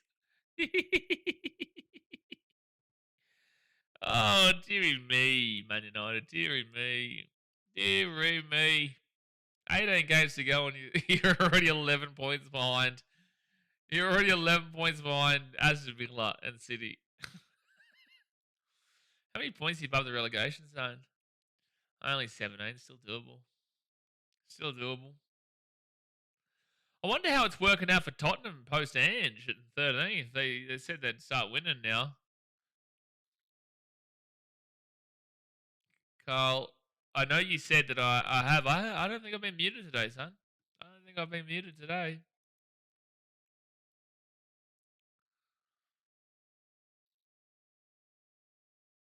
Six for 367. Stark on two wickets for 90 runs. The economies haven't actually been that bad, and that's what we're saying here. Like, the economies haven't been awful. Cameron Green, sure, awful, but economies haven't been that awful.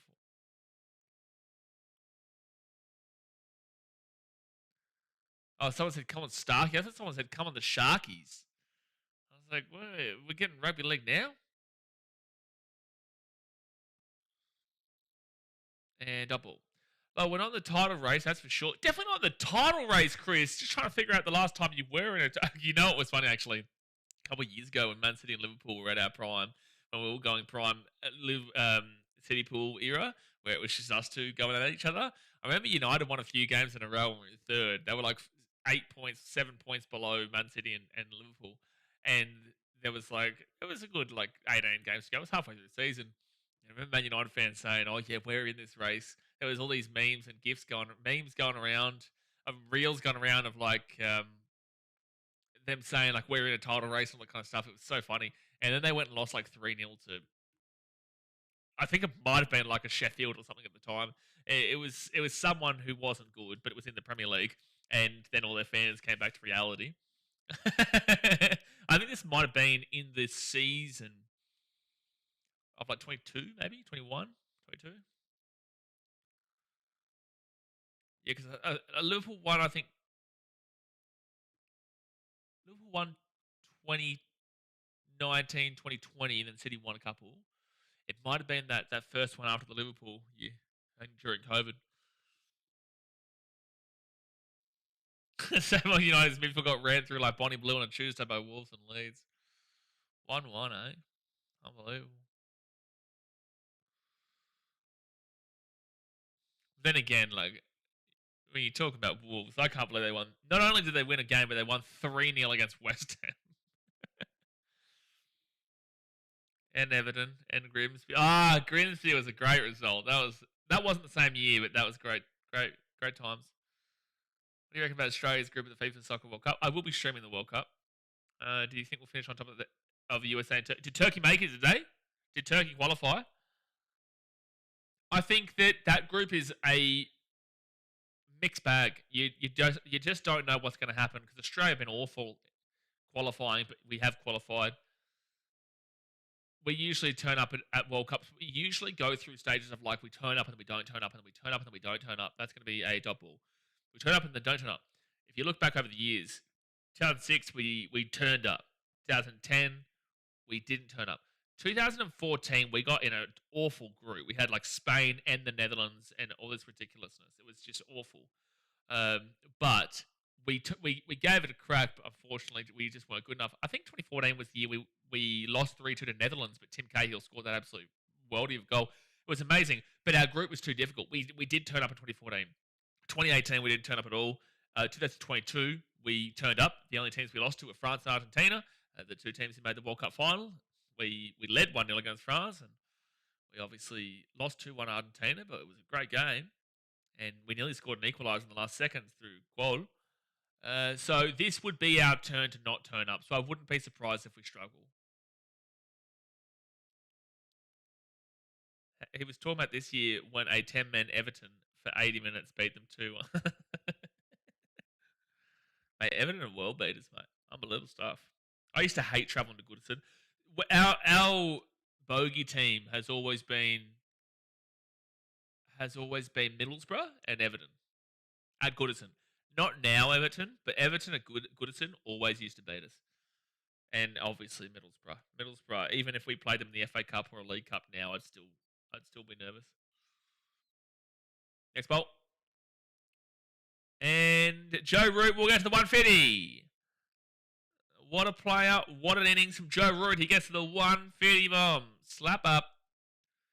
Lachlan says, will we get England declaring soon? No, mate. No, they're going to go until they die. The 370 is not enough, dude. They won't be declaring until they're at least into the 550 range. And that's if they decide to declare. But they'll be going at 550. What I think they'll do right now is they will probably just score as much as they possibly can and then hope for the follow-on. And then that would be their biggest chance of going for the win. So basically because of the rain impacting day one, it's pushed this to a bit of a weird spot where there's only 3 days left after this. Obviously, we're only on day 2. And it's meant to be fine. A couple clouds in the area now, but it's meant to be fine. The pitch is quite good for batting. So Australia are going to get a similar score. I feel like England's best chance right now is just to keep batting. And then to try and hope for the follow-on. Otherwise, this will be a draw. I think that's their best chance. Does anyone disagree with me? Does anyone disagree with my thought process? Next bolt. Single. Jago says, declaring a 370 on this pitch is like locking yourself in a room and setting off a grenade in it. Yeah, exactly. There's no declaring happening anytime soon. The Richies! You just gotta love them, dude. Every time you see them, I can't believe this is the last time we're ever going to see the Richies. Oh, it's so disappointing. It's so disappointing. The Richies are a staple of Australian cricketing culture. What do you guys have in England for the English fans? What's your staple of your cricketing culture? Is it the dickhead oldies at Lords, or who abuse players as they're walking up the field, or is that your staple? What is your staple of, for example, our Richie Benos, or oh jeez, that was a massive in-swinger from Boland. Wow.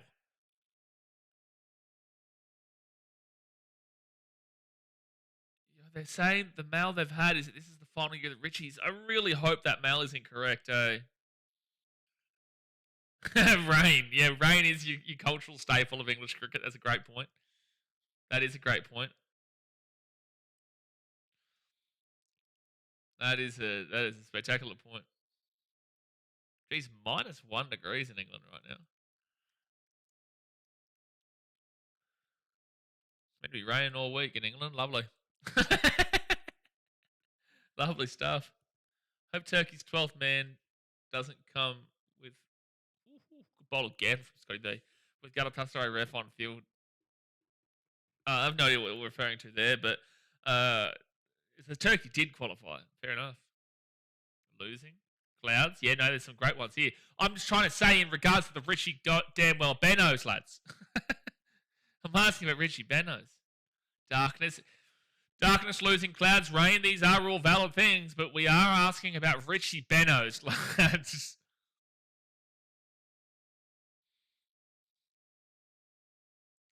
I think right now what I'm getting is the dickheads in the Lord's gentleman's room abusing players. That's probably a cultural staple. Not ball. Dara says, you can sort of feel this test can be the boring grind run fest for a draw. I don't know if I'm that pumped to be going tomorrow, but cricket is cricket. Well, that's what I was saying. It's for casual viewers of cricket, they will find this genuinely boring. For genuine cricket fans, they will find this an enjoyable boring. It is boring, but it's enjoyable to watch still. It's an enjoyable boring.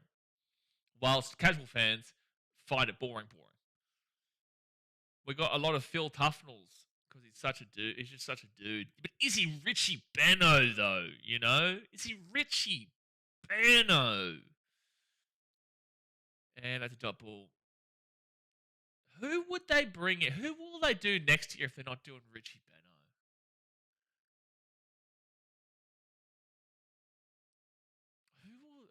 who has the aura of a Richie Beno for them to change it up and do something different? Beer cup snakes are a staple. That happens in Australia too, though. That's a cricketing staple, really. But then again, we get kicked out for it in Australia because buddy nanny state, especially in MCG. Yeah, well said. I just find it more due to the fact the series is over, like England are now finally playing proper Test cricket. I know, it's so stupid. We've spoken about this many times so far. I agree. It's so stupid. Jagger says a pitch where 300, 350 is par is the sweet spot for Test. Well, I think, yeah, a sweet spot for the, I think this is a drinks break. I'm going to wash my face quickly. But a par on this pitch right now is looking like a 350. it genuinely is 350. I wouldn't even say 3. I'd say 350. 300 would be quite low, is what I'm saying. But again, that is based off what we're seeing from England. We don't know if this is average bowling from Australia and average batting, just normal batting or great batting, or if it's awful bowling or okay bowling. Like, you don't know anything about this yet until you see both teams bat, and that's why this game does look pretty heavy for a draw. It's not drinks break, actually. So I'll wait for the drinks break before I go wash my face. It's hard to go through 2 days of a match, or a day and a half going on 2 days of a match, and to have not seen both teams bat, because the conversation becomes limited because you can only say as much. You can only say so much. And a lot of people won't get that no one's actually leading right now. Richie's pure gold, mate, and no one's going to replace him. Yeah, but Sean, what we're talking about is that the Richie Benos, the famous Richie Benos at the SCG every year, this is apparently their last year. They're not doing the Richie Benos next year. So, and that's been a staple of our culture in Australian cricket. So I'm trying to figure out who they would replace it with, because if they're not doing Richie Benos, which I think is disgraceful, just disgraceful. If they're not doing the Richie Benos, then that's a good shot for a single. Then who are they going to replace it with?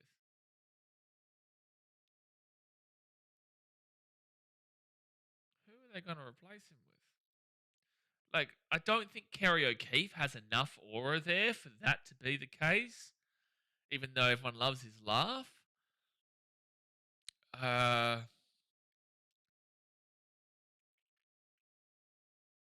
don't know. There's no one in the Australian team right now that's really enough of a character. Like, Marn's a character, but not in the sense that you could do something like that for. That was a good bowl from Green. I don't know who you could replace him with. Replace with Warne. Warne's a good one, actually. Yeah, Warnie's a good one. But how do you dress up like Warnie to make it evident? Like, obviously, you'd have the hairstyle. Yeah, the Warnies would be great. If Warnies, like the Benos and the going into the Warnies, now that would be probably the only answer for mine.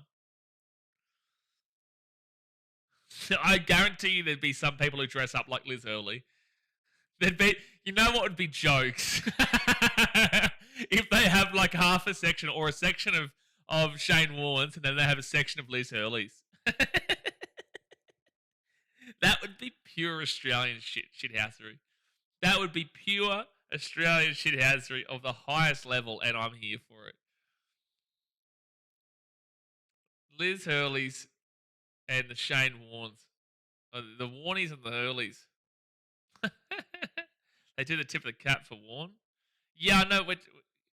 Carl, we're trying to think of something to replace the Benos with. Why don't we just let's replace it? I think Carl's jealous. I think Carl's jealous that they're known for dickheads in the Lord's Gentleman's Room who abuse players, and he's jealous that they don't have a Richie Beno or a Shane Warne for, their excitement of an amazing cultural crowd in England. That's what I'm thinking. That's what I'm thinking, Carl.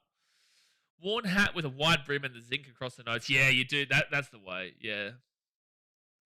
That is the way. It must be between overs right now. There's an ad here on K. I might quickly go run and wash my face here, guys. Obviously, hit that thumbs up button, subscribe. I'll be literally like a minute or two.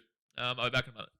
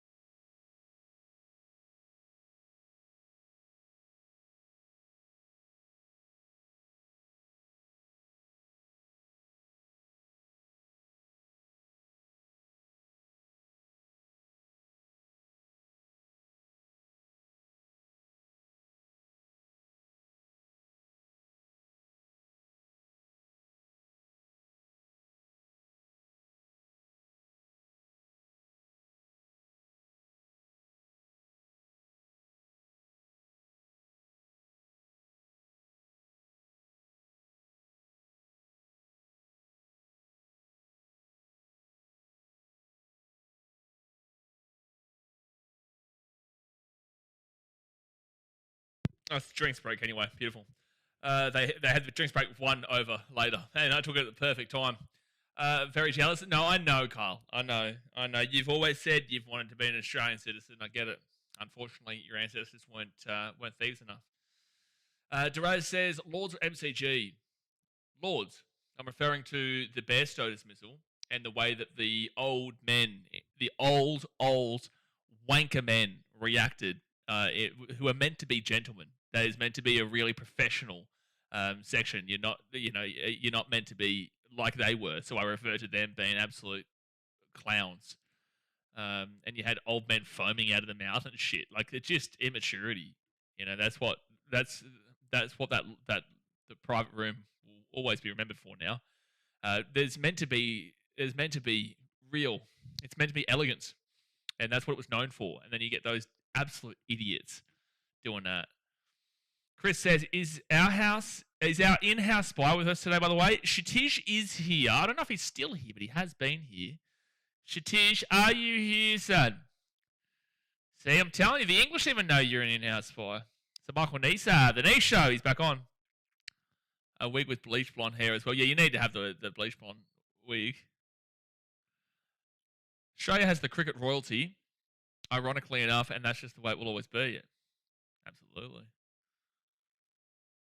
Roosters, their true colours really properly monocle popping behaviour. It was just embarrassing, dude. It's like, if you disagree with it, that's fine, even though it is the rules of the game, and you lot invented the rules, but the way they carried on, like, I'm all for the banter from the cheap seats, and I'm all for the banter from the regular seats, and I'm all for banter even in that gentleman's room. But the carry on, the abusive carry on from them as the lads are walking through into the sheds, it's a honor for you to be allowed into that area. I don't give a shit how much money you have. It's an honor for you to be allowed into that section. You shouldn't be able to do that, and they should have had larger ramifications for what happened. I don't care what happens in regards to the field seats where people are, hurling a banter and honestly abuse, as long as within line. Like, you saw you cry on the telly, hilarious. Calling someone, a couple of swear words. Whatever, not great, but whatever. But just the way the carry on was just unheard of. Poms invented the game, the Colonials down under perfected it. Absolutely. We never know if Shatish is here. He moves in the shadows. He does. He moves in the shadows, and then he'll drop a random comment putting Boomer in his top 11 players of all time. Just randomly pop in to let us know that Boomer is the greatest player of all time. Look, it's not the UK where you can protest anywhere. It's not the UK where you can protest anywhere. Surprised they didn't protest the Bairstow dismissal. I just love it. Like, they expected us to withdraw our dismissal. I can't believe it. I cannot believe it. And you still get on, like, English and Australian Cricket Post, people talking about it. You're just like, man, it's too funny. I wanted to create a shirt for it and make it. I think I probably still should. I'd still wear it. I'd wear it for the rest of my life.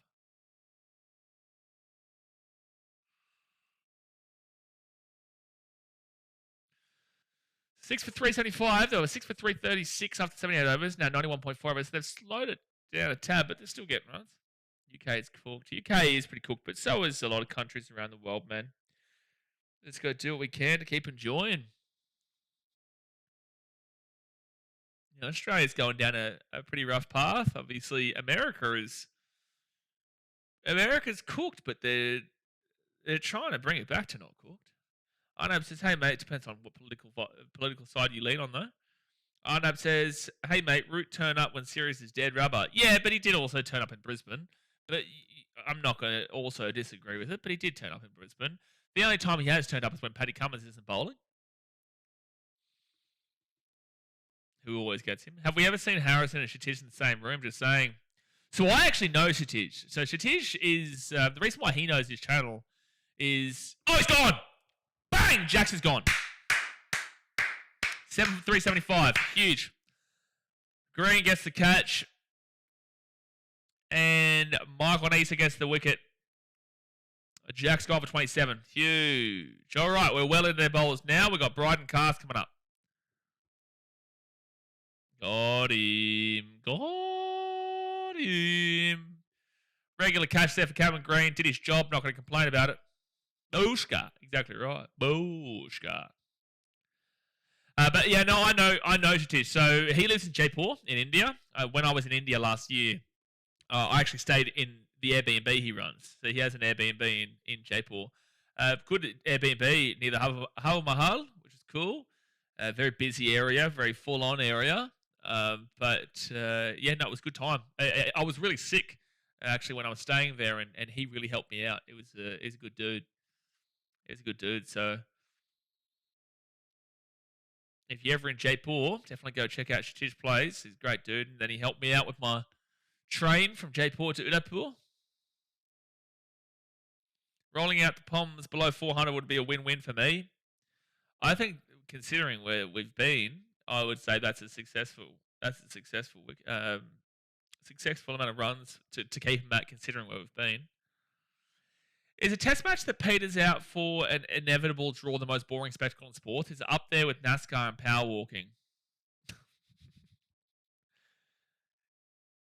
I think this one, look at it, Richie's. I think this one could be up there for that case. I think if, say, Adelaide had have gone out to a draw, like, petered out is the key word there. Like, if it's enthralling like Adelaide, then no, if that had found a way to end in a draw, I don't think that would have been boring. I don't think that the Australia versus England test 4 years ago in Sydney, where it came down to the final over, was boring, and then it was a draw, even though 2.5 days were washed out. So Australia would have won the series 5-0, but thank the weather. I think this one has the capabilities of going down that way. This is pure test cricket, though, man. Like, people just aren't used to this anymore. They're not used to what we're seeing. But again, maybe Australia tank it up. Maybe they shit the bed. Oh, we're in trouble now, Carl. Yeah, Cast in. Scary stuff. Scary stuff. Single there for Joe Root, 156. I do get the vibe that Root won't get out. I do get that vibe. I really think England need to be aiming for that 450 marker right now. 222. Oh, for gosh sake, the commentary circle jerking Cameron Green right now. I'm glad they've stuck with him. They just said, you think he's bowled better today? He's got 83 runs through 15.2 overs and had a no-ball wicket. What are we talking about? The trumpets are out for the Richies. He's so good. Yeah, look at him. I love him. I love him. 222, the Richies.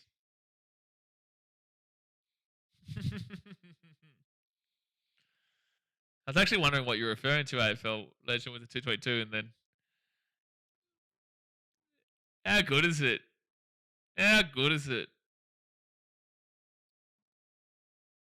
Surely they don't get rid of it next year. Surely.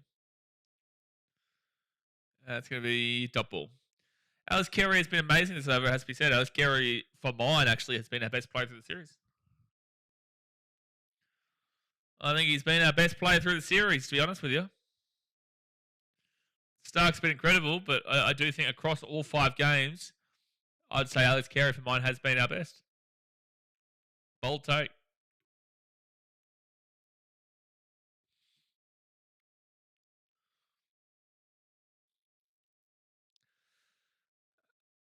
$83 runs, 15.4. Next ball. Ooh, that was a good ball though. Harrison is doing his essay. I believe it's a 20,000 word one. I believe it's 40,000. Ben Stokes, top 15. I don't know if I'll get over it ever. Check, says 5.3 economy for Mr. IPL. What a player. He was bowling at 7.5 before. But the no ball wicket is what really did me.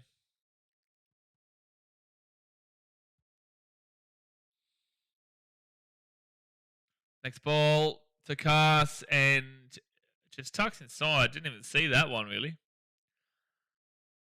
End of the over.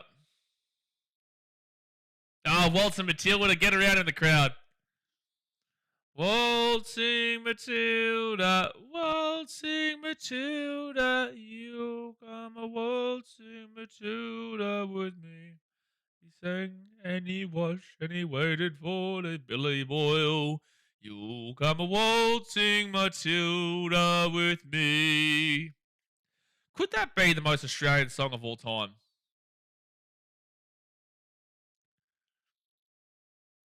Could that be? I'm trying to think of another more Australian song than Waltzing Matilda. Oh, Land Down Under probably is. But like Land Down Under is like great. But I'd say Waltzing Matilda is actually like more Australian. Would you disagree? Next ball. Double. Yeah, I can see that. He's been consistently great. Stark has had tests where he's the undisputed best on the pitch, but also has had games where he has been a little quiet for his standards, but still been good. I'd just say Alex Carey's been the most consistent top performer across all 5. The one with Volk walks too. That's the Land Down Under. I come from a land down under. Is that Land Down Under? Volk walks Land Down Under, yeah.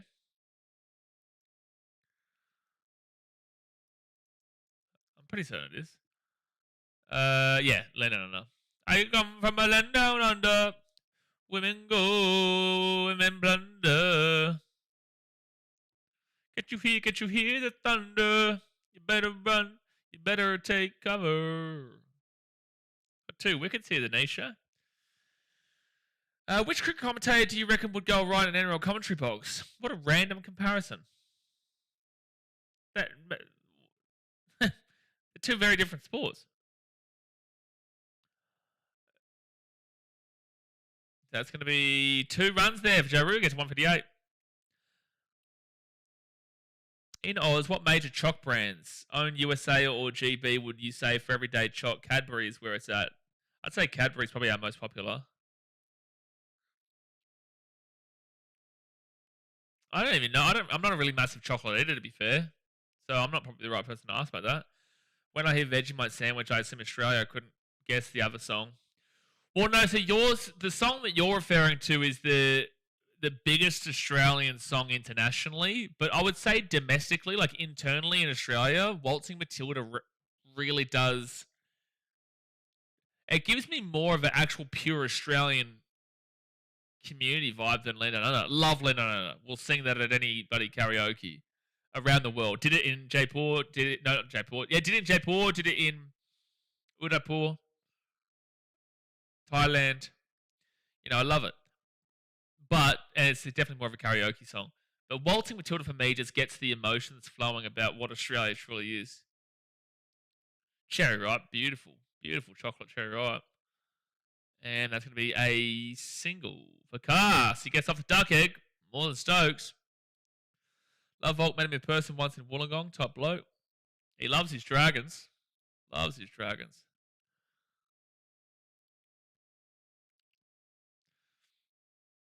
Because Waltzing Matilda brings out the country Australia vibe, which is really what Australia wants. It's like Australia is obviously more of a big city country, but I feel like Australia, we thrive under the the farmer vibe out in the desert, out in like places like Mount Isa. Well, Mudgee's not desert, but like those kind of places, rural towns, which is where I feel like Waltzing Matilda draws from. It's a very patriotic song. You're the voice going out to say it. John Farnham is a better Australian song.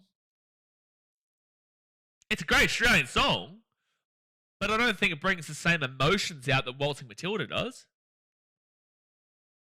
Waltzing Matilda, waltzing Matilda, you come a waltzing Matilda with me, as he sang and he watched and he waited for his Billy Boyle. You come a waltzing Matilda with me. Just such country vibes. Real like Mudgee, Wagga Wagga, Maitland, bloody Mount Isa. Oh, go on, see you later. Bang, Carson's out. Let's go. Okay, please, Green. Please tell me this isn't a no ball. I beg. You're clear. Okay, thank God. Okay, we got the wicket. To 8 for 382. Carson's gone. 2 more wickets to get here, lads. Can we get him for under 4? It's funny how everyone's first thought, commentary, mine, Cameron Green, everyone's first thought was it a no ball?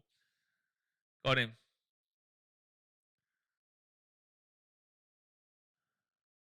I was about to destroy my TV if that was another no ball from Green. Everyone's first thought was that better not be a no ball. The bloke who wrote Waltzing Matilda got put on our $10 note, so yeah, influential.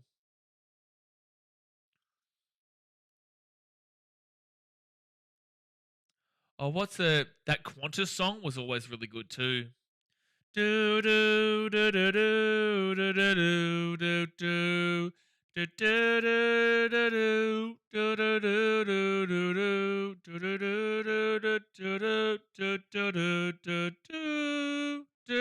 We still call Australia home. That's a great song. The video of Beds Are Burning is an all. Oh, Beds Are Burning is a great song. All-time Aussie music video. Beds Are Burning, great song. The lyrics of that Qantas song was always really good too. We still call Australia home. I feel like this one, you could argue could have been Australia's national anthem. I've been to cities that never close down. You're referring to other countries, from New York to Rio and old London town. But no matter how far or how wide I roam, I still call Australia home. Geez, that's a good song. I'm always travelling. I love being free, and so I keep leaving the sun and the sea. But my heart lies waiting over the foam. I still call Australia home. All the sons and daughters spinning around the world away from their family and friends. But as the world gets older and colder, it's good to know where your journey ends. But someday we'll all be together once more. When all the ships come back to the shore, and I realize something I've always known, I still call Australia home. That's a great song. It's a really good representation. This is Australia is also a banger, but the one from the Colorbond commercial sends chills in my spine. Colorbond? I can't even think of that one. Give me some of the lyrics. I can't even think of that one right now. The Colorbond commercial. I got to go live. I'm kind of a little bit behind, probably because I'm using the computer to go and look at other things. All right, so Potts is in. Yo, Potty Boy. Potts is in. Hi, I'm Pot News is in. The one from the Colour Bond commercial. Well, lads, we're looking like we're going to be batting today. Look up Sarah Black. Oh, look, this is Australia. I'm sure I'd know it. I'll listen to it in the background so I can hear it. This is Australia. Sarah Blasco. Okay. Is Sarah Blasco original? Is it original? Sounds of Then. Is that what we're talking about? Oh, this is Australia. Yeah, okay, I know which song. Just the first couple of notes of it, I can tell. Oh, this is Australia. Yeah, it's a great song. For instance, the editing for the commercial is immaculate, no lie. That's great. This is Australia.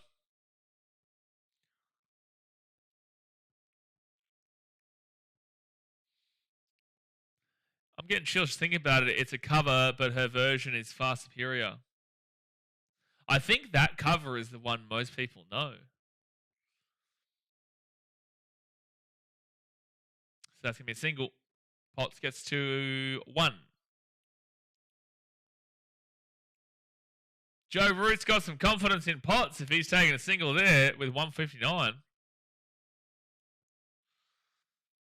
Without Joe Root here, they would currently be at, if Joe Root had, say, got out early, obviously big wave, but say he gets out early, they would, without his 159, let's give him, say, 9 runs to make it an easy 150. That's 283. That's 230. Jeez, Joe Root has saved England in this first innings. He really has. Harry Brooks done really well, but Joe Root's really saved him. If you deep it. The niche show, here it comes. 8 for 383. You want to be getting at least 400. I was thinking you were going to aim for 450, but you want to be definitely looking at 400.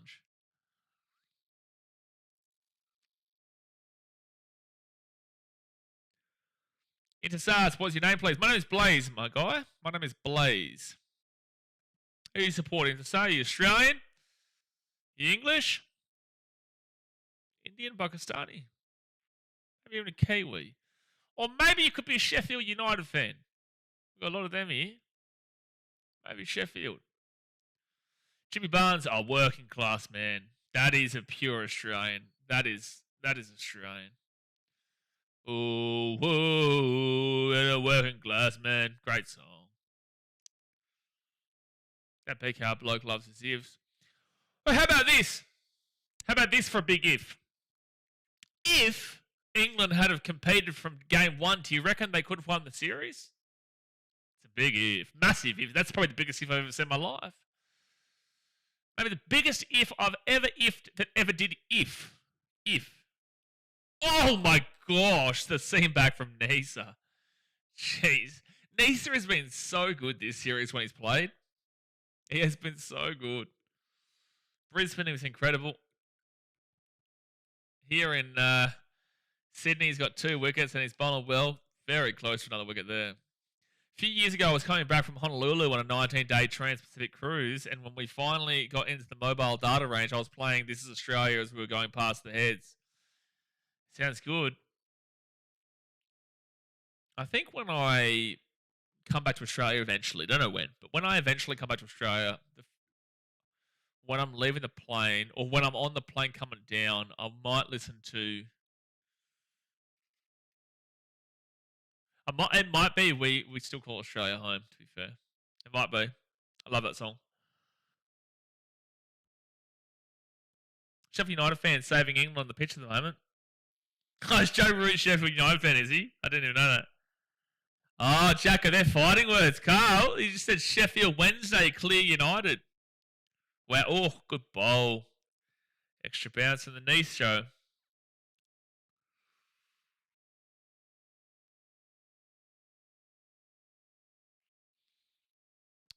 Extra bounce, bing bong.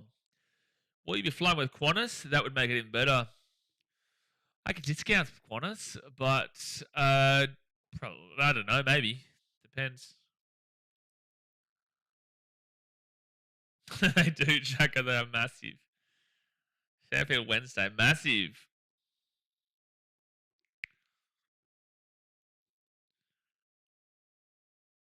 Toot, toot, toot, toot. Always great hearing that in the crowd. Top ball. Well, unfortunately, Joe Root's team might let him down here on getting 2 hunch. That's the only issue here. That is the only issue, that Joe Root's team might be the one that let him down for the old 2 hunch. True. Yeah, True Blue, that was... Well, they did sing that at... with John Williamson. They did sing that at Adelaide after the Bondi shootings. Oh, jeez, look how close I got for the actual delivery from the deviation. Oh, okay. Well, K is going to be funny buggers. Let's go back to 7 plus and be 30 years behind. It's always the way. But Paul Kelly. You know what was funny? Apparently the Barmy Army were complaining to a DJ in Australia this year. And the Barmy Army, they were listening. The DJ put on like... she put on like some Australian song, I can't remember what it was, and they complained saying, "Oh, no one knows this. Can you put on Oasis?"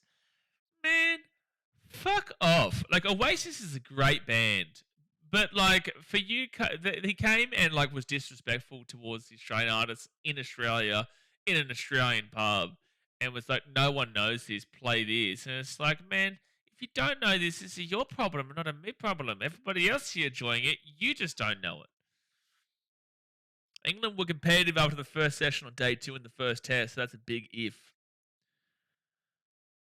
Well, listen, you're onto something. How about this one, Rob? How about this for an if? If they hadn't have gotten all out for a ridiculously low total, do you reckon they could have won that? Do you reckon they could have won it? Do you reckon if England had scored more runs than Australia in this series, that England would have won the series? How about that for an if? I think that's a pretty big if. That is the biggest if.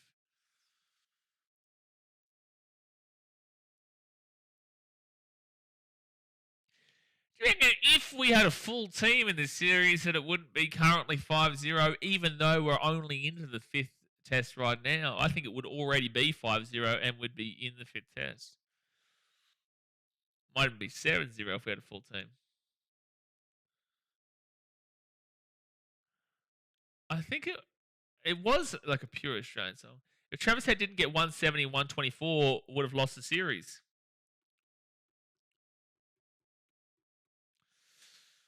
Well, listen. I think that's actually incorrect. Because if Travis Head had not gotten out for that, then I think that we probably would have seen Scott Boland get pretty similar numbers. So I think you're incorrect. No. I think we would have seen Scotty Boland make up for it with another lower score, 160 odd, something like that. That's what I think Scotty Boland would have done, if we are assuming what you are saying is correct. So I will grant you that is correct, but I will say that I think Scotty Boland probably would if he was needed, yeah. Or maybe Ponting would have come out of the commentary booth and kicked up a fuss and slapped his silly. I think that's not even an if. I think that's a guarantee. He's slapped you silly many times before. I think if we scored 90 more runs in the 3rd test, we would have won the series, no doubt. Correct, but what if we had scored 1 extra more run? And then we would have lost 2. But what if we had scored 400 extra runs? Then we wouldn't have lost. If we had scored 7 million runs and taken 14 wickets in the first over, now that would have been a sight to behold, and we probably would have won it even quicker. Carey carried Starkey, carried both in bat. Well, Carey carried Starkey. What? Carey carries... You English. Is this English? Carey carried Starkey, carried both in bat. Are you saying both of them carried? It's a weird way to put it, but sure. At least I figured it out in the end. Most test runs. See, look at Jux Carlos, 55.4 average. He's so underrated. He needs about 2,000 more runs, Joe Root, to go above Sachin Tendulkar. He'll get there.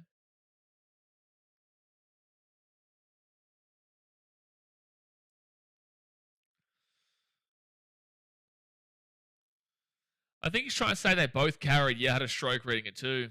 Typical Newcastle Knights fan. Top ball. Sean says, the thing is, it's more than one player on the Aussie side that could win games. Yeah, absolutely. The issue with England is that realistically the only one who can win games is either Joe Root or Ben Stokes. And actually, Ben Stokes can't even win them the game, really. He has done it before, but it's not like he consistently does it. Joe Root, for the most part, is more consistent doing it. Rob says, if England had scored more runs than Australia, they would have won the series. You might be onto something. It's a pretty big if, though. You know, it's a massive if. That's the biggest. Oh, look at this Australian. Bundaberg ginger beer. Now, that's an Australian product. Oh, there's just something, especially when I travel as much as I do, there's just something about looking at the Australian countryside. There's just something about it, man. It really just, but it gets you going.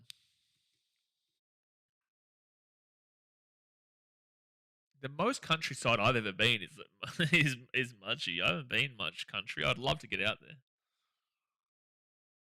Next ball. Up in the air. Up in the air.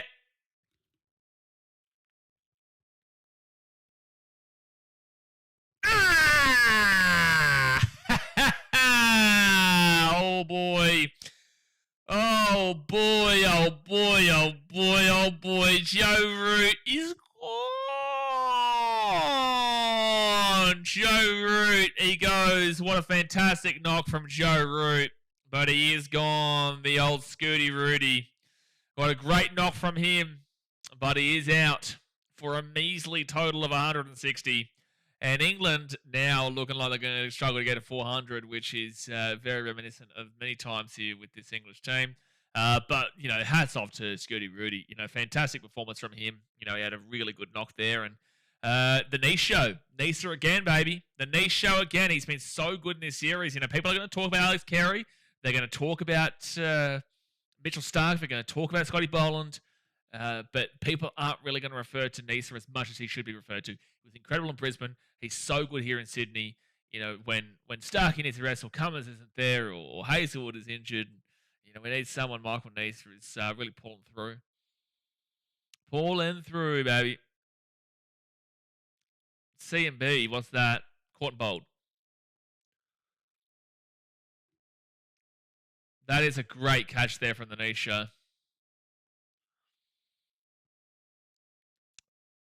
All right, one more wicket to go.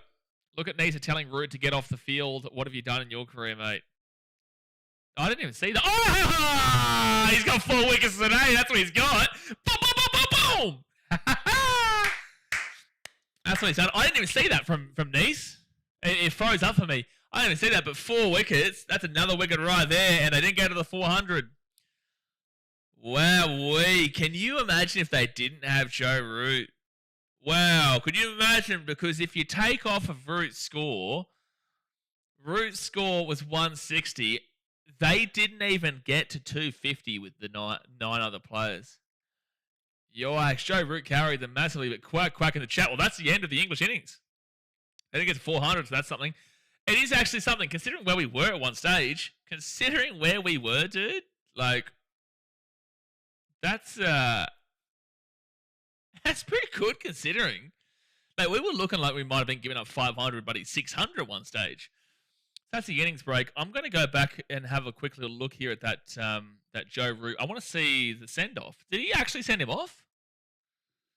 Did Nisa actually send him off after getting Root? I don't know why he would do that. Like, I'm all respect here for Joe Root, to be fair, after a fantastic innings. Like, I kept being hyped up. I just want to see how he reacts. So he's up. Where's he telling him to go? Where's he telling him to go? I haven't seen him tell him to go at the moment. Harrison, the type of prick to have Harry Brook over Sir Garfield. he would. The type of Harrison is the type of person that would have Harry Brook as number one of all time. That is literally what he does. I'm trying to see where Nisa. That's a great catch there from Nisha. Are you saying when he points like this, he's just pointing at I think Kawaja? Yeah, he was just pointing at Kawaja, bro. Are you talking about when he does this? He wasn't saying for him to go. He was pointing at Kawaja like in celebration. I knew that would be weird from Nice. It didn't make sense. So no, I think you're incorrect there, man. When when he gets the catch, he makes it direct eye contact with Usman Khawaja and points at Khawaja just like in celebration. I don't think anybody would be disrespecting Joe Root after the innings that he's just shown. He has quite literally saved England. Like they had 9 wickets for 230 odd just then, or 220 odd, whilst Joe Root got 160. So he basically not all the way, but he close enough doubled their score. So truly, it wouldn't make sense. But is it tea break right now as they're switching it up? Because it would just feel so out of character for Michael Neeson to do that. That's why I was so confused. But all right, tea break, guys. I'm going to go make myself a cup of tea. That's what I'm going to do. Australia coming into bat. We've got another full session to come, which will go for a good while because they'll probably get some extra overs in based off the rain yesterday. We've still probably got a good 3 hours left of cricket to come. We've got a good long time. So, guys, obviously hit that thumbs up button. Subscribe if you're new around here. I'm going to make myself a cup of tea, lads. A cup of tea. Oh, money boy. And I'll be back in about 5 minutes' time. Thumbs up, subscribe, get around it. Nice show, baby. Nice show. Get him in.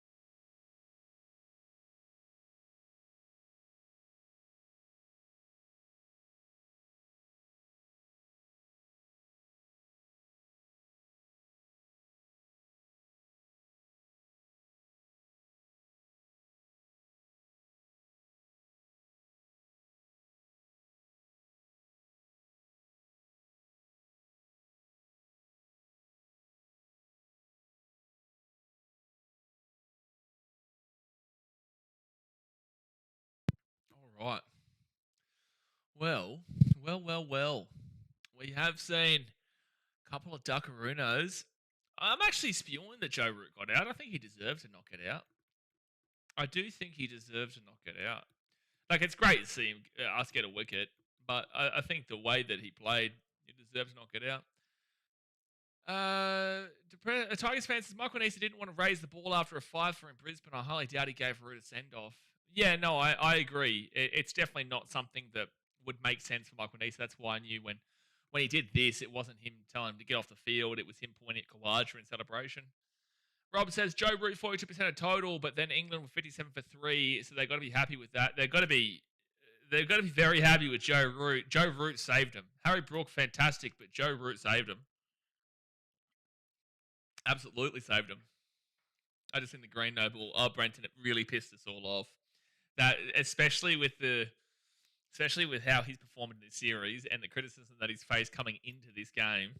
Like, it was just awful to see. It was awful to see, dude. So at least he's got a wicket. We'll take that he's got a wicket. But it was just awful to see when it did happen, man. So hopefully he can turn up with the bat to make up for it. Yeah, sure, he's got that wicket, which I guess you can claim that he made up for it, but I wouldn't necessarily say as much. I might even have a stretch. We are in the tea break right now. They're using this as a tea break. I might even get up and stretch because otherwise he's sitting down for so long, lads. He's sitting down for so long. Keep chatting away in the chat. I'm just going to have a bit of a stretch here and stand up and move around a little bit so I'm not just sedentary all day. I'll be back in a sec.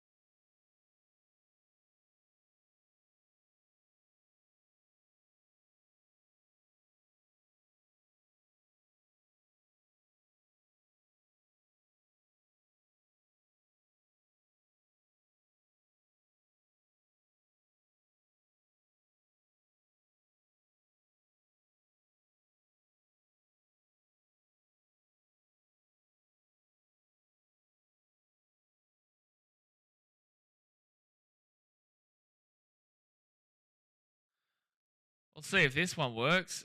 I don't know what's happening here. Are we back on now? I don't know if are we back on now? I don't know. For some reason, YouTube has screwed up there because I've been fine. Oh, I'm back. Okay, sweet. That was really weird because I've been fine. I've been commentating the game. I've been I was replying before and everything. Okay. Well, yeah, we're back. Jake Weatherald looks really, really unnerved. Yeah, I don't know what just happened there because that's nothing to do with me. That was to do with YouTube. Internet's working fine. VPN's working fine. Code's working fine. Comments were working fine. Just for some reason, YouTube wasn't.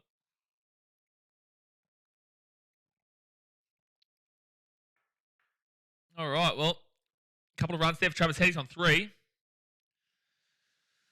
But Jake Weatherald has looked really nervous. He's looked really, really nervy so far. Yeah, I don't know what just happened just then with YouTube. Next bowl. And it's going to be a dot ball. So Potts is bowling, and that's 2 runs off of the over. Which makes me nervous because Jake Weatherald's coming back out, and Jake Weatherald needs to have a really good game here. For people who did have that confusion just then, please refresh the stream again, just in case you might be a little bit behind. Actually, tell me how many fingers I'm holding up so that I know how far behind you are. 1, 2, 3, 4, 5, 6, 7, 8. Okay, so 8 seconds behind. Okay. That's not bad. That's not bad.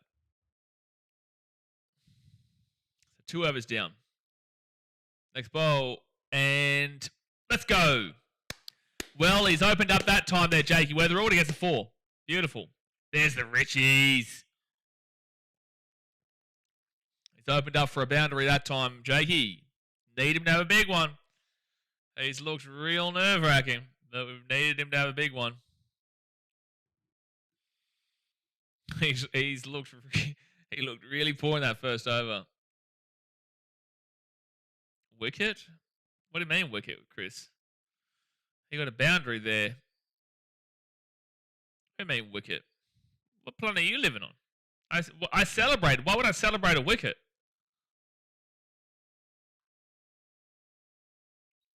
So Bryden Cast, 5 runs already given up. Ooh.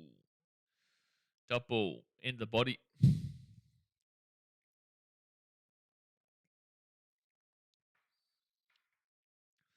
Trail by 377 right now. I think if England want to feel like they're going to win this game, they need to be at least 3 wickets down today. Come on, Trav, big 350. Why are you so set on Travis Head specifically on 350? Why is it Travis Head specifically? I was celebrating. Might be on your behalf. Wasn't on your behalf. Oh, geez. Another one into the body of Jake Weatherald. Someone says shaping up to be a good test match for sure. No, absolutely. It's a great batting pitch. Bowling, was good from Australia. I'm assuming right now for them to get the wickets they did. I think England are going to need to put in a good shift here bowling. Obviously, they've got no Jofra Archer. They have to put in a good shift bowling. They're 2 first men in bowling-wise is Bryden Carson, Matthew Potts. Obviously, who they originally came in with Jofra Archer and Gus Atkinson. It was on our behalf for a 4. I definitely wouldn't be celebrating on your behalf for a wicket in regards to England. Another one really up and close into Jake Weatherald here. England actually showing up to play for once automatically makes it a good test match. Won't disagree.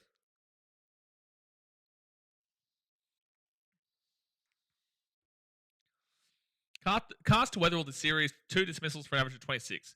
I just love Trav and I want to see the bloke put on one of the all-time great knocks. I'd love to see that. I don't need 350. I just need... If you wanted an all-time great knock, you're talking 200. Joe Root deserved it. But he obviously didn't get there in the end. Next bowl from Cast. And, ooh, good fielding. Good field placement is what I should say there.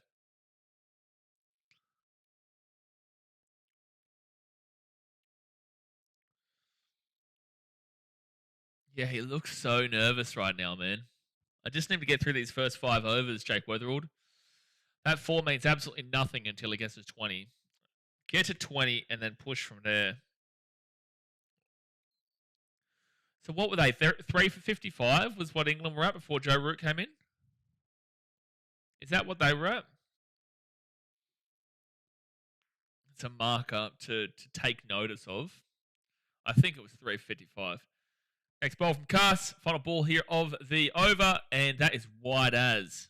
But it will be a dot ball. So end of the over there. Cass gives up the boundary. And he's bowled 2 overs for 5 runs given up. Pretty good economy. Pretty good. Much better than what he's been bowling in the early parts. So weird with this English team. So strange. You know, they're able to have... Like, Brighton Cass was horrific. Got a lot of wickets, but was horrific through the first 3 tests. And then it's kind of like woken up in Test 4 and Test 5. Ben Stokes, 6 for load. And you don't know about that one. Don't know about that one. Did love his duck, though, Jacko. Really, really good duck. He's not moving fluently. No, he really isn't moving well at the moment. It is a worry, but at least he did get that 4, at the very least. Expert says, actually, Bo Webster for a century would be all time. What would be all time would be Cameron Green getting above 10 runs. That'd be all time. That would be all time. That would be just spectacular. Get Cameron Green. If we can see a Cameron Green 50 bomb in this innings, kits are off, mate. Clothes are off. Kits are off. It's all up and over. This last session going to be a long one. Yeah, it is, because there'll probably be an extra half an hour added on, depending on light. So we've probably got another... it's 3:20 now, so 4:20, 5:20. We've probably still got another 2 hours and 40 minutes. Cam Green 40 is the equivalent of a 200. Unbelievable. I, sir, agree 50. Okay, so Mark is definitely on the bintang.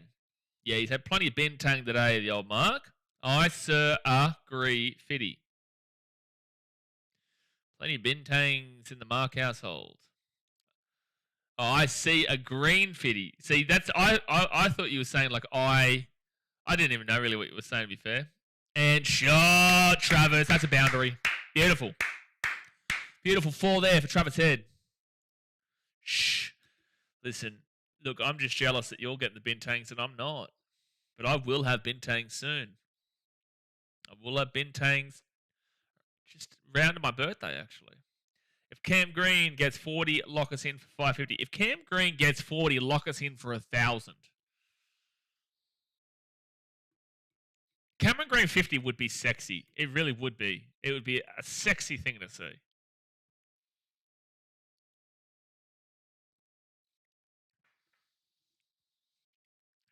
Trail by 373. And see you later. Travi! Oh, it's going to only be 3, maybe just the 2 to be fair. But geez, he just didn't get the power on that for a 4. Good shot over the top though. Travis Head making some pretty good shots here. He's now got 6 runs here off the over. That was a 2 just now. This is ominous signs here from Travis. I hope he doesn't get too complacent though with how he's hitting. His outfield looks miles shorter than the MCG. MCG's usually MCG's a fast outfield. Stokes going to show you why he's top 15 all time. Unbelievable stuff. Unbelievable stuff. Don't encourage him. Ah, Trav Bull. Trav Bull. Trav Bull. Trav Bull. Trav Bull. Trav Bull. Another boundary for the Trav Bull. Matty Potts is showing us why he's top 15 Muppets of all time. Player of the series. I'm going Alex Carey Sunday, but I think they'll give it to Mitchell Stark. I would say Alex Carey should be the man of the series, but I think they'll give it to Mitchell Stark.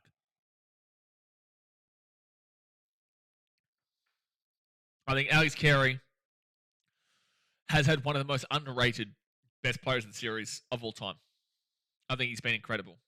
With that, as Wiki, unbelievable. Dot ball. Travis higher rated than Stokes already.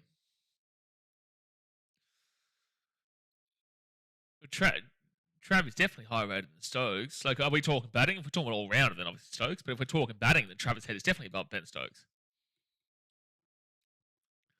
Ashes most runs, Travis Head 450, average of 56.2. Joe Root 394, average of 39.2. Oh yeah, sorry. In regards to Atkinson, so he did his hammy, so he didn't play. I think it might have been early MCG. Oh. It's a 4 from Travis Head again. He's killing Matthew Potts right now. He's killing him right now. It's an 8 economy currently for Potts, mind you, through 2 overs. He's got 16 runs. So Gus Atkinson did his hammy. I can't remember if it was middle of Adelaide or if it was early of MCG. But obviously he got dropped, which I heavily disagreed with for the second test, and then came back for the third test, was actually bowling pretty well. I feel like it was the third test where Gus Atkinson went out. I feel like it was. But then, yeah, he's out for this game and out for the previous game due to his hammy. And I did say that before, but apparently YouTube was messing around.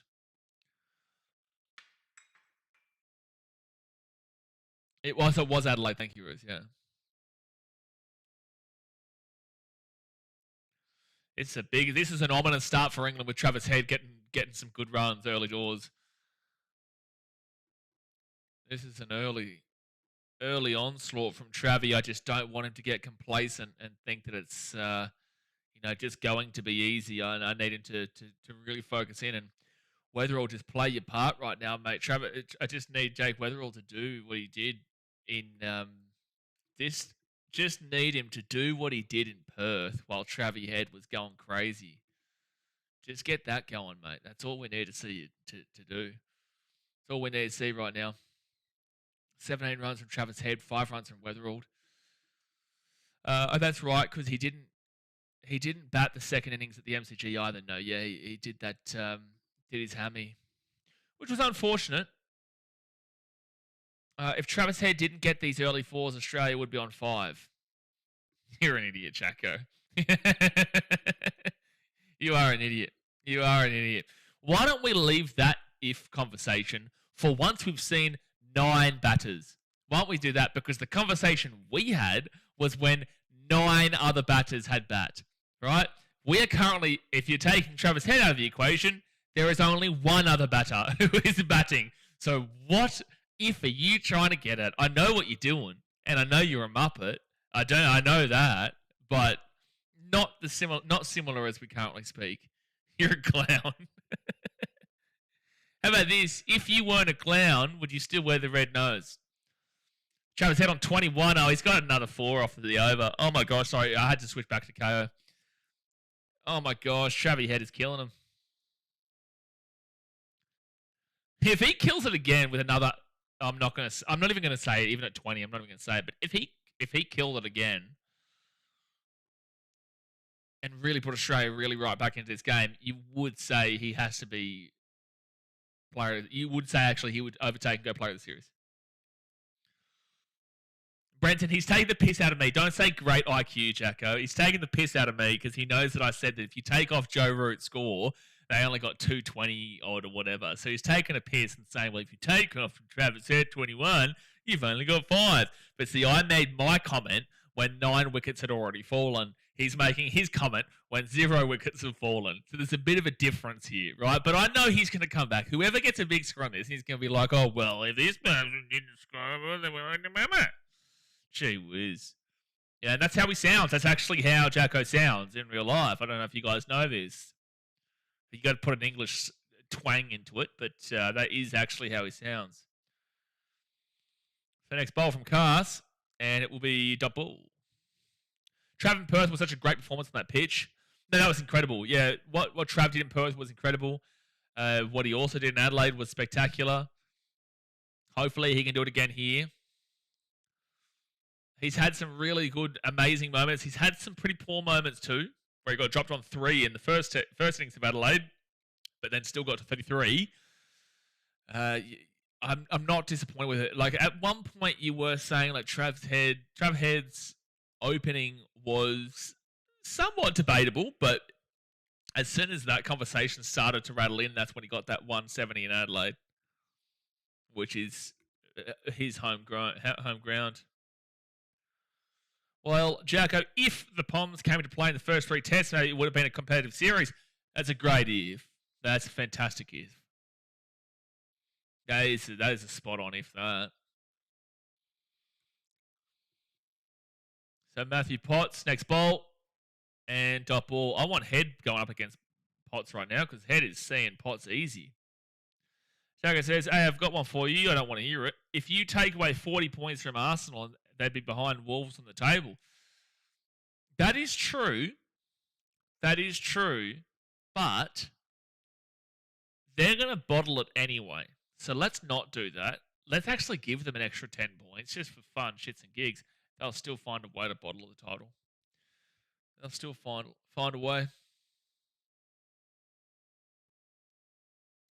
This is for the Australians. If my ancestors didn't steal a loaf of bread, I'd be living in a shithole right now.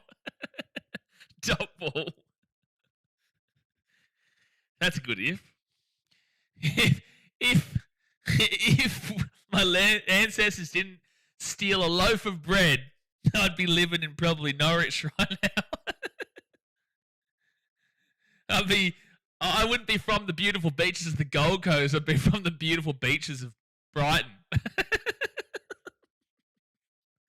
I like that. I really like the fact that I have to say if there. How did Arsenal get those 40 points, though?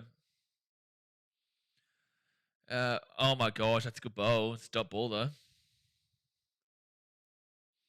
358 runs we trail by. Come on, get angry, English fans. Get angry at me. Get angry. We've already had one Muppet trolling today saying Ben Stokes top 15 players of all time. Someone's saying another legitimately stupid thing. That one's not even an opinion. Like, you're entitled to your opinion. That one's not even an opinion. At least with Cook, you can talk about not top 10, but you can talk about it. With Stokes top 15, I'll never get over it. Oh, that's a shot from Travis Head. Jake Weatherald. Have that, son. Get that down your esophagus. That's a boundary from Jakey Weatherald. 0 for 30 right now for the Aussies. Your rage fuels us, lads. Rage on, soldier. You know what? I saw the final moments of MTV. MTV finished up. Oh, it's so sad. It was like my childhood, man. The old MTV finished at 12 a.m. on the 1st of January. And they played NSYNC Bye Bye Bye. Or was it Backstreet Boys? Oh my gosh. That's gone for a 4. It should have been a wicket. Jake Weatherald should have been gone. Instead, it's a boundary. Deary me. Yeah, MTV used to be the GOAT. Used to be the GOAT. Video killed the radio star. Social media killed the video star. YouTube realistically has killed the video star. Or the TV star, that's what I should say. Nice shot, Jakey. I don't know if that's a nice shot there, X Factor, but we'll take it. We will take it. Don't know if I'd call that a nice shot. It would have been a tough catch, but it was definitely catchable. And that's going to be a nice single there for Weatherall to get off strike. He's on 14. Really, why they shut it down? I think they shut it down because no one watches TV anymore, dude. Everyone either watches YouTube or they watch Twitch or they watch, Netflix or Stan or sporting coverage. No one gives shit. Like, you've got everything on demand now. Foxtel used to be great back in the day, but it's not real. Like, you can use Foxtel now, but you can watch whatever you want, whenever you want. MTV, there's just no real usage. You could just go onto YouTube, and get whatever music you want, or Spotify and get whatever music you want. 20 years ago, that was the shit, though. MTV used to be the shit. And that used to be where careers were made on that platform. Next ball. Oh my gosh, he's been dropped, Jake Weatherald. Ben Duckett's just dropped him. He's been dropped twice. He's been dropped twice in the last 4 balls. Jake Weatherald has been dropped twice in the last 4 balls. Oh my gosh, he's been dropped. Why are you dropping? How are you dropping that? How dropping that, Duckett? That's literally the whole reason you're there, dude. That's the only reason you're there. That has got to be caught, dude, at this level. That has got to be caught. What is the point of you there if you can't? Nice shot, Jakey. Shut up, X Factor. How on earth are you dropping that? Dude, Jake Weatherald, how on earth is he still at the crease right now? They're going to get a single. He should have been out twice. Like that was much easier than the previous one. What is the point of Duckett there if he can't make that catch? Roos says, what's annoying is you have to pay high subscription prices for these new streaming services. I agree.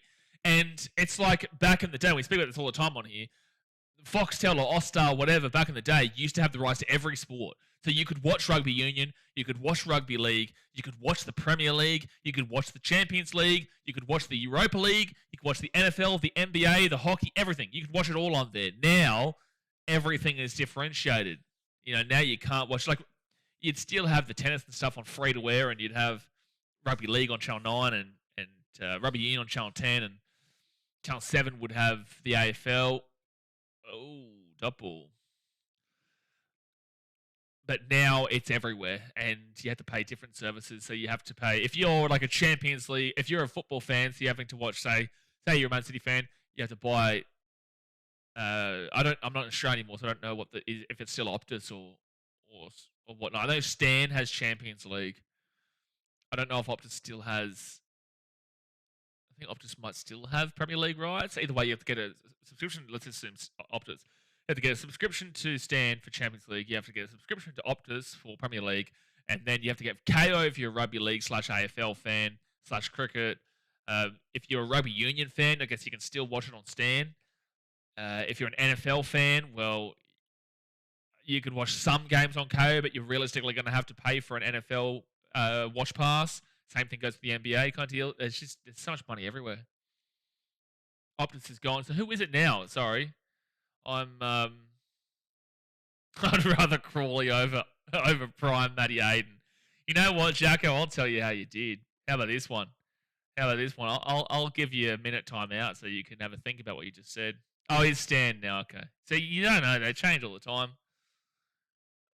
I did hear that KO potentially want to go in for the rights, but I don't know. That's going to be a beautiful shot there from Travis Head. Will it go for a 4? Does it have the power? It will slow up late, so it's going to be 3 runs here for Travis Head. He'll get to 24. Standards Premier League, okay. But see, back in the day, everything used to be on the one platform, and now it's all over the place. You could even watch boxing. I think it turned into pay-per-view, but it wasn't actually always originally pay-per-view for boxing and UFC. To watch every NFL game, you need like 5 subscriptions. No, or NFL maybe. NBA, no. NBA, you can get the Game Pass where you can watch any game you want at any point. NFL, maybe. KO, but you just, honestly, without encouraging bad behaviour, I'm going to encourage bad behaviour. You can just watch it for free. Next bolt. And people who know what I'm referring to there. Dasman says, Ravens kicker might as well start applying for Macca's jobs. KO was always owned by Foxtel, yes. Yeah, KO was always owned, Robbo. Like Jetstar. Jetstar is Qantas. But 2 different, but Jetstar is Qantas. Rose says, just don't bother watching the Bulls games. Bulls, listen, they're in a time where they're just trying to make you think that they're shit. It's been going for about 20 years now, but they're just trying to make you think that they're shit, and then they're just going to go and win 10 straight. 10 straight. I'm serious. 10 straight they're going to go win. I'm talking about 10 straight minutes across the season. So not like immediately right after the other, but like a minute differentiated throughout the season. That's 10 straight throughout the season. That's what they're going to do. But they're just luring you into a false sense of security right now. I sail the high seas, I know. Yeah, Mark, when you're international like us, it's actually normal to use illegal streaming services because I would not be able to watch the cricket legally in Fiji. Or I would not be able to... Well, you can watch rugby league legally by going... And that's what I do because I pay for it because obviously our streams are quite big, so I don't want to watch a stupid streaming service. I use VPN. But like, for people who travel overseas, it's not. That's not out. That's not out. Settle down, Jamie. Settle down. Tongue is bowling right now. Never forgiven that golf for second out of that Muppet whistling. That was the greatest troll. Josh Tongue has been really good bowling as he's come in. There's no way. It was well wide. But yeah, it makes sense when you're traveling because otherwise you can't watch it legally unless you get a VPN and whatnot. Also, K is like $40 now. It's ridiculous. Yeah, it's up there. It's up there. But if you're an NRL fan and an AFL fan, you get both. So dot ball. So 0-40. By the way, England were 3 for 55. So just saying, this is a good start for the Aussies. Good start. Yeah, when I go overseas, I just use those Aussie streaming sites, but they always do the job well enough. So the thing is, Sando, it's easy for you and say for Mark and whatnot who don't stream. So I stream. So if I use the VPN, not the VPN, if I don't use VPN, I use a free service like VIP Box, right? Then that will be well behind. That'll be a good like minute behind where everybody else is at. And then we're going to get people ruining it in the chat. You're going to get ruined for me as well. And a lot of the time it can be grainy. It's very difficult to see and commentate. I had to do it before and it sucked. And it will cut out and there'll be a big ad that pops up at the worst time. It's fine when you're not streaming, but if you're streaming, it's not possible. So that's why I just use a VPN and whatnot. But luckily with the NRL, I just pay for watchnrl.com, which I think is like $40 a month, mind you, as well. So basically like KO, but just rugby league, and you can watch it internationally legally. Yeah, please come back first month for $1. Yeah, they do get you back. Next bolt, dot ball. I get rid of KO in the off season. Cricketers on 7th, so no reason to keep KO. Yeah, unless you're a general NRL and a general NBA/NFL/hockey fan, then you get that. Or if you want to watch other cricket matches like the New Zealand versus the West Indies or India versus whoever.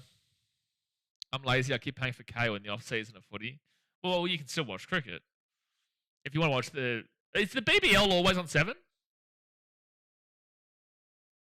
That's going to be, Weatherall with a 4. It's going to be 3. Good fielding. It's a slow outfield right at the edges. That's a 3 there for Weatherall. Jacko says, if your ancestors didn't steal potatoes, you could have BBC and get free football.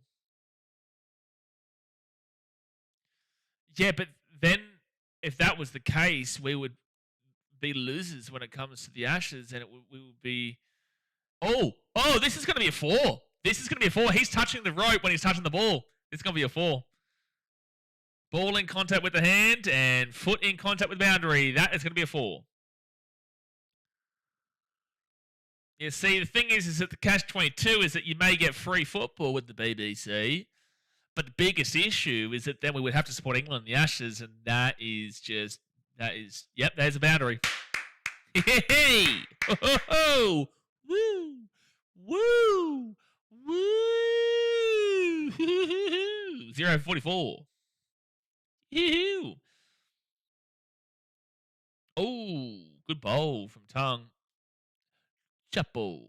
5 runs off the over with 1 leg by, so 4 runs off of the boundary. But straight trail by 340. It wasn't much in that bowl though. Look at that. Oof, that was close. Jake Weatherall has looked nervy the entire time. The entire time he's been out there.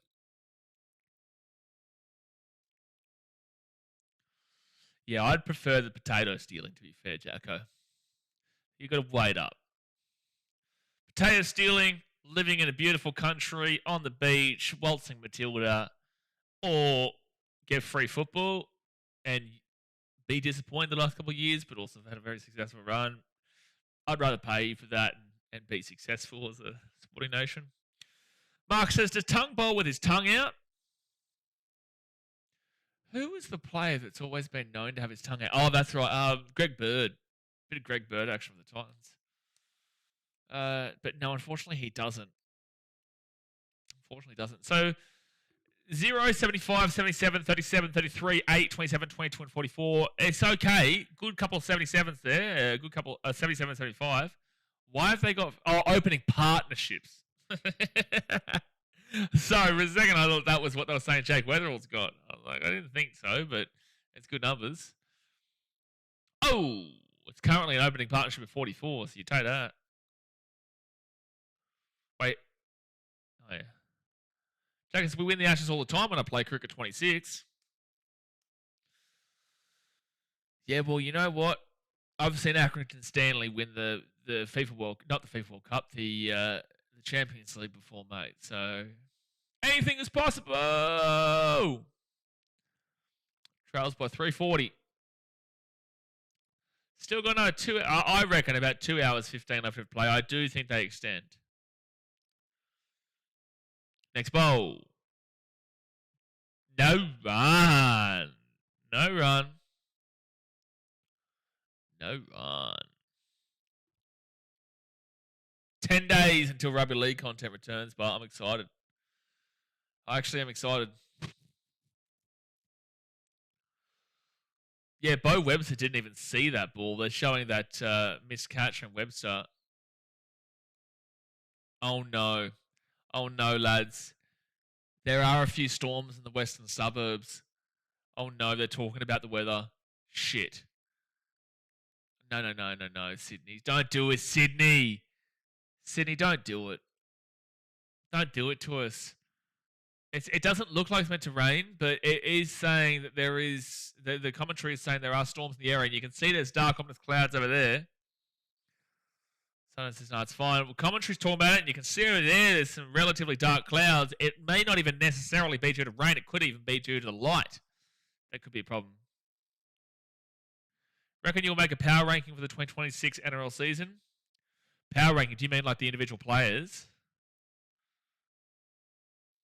Call it off, there's a cloud in the distance. Way too dark. This is dangerous. I'm pinning that comment. That's a good one. Pin message. There you go.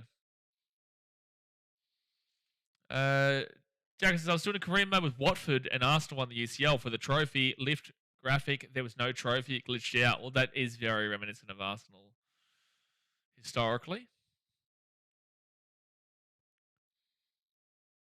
Like, you can see rain clouds over there. That's the problem, Sundo. I can see that you say that I'm in the inner wester at the moment. Look at the dark clouds over there on the screen.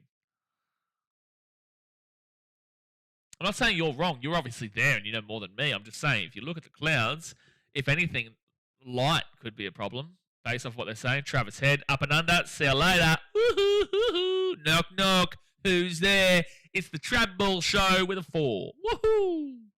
Woohoo! 9 overs down and we're at 48 runs. Just a reminder, England were 355. I'm eating flaming hot Doritos with chili cheese dip. I may regret this. That sounds so good, though. That does sound so good, though. Oh, now I want it. I can't have it, but I want it.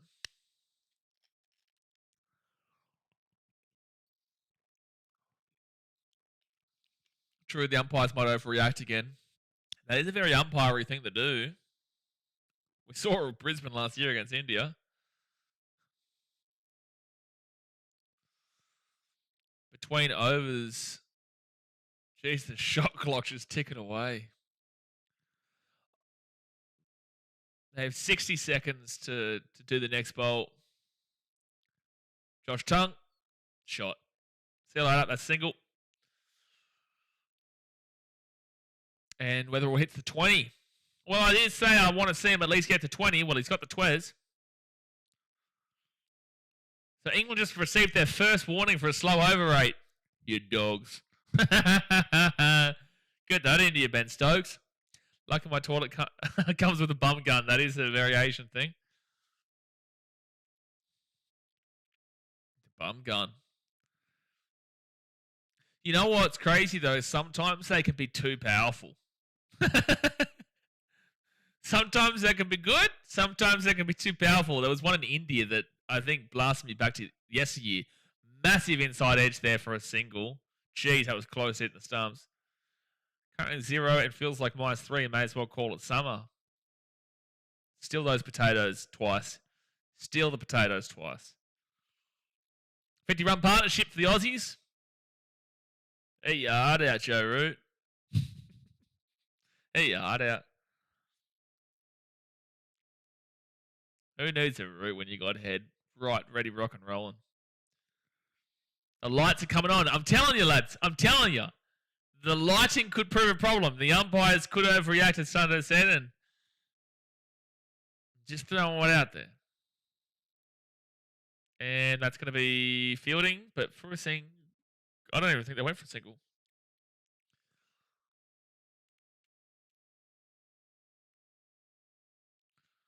Ben Stokes is getting ready for a bowl, is he?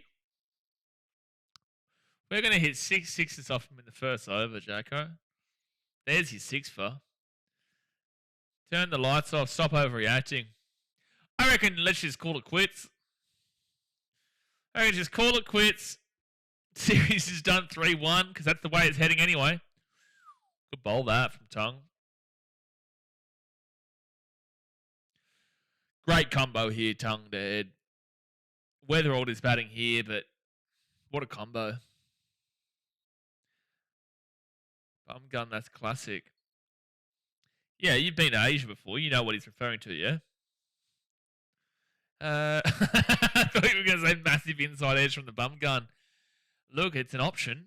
With that one that I was talking about in India, I wouldn't be surprised if it cut a damn well chunk of your body off. It was brutal.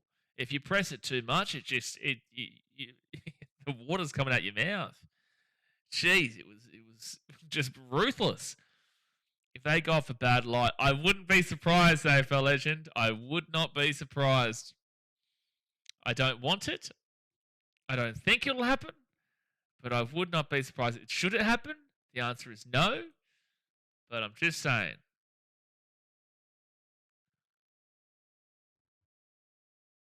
Those clouds are dark over there. I'm telling you, I feel they're going to call for lighting. I feel they are. I just feel it. There's just something in the air they're going to call it and be Muppets. You watch. There's just something that's brewing in the air right now. It's brewing. It is brewing in the air. A bad light scenario, and then we don't come back for the day. Oh, well, it would mean that we'll get an early start tomorrow again, to be fair. Imagine doing this. I'm pretty certain. Well, actually, it's good that we didn't have a 5-day test here in Sydney that was ending on Sunday. Because if it did, then we would have had the last part of the test ruled out. So it actually has worked out well that we didn't use Sunday just gone as the 5th day of the test. Obviously, that wasn't going to be the case because that would have gone over New Year's. But I'm just saying, like, I'm grateful that we didn't have day 5 yesterday, which is what would normally happen. Or even a day 3 yesterday, which is what would normally happen. I don't know why they didn't do day 3 yesterday and day 1 Friday. The Mummy Army will have their phone lights on soon, signalling the umpire to call stumps. Yep, wouldn't surprise me with the way these two are batting right now. Would not surprise me at all. Ben Stokes coming in for a bowl. They will celebrate. They will celebrate the draw, England. They love it. Jacko says, Ben Stokes will catch and bowl Weatherald. Turn around, see head out. Well, what he's done is given up a single to Travis Head to get him to the thrifty 30s. Moses says, when does it start? When does it start, you reckon? I'm going to say that the game started a day and a half ago. That's what I'm going to say, Thymosa. I reckon the game started a day and a half ago. We haven't missed a single ball so far. We've been watching every single ball. And Australia currently 0-51. I'm going to have to say that you've missed out a whole day and a half. I haven't watched cricket before, man. Well, no, that's fine. I'm just saying the game started a day and a half ago. We're nearly down through 2 days. Ooh, good bowl there from Stokes. Man, Jacko has wet dreams about Stokes at this point. Jacko, I believe, I've never seen. I know Stokes is bowling right now. I reckon check to see if he's got a phone. I think we need to check to see if Jacko has not Jacko, if Stokes has a phone. It might be Ben Stokes in this chat right now. Where are you from, Thai? You must be, if you haven't watched cricket before, you must be from, mute. Is it actually muted? I'm going to check. Is it actually? Oh, I'm timing you out. I'm timing you out because it's not muted. It's not. It's not muted. Can someone please clarify that Jacko is the only one who is muted currently? If Jacko, if we see someone comment here that I'm not muted, it's not muted. Your 5-minute timeout. We'll see you in 5 minutes, Jacko. You deserve for the Ben Stokes being top 15. See you later. We'll see you in 5 minutes, bud. I didn't troll. You did troll though, Jacko. You did, because I could see that my audio was fine, and everyone in the chat has said that no, it's not muted. Oh, gee whiz. We'll see you in 5 minutes. You deserve it. Again, Jacko, why didn't he show us that in the first 3 tests? That is a problem. There's going to be, I think, a single through a leg bias there. Daz is just on one today. He's just on one. Stokes ahead in test, dismissal 3.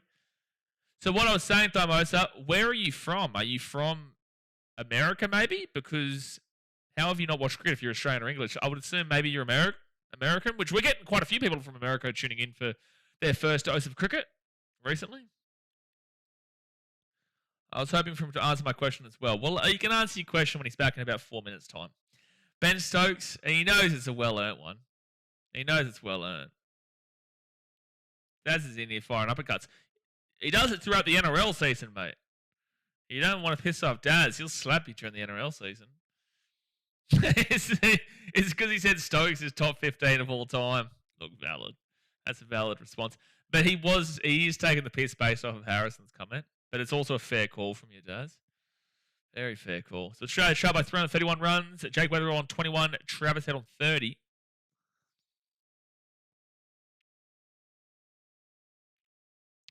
Come on, Jake.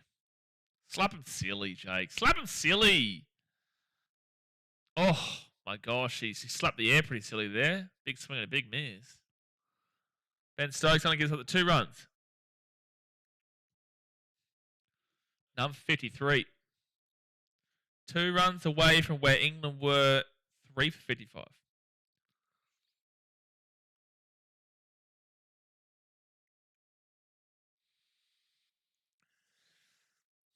Josh Tongue has been, I would say, if I'm saying my most impressive bowler of the series, it would have been Gus Atkinson, but because of his injury, Josh Tongue has really come into the fray. Josh Tongue has been really good last test and this test. Tongue hasn't got the wicket yet, but he has been very good. At the moment, I'd probably say my most impressive was Gus Atkinson pre-injury. And then I would say Tongue. I don't think Jofra Archer really impressed me at all throughout this series.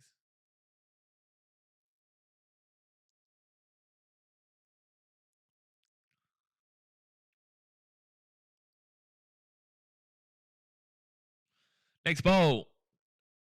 And Travie was trying to get a little sneaky there. That is not the time to get sneaky, Travis. Francis, don't say cast. Am I actually muted now? Am I actually muted? Why do you guys keep saying I'm muted when I'm not muted? Why do people keep saying I'm muted? It keeps saying I'm fine. Why does everyone keep saying I'm muted? Lachlan. Oh, no, his message retracted. No, Lachlan. No. No, that's not happening. Yeah, Jay slapped him.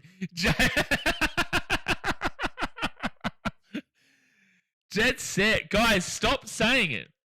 Stop saying I'm muted if I'm not muted. And now I'm going to remove... Now Lachlan's great comment from before has to be removed as the pinned comment.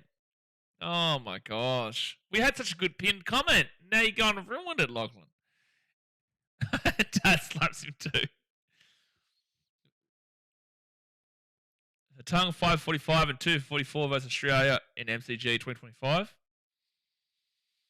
So 0 for 53. I just love how Jay's just lurking, but he's just there. He's just waiting to slap. And then just gives him an uppercut. And drop ball. We had some people wondering where you were before, Jay. They were asking me what you're doing. I said, you're obviously, just not feeling the most fantastic, and you're firing up for the NRL season, so you can do exactly what you just did and uppercut some people throughout the chats. Up at Monday. Oh, I'm going to have to go from KO to 7+. Lovely stuff. Lovely stuff. Which means I get to watch that ball all over again. It is Muppet Monday. Obviously, they don't usually stream on Mondays. Let's go, Trav. Fire up. Mate, Trav is fired up, son. Travi is absolutely fired up. He's crushing it right now. But this was expected on this pitch. Jay had to get up off the couch to time out that bloke. Mate, Jay, listen, his couch is comfy. I don't blame him. 30 runs from 36. Can't root without a bit of head. Well, you can, but it's a great combo. Oh, mate. Travi Head with the boundary. Just absolutely smashed it over the boundary. He's on 34 right now. This is actually a perfect time for Jacko to be timed out. It's a perfect time because we all know why. Mouth is on fire. Bintang is going down like the Titanic. The Bintang's fire it up. It is the perfect time for Jacko to be timed out because it's about to get to a nervy period. You guys know what comes now. If you mention anything, we'll leave it for after the 40. But no, you know what? If you mention it now, you're done. If you mention it now, you're done for 5 minutes and you deserve it. And you've well earned it. So that's 4 runs off the over, and it's a drinks break. It is a drinks break. I might give myself a back crack. Give me 1 second, you guys. Drinks break. Thumbs up, subscribe. Give me 1 second.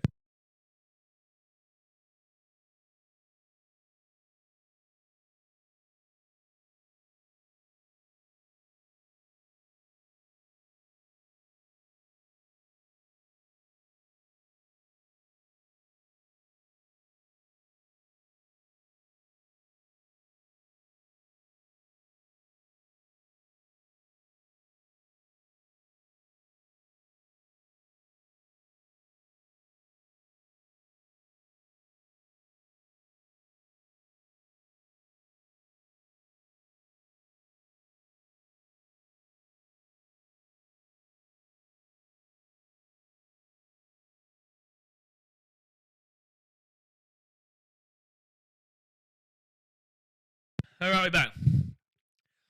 The Wi-Fi shut the bed. It actually stopped working on my end. No, it's fine. It's fine, man. The 5 minutes is deserved, but it's fine. I just because it's not that bad on cricket streams because you don't get distracted too much because there's obviously time between bowling and stuff like that. On rugby league streams though, man, when we get muted on rugby league streams, that's going to be frustrating. I'm going to have to fix that before the rugby league streams because that'd be infuriating to keep having to pull it out and put it back in, kind of deal with what she said. But that would be infuriating to have to do during like the high intensity moments of the last 10 minutes of an NRL game. Gosh, we need to fix that. I might go out and buy myself maybe a Bluetooth headset with the microphone because this is still like connection. It's a good microphone, but I might go out and do that. If it was Harrison, it would have been a 10-minute timeout, Jacko. If it was Harrison, he might have got hidden. He might have got hidden. You know, it's funny. Like the previous Ashes was known for the Muppetry of Martin, who is still around the channel. He just hasn't tuned in too much because obviously they're not doing too well, the English. But the first Ashes streams that we did 4 years ago was known for the Martin Muppetry. Whilst this one has definitely been known for Harrison's Muppetry. There's always someone who comes out of the woodworks. There's always someone. But you need those kind of characters. Those characters are funny to take the piss out of. Martin still clears for me. Like, Harrison is just, he's a Muppet. But Martin still clears for me. I will never get over the Adelaide test. The Adelaide test of him getting absolutely obliterated. We had like over 100 people. We had like 100 to 200 people in the chat at the end of that Ashes in Adelaide, and he was celebrating, and everyone was so frustrated because he was just celebrating the draw and popping the champagne, and then Joss Butler putting his foot onto the stumps, and then they ended up losing that game with the next like 4 overs. He got obliterated, way worse than what Harrison's been obliterated in this chat. Way worse. That was, honestly, that was peak, dude. That was peak. All right, Ben Stokes coming in for a bowl after the drinks break. And is he out? Or is that LB? Oh, it's off his leg, thank gosh. Mark, a beer would be very nice now, but it's a dry month for me. Never heard of a dry month. Dry month? Well, that's good, Shauna. That's good.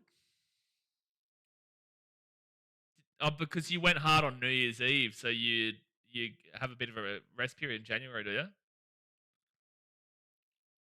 I wasn't here for those days, mate. That was unreal. That was early doors, though. Like, of us streaming. That was our first ever cricket streams. Like, obviously, we started doing rugby league in 2020. In 2020, and then I think the Ashes were the first ones. Then, yeah. But there's been plenty of insane, funny moments in NRL, like when Knowledge for Lyrics got absolutely obliterated. Game 3 of Origin 2023, was it? The Ben Hunt moment where we lost the first game and he just came for my throat. Or no, I think we lost the second game and he came for my throat. And then everyone backed me up. And then but he had the high ground because they won. And then game 3. Oh, he's gone. Yeah, Ben Stokes got him. Jake Weatherall's gone. That's an LB. That is an LB. Yorker breaks through, so it's 1 for 57. 1 for 57. He's going to review it straight away. You better be right here, Weatherall, because you should have reviewed the one at the MCG, which was off. But he is reviewed this one immediately. England were very confident. I thought it was out immediately. This is a big call here from Jake, but I hope he's right. I hope he's right here. It's an immediate review from Weatherall. It's an early review in the context of the innings as well. And, that might be missing. Oh, that's going to be close. Oh, this might be ump's call anyway. That's going to be close. This looks like it might be ump's call anyway here. There's gap between bat and ball. I don't think that's what he's arguing. I think he's arguing that it's missing. Oh, he's got him. Umpire's call. Oh, dude, we've got screwed by another umpire's call. Oh, we've been screwed by another umpire's call, dude. Oh, my gosh. We've been screwed by another umpire's call. Damn it, dude. That is, it's a disappointing Jack Weatherall. He did well for the 21 for 36, but he was nervy throughout the entirety of the time. Now we see Marn come in. Oh, dude, it's so frustrating. We did have one benefit of the umpire's call, I think, at the MCG. No, I think it might have been actually earlier in this test. But a lot of this series so far, we definitely have not been at the benefit of the ump's call. At least he got more than 10 runs. He got more than 10 runs, Mr. Skinny. He did get more than 10 runs. He doubled it. But Labuschagne comes in. Very important inning here from Labba. Very, very important. He's had a very disappointing series so far. In regards to the bat, we need him to turn up here. But the lights are on. This is not easy batting conditions right now. Lights are on. It is darker. For love of God, please don't call time off the field. Just let us get to the next hour and 50. But then again, with this light, I don't even think they'll do the extra halfer. Martin's going to make 50 plus. Well, we trail by 327. Like, we're not in a bad spot right now. It's still got 9 wickets in hand. And Weatherall did look nervy the whole time. Travis Head's still out there. Still got Stevie Smith to come. Alex Carey's been killing it. Stark's been disappointing the last couple with the bat. But overall, I back him to have a bigger one this time around. I'm just getting a real big vibe about Stevie Smith to make up for the MCG. Because he was disappointed at the MCG, Steve. Here comes the Ben Stokes circle jerk from Jacko. I think he knows that was... He got quite lucky there. At the end of the day, it is an LBW because it is the umpire's call, but he got quite lucky there. No run. Good leave. We have what is called Dry July here. Yeah, that's around the world. Basically, abstain from alcohol for the entire month. Yeah, that's around the world, Dry July. 2 centuries for Head and Labuschagne. Well, hopefully. Oh, dude. I just hate that he's reviewed that one, even though it's close. But I hate that he's reviewed that one, but he didn't review the one at the G. I thought it was plumb real time. Yeah, I thought it was out real time. So that's why you can't really blame the umpire too much. But, it's just frustrating that another umpire's call has screwed us there. But I'm a big believer if it's hitting the stumps, it should be out. I understand the potential for being wrong at points in regards to the review system. I understand. But I'm just saying if it's hitting the stumps, it should be out. I love the series. 174 runs, average of 24.8, 250s. Need him to pick it up here. Need him to be at a minimum of 224 by the end of this innings here.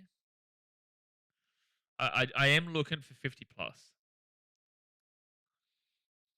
At least he got more than 10 runs. It's good. He's good. So Ben Stokes. His economy's been so good. Dot ball. No run is what he said. No run. Barley kids belting up and down the road here on electric scooters. At least they're quiet. Yeah. At least they're not getting the old drag cars out. You're getting the Western Sydney with the motorbikes. If it's in India, it's just tuk-tuk horns the whole time. Is Bali as bad for tuk-tuk horns as like India? Tuk-tuk horns there are just horrific. Horrific. Honking in general. Next ball. That ball. This is such an important innings here from Marnus Labuschagne. So important. 1 for 57 for the Aussies. They were 3 for 85. We do need someone to get 100 in this innings. I don't care who it is, but we do need someone to knock in 100.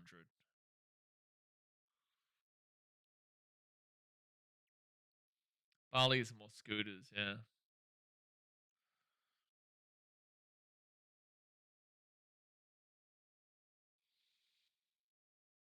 Oh, dude, spewing that was called umpire's call. But even though, I don't blame him, really. I blame the umpire for a lot of calls throughout this series in umpire's call, but I don't blame him for that one.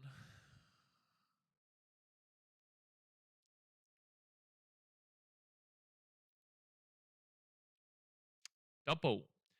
Excuses, we can't do what we did at the MCG. We need to come out of our shell and smash the ball around.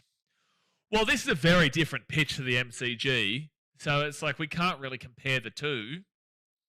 I think this definitely is more of our style, this field, than obviously the MCG was. I don't think we necessarily need to smash the ball around, but with this current gloominess, it's hard for the batters, so I wouldn't be surprised if they do push the pace a little bit more, but they do have to be careful. Oh my gosh, Travis Head. Oh, jeez.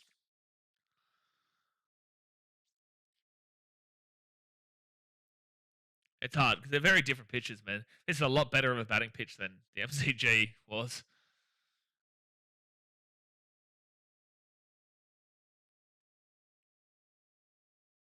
Yeah, no, he knows he shanked that. He shanked that one, but 142 and 141 is what Tung's bowling at the moment. I would like to still be 1 for 100. I don't want to see. Again, they were 3 for 55, but I would really like to be 1 for 100. And they're going to get a single here. The biggest wicket of these two is still Travis Head, though, for England, because we know what Travis Head can do. Whilst we know what Marn can do, he hasn't done it for a long time. We know what Travis Head can do, and he's done it recently. Mark says we thin out some bogans each year due to accidents.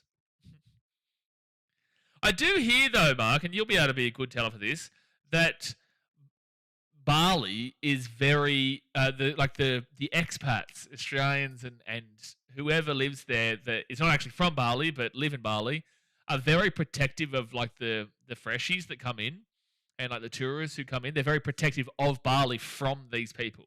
Is that true? Because they realise that it is needed but detrimental in a lot of ways. I've heard that it's very protective in that manner.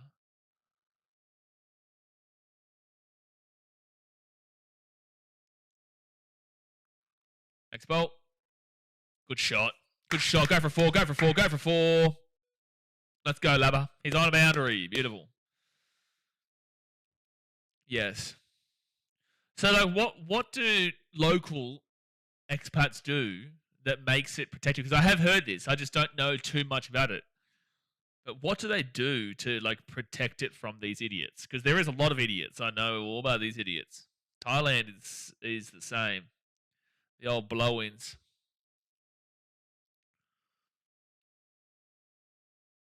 We don't like idiots making a bad impression, yeah.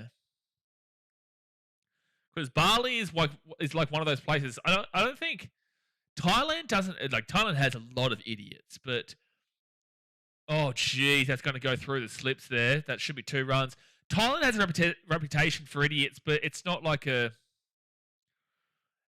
I guess it's a lot more welcome to that area. I feel like Bali is known for having some real bad idiots that are very detrimental to the local living society, despite the fact that it's needed for like financial reasons in regards to Bali.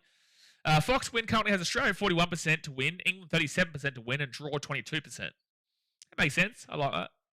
I don't mind that. I would probably say the draw is a bit higher, but sure. I'll apologise a lot, yeah. Well, yeah, because it does impact you. Unfortunately, you've got the same colour of skin as the people who are idiots that come across, so everyone will then immediately think you're one of the idiots unless they know you. Joe Root's coming off here, and he's grabbing at his back. I think his lower back he's got an issue with. God bless him. I hope he's okay. He was doing that throughout his innings, though. Oh, good bowl. Dot ball.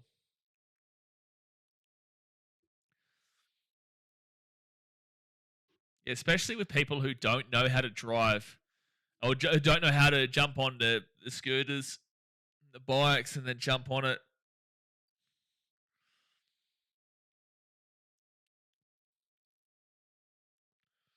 Yeah, that's funny. A lot of people don't actually realize that Bali isn't a country and it's a place in Indonesia. There's a tourism tax on Bali for a reason. Is there really? I know Japan has that now. I think this month is when the tourism tax for Japan came in.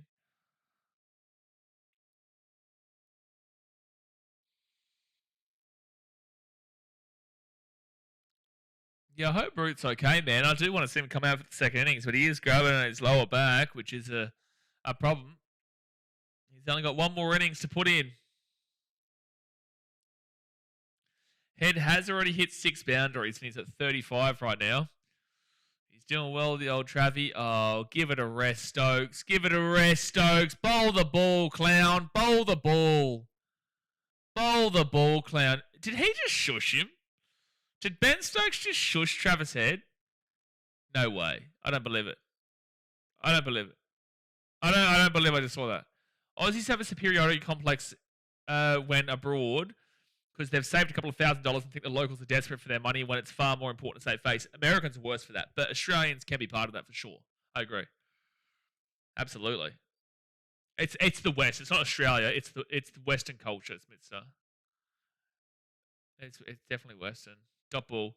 You find that with every Western culture, America, Australian, English.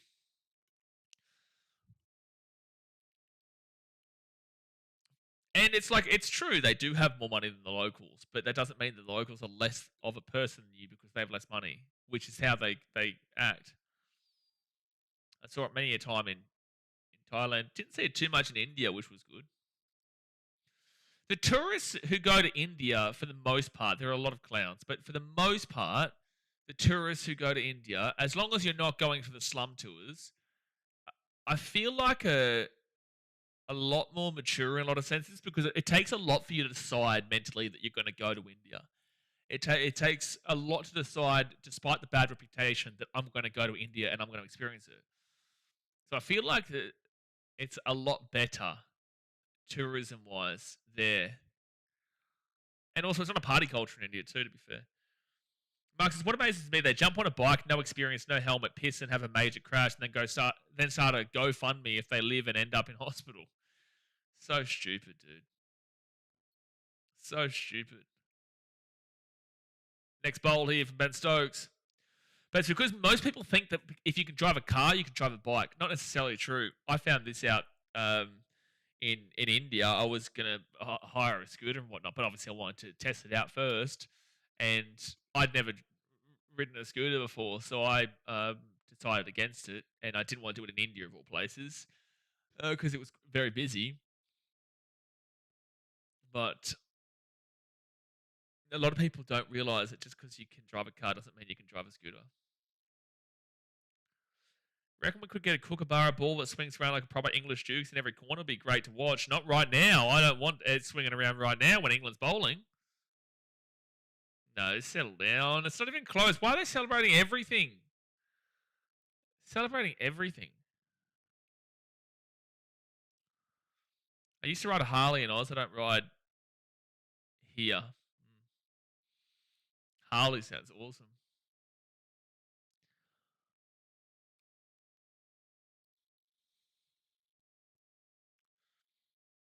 I assume like the surfing in Bali and surfing in Indonesia would be very tribalistic as well, which is what we get in Australia too, with like Burleigh or Coolangatta or D-Bar or stuff like that.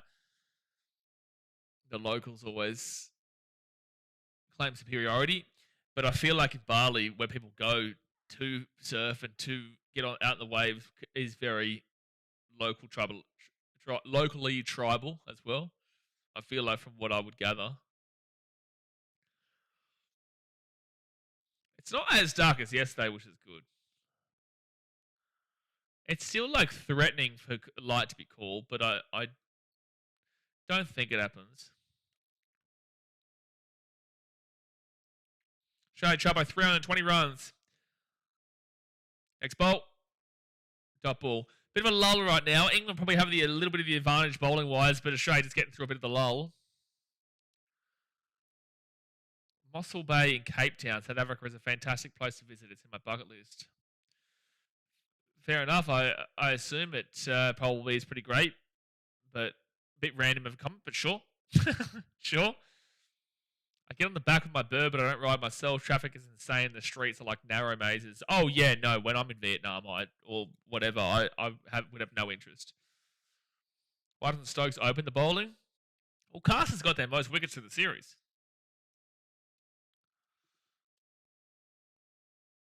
I'm surprised Josh Tongue wasn't opening alongside Bryden Carson. They went with Matty Potts, who got slapped around.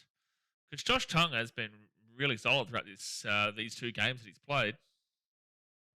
I probably would have gone Josh Tongue and Bryden Carson. Dot ball. No good ball. That's what I would have gone with.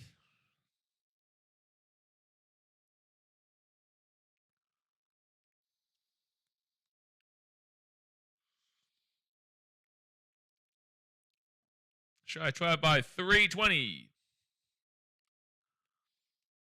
Give it time, it'll get there. This is Sydney we're talking about. Oh, you're talking about with a light? No, I'm not surprised if we see a light get called at any time, Sydney. Next bowl. Oh, geez, that was a wayward bowl, and that's going to be hit for a 4. Yeah, that was a wayward bowl, man. Labuschagne gets on top of that and hits the 4, and now he's at 10, and it'll be 1 for 68. You could tell immediately once that left their hands that was getting whacked for a 4. That was a wayward ball.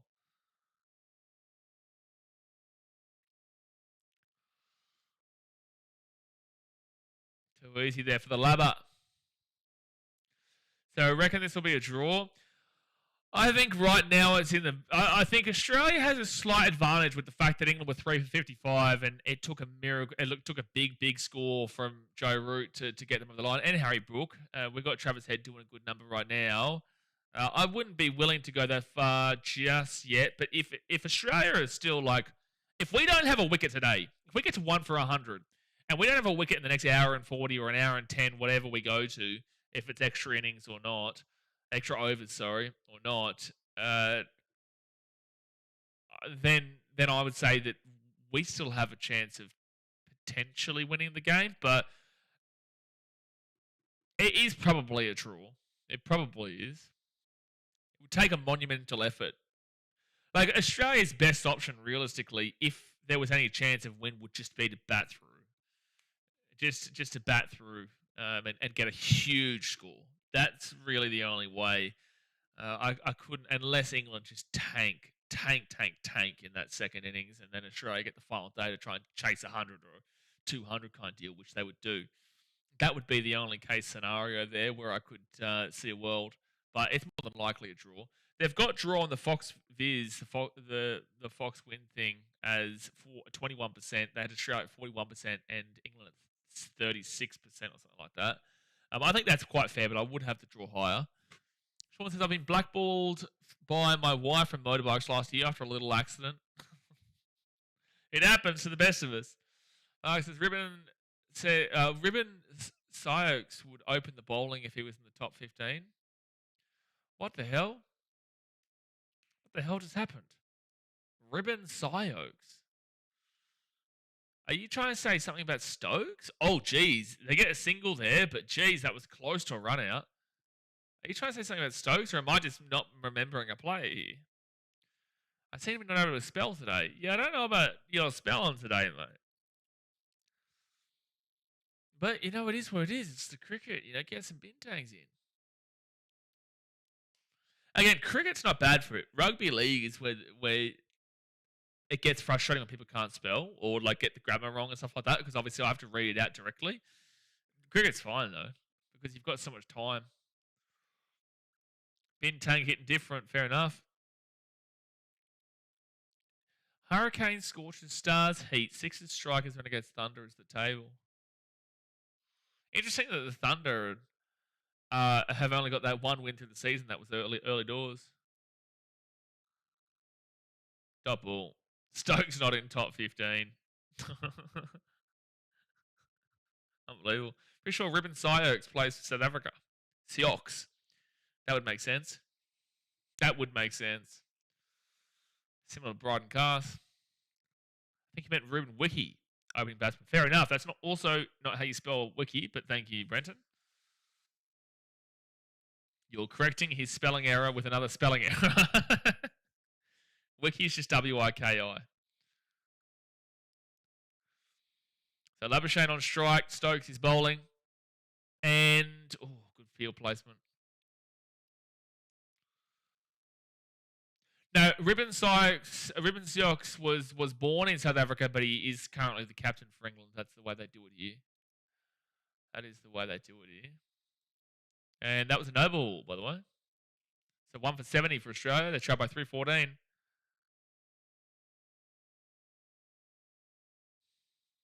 Ribbon Siox, captain for the English. Ben Stokes demoted to Waterboy. Next bolt. And that will go through. Come on. Some good runs here. That should be just the 2. Could have probably gone for a 3, but they do only just get the 2.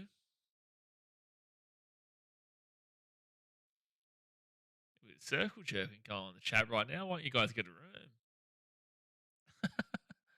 And he's been champed. Oh my gosh. He helps him out and then calls him champ. Oh my gosh. He did a Steve Smith to Jofra Archer. I'm pretty happy with how Australia started. I'm pretty happy here. Next bolt. And that will go out the back there just for a single. So Labuschagne will get to 14. He's got a good strike rate. Considering Labuschagne doesn't usually play like this, 14 from 16 is actually a pretty good damn well strike rate. Josh Ruta is also the best batsman from South Africa. Fantastic batsman. Open him up. Did Joe Root ever get pushed into opening batsman? I can't remember, to be fair. Has he ever been an opener? Has he always sat in this area? Of the 3-4-5 area. 3-4.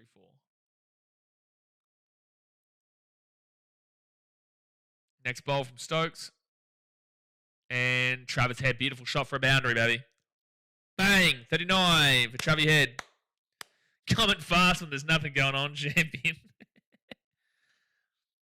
I'm changing my name to Ribbons Smokes. Now his name's gone from Ribbon Siox to Ribbon Smokes.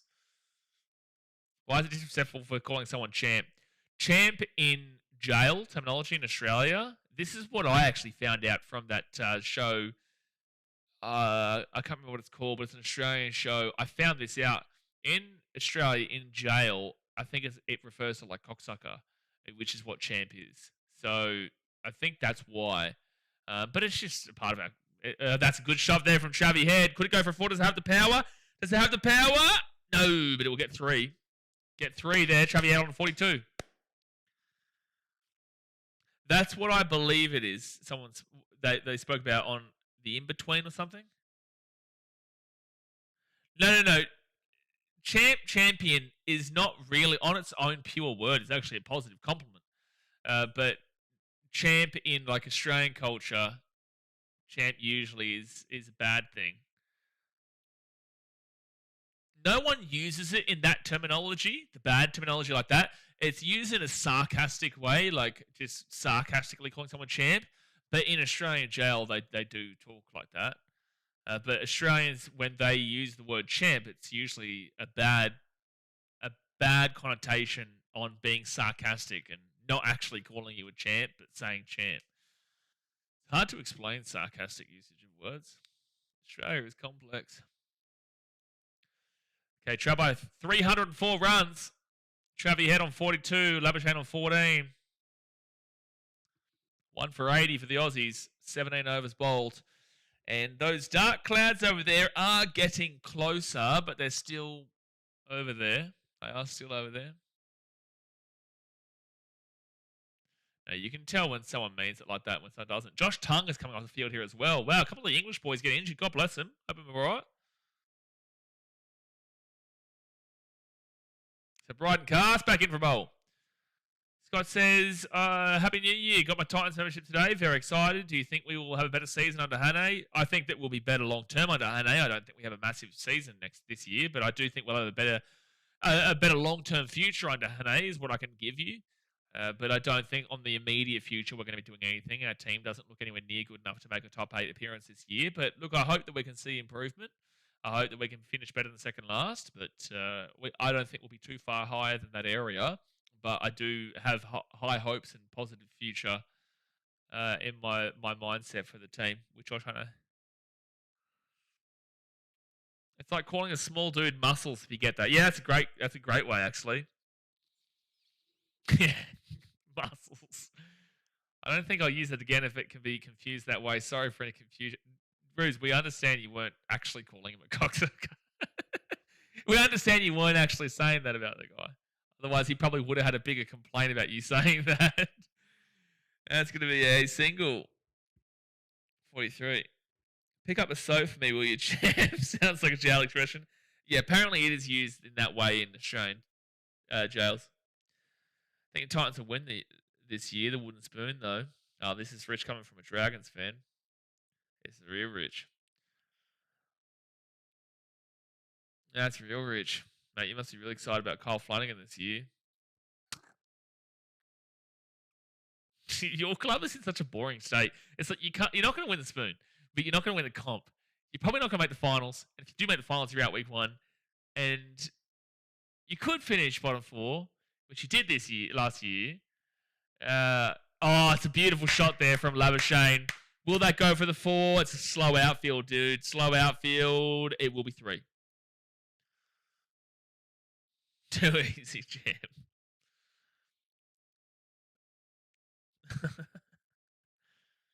So Labuschagne on 17. The Richies.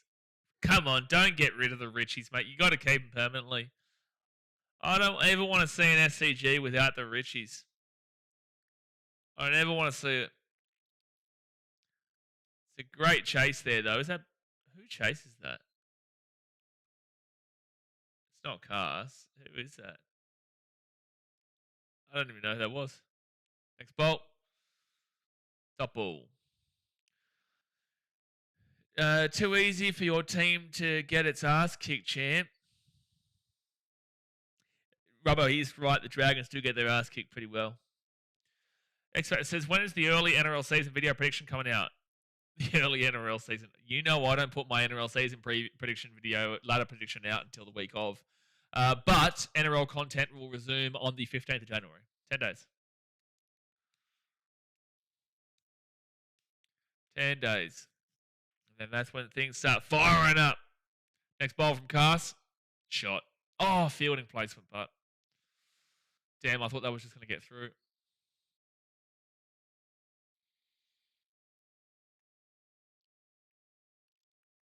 Flanagan is trying his best. We'll give him that, Ruth. He is trying his heart out. You're going to Vegas, Ramon? No, I'll be in Vegas next year for the Titans, but I'm not going to Vegas for Bulldogs, Dragons, and Knights, Cowboys. It was like Bulldogs, Dragons, and no, I just wouldn't. Maybe Bulldogs, Dragons, Storm, Eels. Maybe there's a bit of hype there, but I'm not going for Knights, Cowboys, bro. Up in the air. Oh my gosh, it's going to go for a 4, but geez, that was scary. Travis Head on 47. The diving fielder, he couldn't get there. You can't blame Jacob Bethel for that. He gave it a crack. Vegas does look utter shit this year. It really does. I wonder how many people have actually gone over for it. You're not going to get many. You're not going to get fans of other teams that are going over for it. You will get fans of other teams that will go over for the first one, especially with Broncos, Roosters, Rabbitohs, and Manly. You got fans from opposition teams going over for Warriors and Raiders and Panthers and Sharks. A couple of good matchups. You're not getting anyone going over for... you get Bulldogs fans, but... You know, Bulldogs and Dragons and nice Cowboys. Travie Head hits the 50 bomb. Slap that 50 bomb in your mouth, son! Travie Head with the 50 bomb! Get the 50 bombs in the chat, Brenton. Members, get the 50 bombs in the chat. It's only $5 for membership. Get the 50 bombs in the chat for the old Travie Head. What a absolute slap up from the big man. We need him too. We need him too. He wants the Bulldogs family to be there. Yeah, but I'm telling you, it won't be a huge crowd. It won't be huge. It would have been a bigger attendance last year and the year before. Knights top 4. There's your prediction. Yeah, there's not my prediction. Might be the opposite, -3. Might be the opposite, -3. Beautiful. Beautiful stuff from the Travie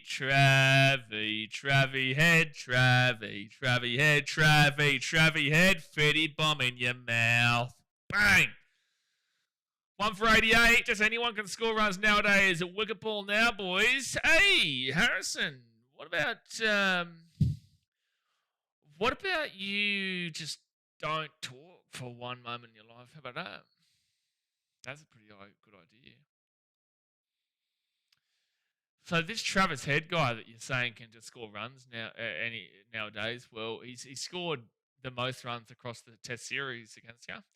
Robert says, what the Dragons need to do is get on the Ghost Super Yacht and visit Fort Denison for a bit of inspiration. What the Dragons need to do for inspiration is to not have Kyle Flanagan as their halfback. All right, Ben Stokes. Australia currently 1 for 92. They trail by 292 runs. Double. Still probably a good hour and 20 minutes left of the day's play. Still plenty of time. If we can get through to the end of the day without a wicket, we're in very good stead. That would be very good. But a long way to go. A lot of balls to be bowled. I got it right this time. Usually I say bowls to be balled. Got it right. Now, what's this Potts bloke all about? Let's see him, shall we? You know, we've seen him in like 2 overs. He gave up like 20 runs. No, he's brilliant. Now, we saw him. Well, you're the English fan. Shouldn't you know all about him? You're the educated English fan. The one who's telling us all about who's the greatest players of all time and this and that. You don't know Matty Potts? Well, we know more about him than you do because we've just seen him get two overs bowled and give up like 20 runs. Travis Head slapped him silly. Slapped him silly with a couple of backhands involved. Tell you what he's about, easy runs. That is what. Ben Stokes. He's been doing well though. He's been bowling well, 1 for 13. Next bolt. Double. Only Bulldogs fans who think will get arrested in Vegas. Good 98%. Best Bazball is averaging 25 plus with the bat. Travis Head is number 1. Alex Carey is number 3. Harry Brooks number 2. Zach Crawley 4. Usman Khawaja, Stephen Smith.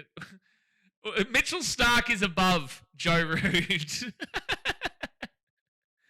Oh, that's too funny. That's too funny. Mitchell Stark with 151 runs, by the way. 80 runs less than Joe Root, but with an extra innings for Root, which he got 160 dot ball. Can't the draw? No, the draw's happening. I do think Australia actually have a good chance to win this still if this keeps going like this. It's still 2.5 days to go. Still plenty of time. But it would be a huge score needed.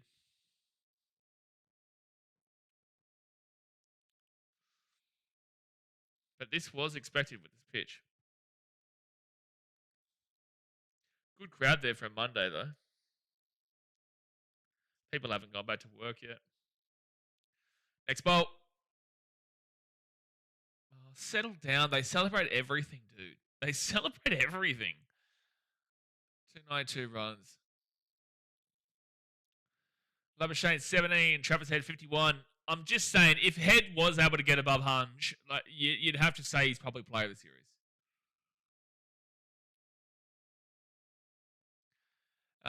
Hey, Daz, if you're still lurking here, are you going to go to Vegas this year? I don't think Daz is going to Vegas. Draw still $4.70 Australia, $1.50. I think that's great value for draw. Fantastic value, $4.70. Don't put your life savings on it, but I think that's fantastic value. Next ball. And that's going to go for... Ooh, that will be good fielding out there. Just for the single. Labuschagne on 19.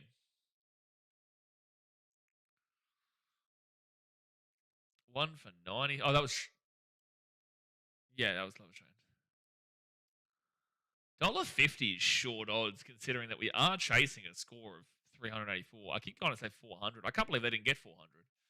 I can't believe it, considering where they were. They should have been getting 400. Change of the bowler. Change of the bowler.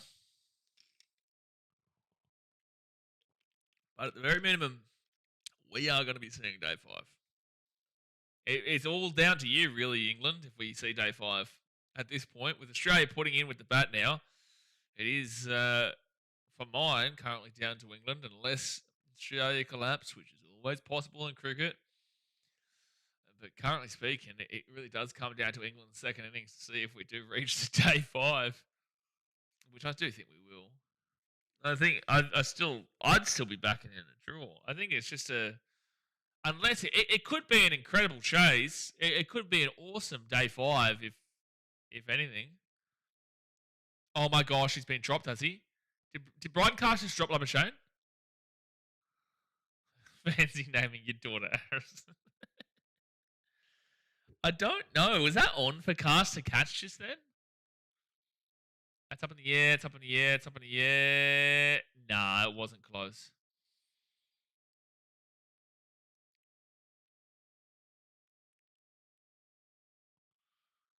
Jeez. Like, it wasn't close. It was close, but it wasn't close.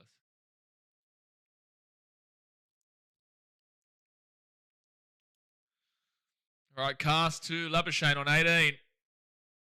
Double, no run. I'll feel really nice if we get 1 for 100.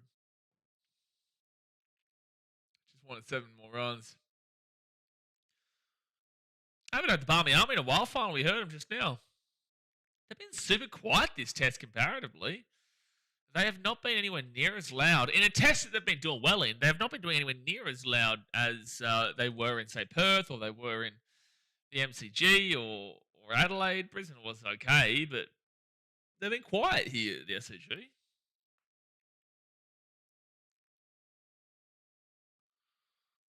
Next ball from Cass. Double. I'm going to wait for the drinks break, but I do need to go to the bathroom. I think we're probably 15 minutes away. I might even just quickly go in between overs.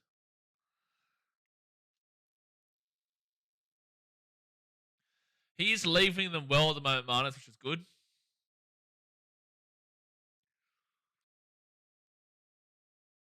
Harrison, this won't be a chase, sadly, guys.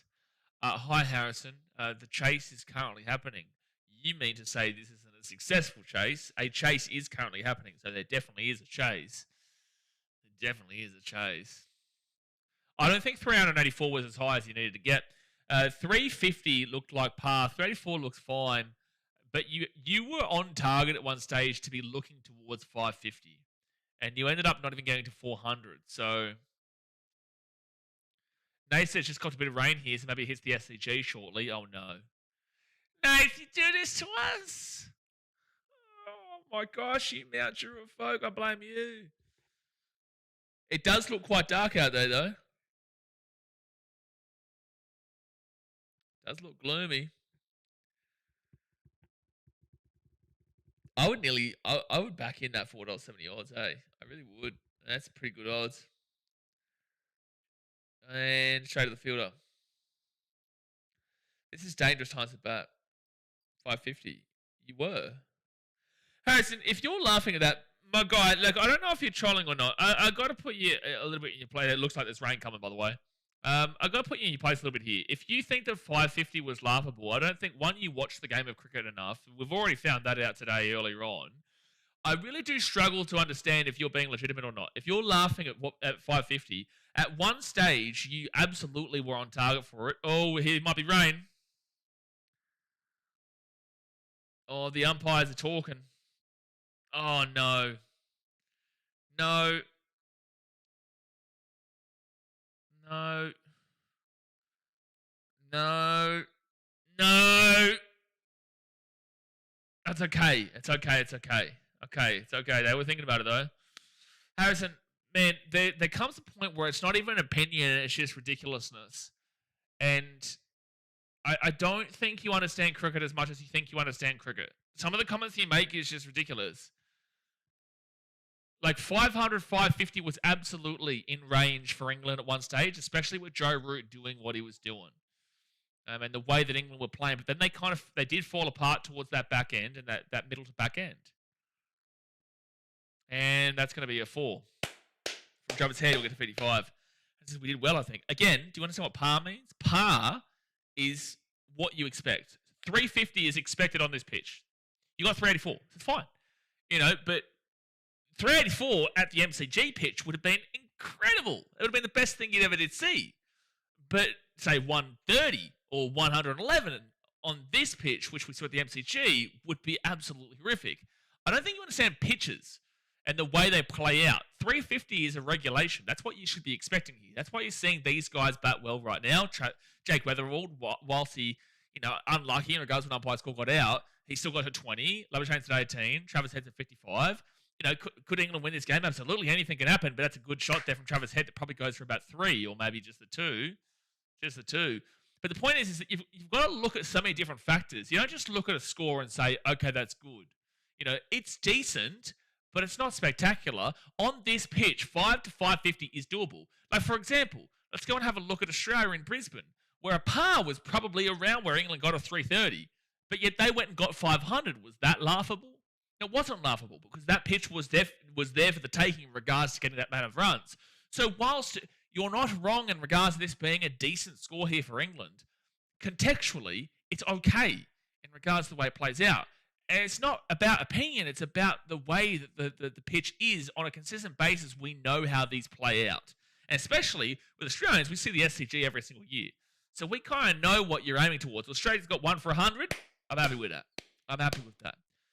It's not about insulting you here. It's about trying to help you out here in a lot of ways, Harrison. I know you say a lot of things for shock effect, and you say a lot of things that just immediately come to your mind. But I do think you need to think about what you're actually saying sometimes before you say it, because it takes away from your opinion and makes us think like this guy doesn't actually know what he's talking about, but he just wants to be involved in the conversation.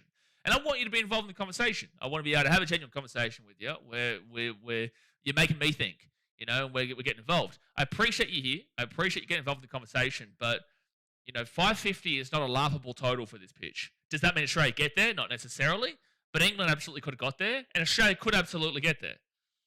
550 is not out of the world on this pitch. Supposed to be scorched in the next few days. It's all up in the air, to be honest. Absolutely. It's a solid score. I wouldn't say it's a very solid score, Harrison. I think that 400 should have been where they should have been getting to. 400, which is only 16 away, but at the end of the day, it's all about milestones in cricket. It's all about getting to, say, the 100. That's why everyone celebrates when it's 1 for 100. You get to the 50, there's a milestone. You get to the 100, there's a milestone. 150, 200. It's all about getting to those milestones. So 400 would have been very solid. And I know that's only 16 away, but in cricket terms, that is a while away. 16. Oh, it's a good shot there from Labuschagne. So 4, thank you. He'll get to 22, 1 for 104. And the thing is, you also don't know, not you, but this is me, this is everyone, you also don't know if it is a really solid score until you see Australia bat. You always need to see how both teams bat. So England could go out and get all out for 250. That could be a fantastic score. That could be an awful score. You won't know until you see what Australia do. If Australia see that 250 and they go and hit 500, then you know that 250 was an awful score and Australia's got a great score. Or maybe it is, 500 is always going to be an amazing score regardless. But there is absolutely, that was a vintage Marner shot. I'll agree with that. And that's going to be a single there for Marner, I think. To be on 23. So you need to see how both teams bat. I would not go as far to say a really solid score. It is a solid score. If you can bowl well here and keep Australia low, then it's a fantastic score. But again, we need to wait and see how Australia bat here. Right now, based on what we're seeing currently, Australia batting very, very well, which is insinuating that 500 to 550 is actually doable on this pitch. And that's why you're still seeing Australia as $1.40 favourites in the game. It's not like it's just $1.80 a piece right now. The draw is a similar likelihood chance, similar-ish to England.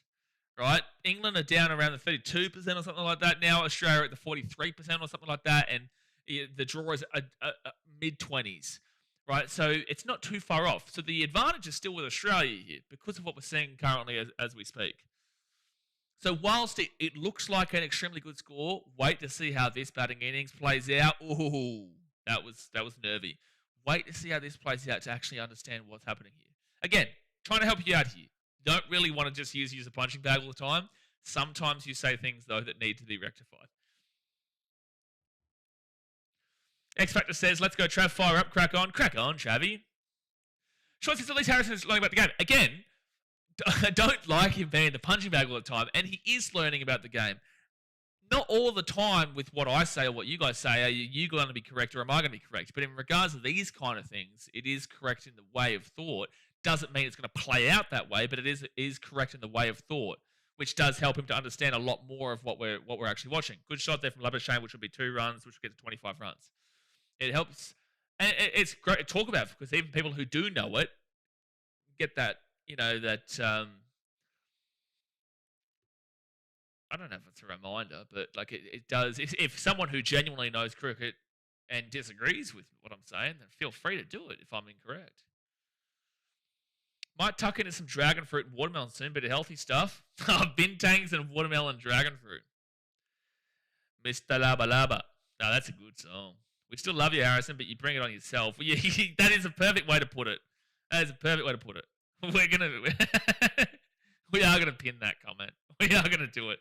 What we always say on our NRL streams, what we'll say now is, you are a Muppet. You are our Muppet, but you're absolutely still a Muppet, Harrison. Clifton Boyd says, could England take a first innings lead, but minus the South African Bulldog is due for a big one? Don't you give me this South African Bulldog nonsense when Bryden Cast, who is currently bowling, is from South Africa, and the partner of him right now is from New Zealand. All right, so don't you give me this South African nonsense right now in regards to Marnus. But England could take a lead. Right now, I think Australia are in the advantage to come back on this. But England could absolutely take a lead. It just depends on how this next hour and 10 minutes plays out. If we get to the next hour and 10 minutes, because it is dark, it is gloomy, and there is potential of rain around.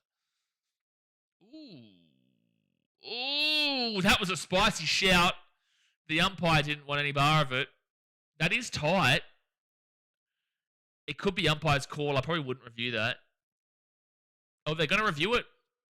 They're going to review it. I think this might be umpire's call, which is not out. The ump did call it not out. It is Labuschagne on 25. Big review here. Like, umpire's call means that you do retain the review, so they won't lose it, if anything, unless, push comes to shove. No, you deserve to get cooked, though, Harrison. Sometimes you just got to own being cooked. You just got to own it. Okay, my thing is going to freeze. So I'm going to have to go to 7+. Sorry, guys. So I can't give you a good running commentary on this review. Ben Stokes looked pretty confident here. I thought it was going to be probably umpire's call is what my call was. I think it's going to be umpire's call. Can you guys give me an update in the chat right now? Because I'm currently waiting for 7+ to get going because for some reason my KO just went all over the shop. Just as they were going for the review. Okay. I think he's fine. Oh, no. No, we're showing it now. I don't know. Okay, so fair delivery. Original is not out. It's showing me now. I think that's missing. Ooh, that's gonna be. It's close, but I think it's umpire's call. We might get the benefit of an umpire's call here. We might get the benefit of an umpire's call. And there's no bat. There's a clear gap between bat and ball, so that's fine. And it's missing. Beautiful. It's close. It's close. It would have been called missing anyway. It was missing by that much. It was this close to being an umpire's call, but either way, Australia would have got it. So we actually they lose the review, which is beautiful. So not only do they not get the call, they lose the review and they don't get. I was going to say it still had DRS reviews rating 3. Sorry, now it's got 2. But because it was an umpire's call, they've now lost the review. I was expecting it to be umpire's call, but it was missing. Yeah, about time one went our way, but it wasn't an umpire's call, though, Mark. But luckily for us, that did go our way. But yeah, we do get something going our way.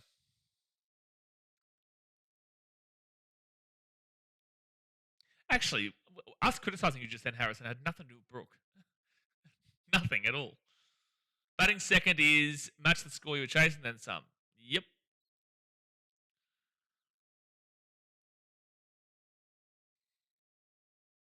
I was a lot more comfortable with that knowing that he called it not out, though.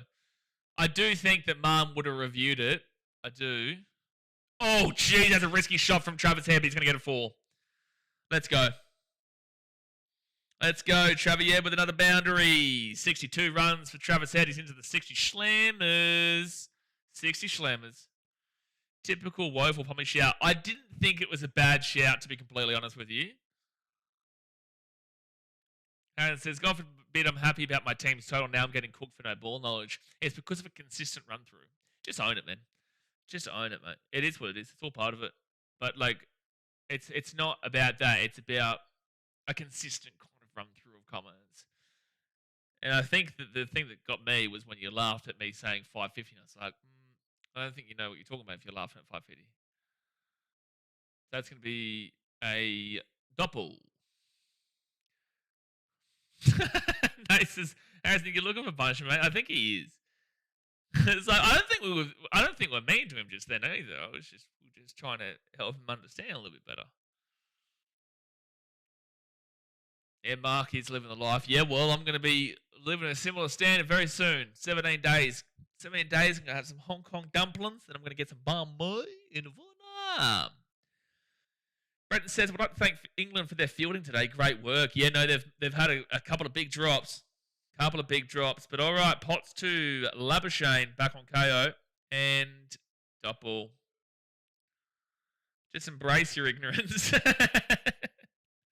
It's a great comment. Rob says it was aiming for leg, but it was on an angle, so missed leg. Are you talking about the bowl we saw before? I don't know if anyone knows this. There's an army out at the SCG and it's Barmy. Oh, is there really? Yeah, wow. Barmy Army. Jeez, would you say that... Oh, that's a stinger on the thumb of mine. Damn it. God bless him. Hope his fingers are all right. Would you say that this army is mental and mad? Would you say that this army is mental and mad? Yeah, he just has that's a real heavy shot to the thumb. That would hurt. Posters get on 37 runs through 4.2 overs. What's that economy, like 9? 9, 18, 27, 36. It's over 9. Oof. Oof. Over 9 economy for Matthew Potts. Yikes. Oh, it was Potts the one that I couldn't tell before on that fielding. Next ball. And, nearly got through, but good fielding there from Will Jacks.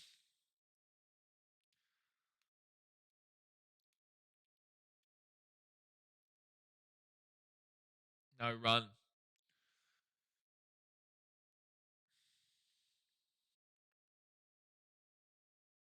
Harrison, you've even admitted before that you didn't have much ball knowledge. You even said it yourself earlier today. Tigers fan says, all I know is that they feel the need to remind us who they are every 30 minutes. Well, luckily the SCG, I haven't heard it that much, but yeah, they do filter through. Australia trail by 272. 272.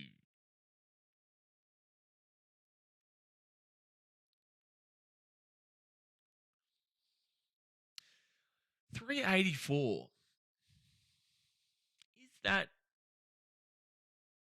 based off of what we're seeing here?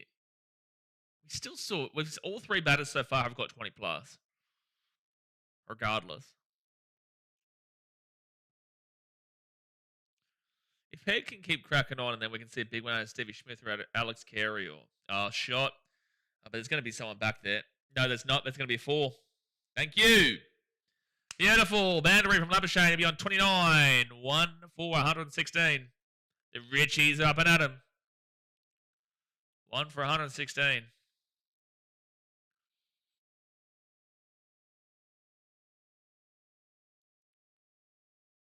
It's okay. That will grow. Give it time.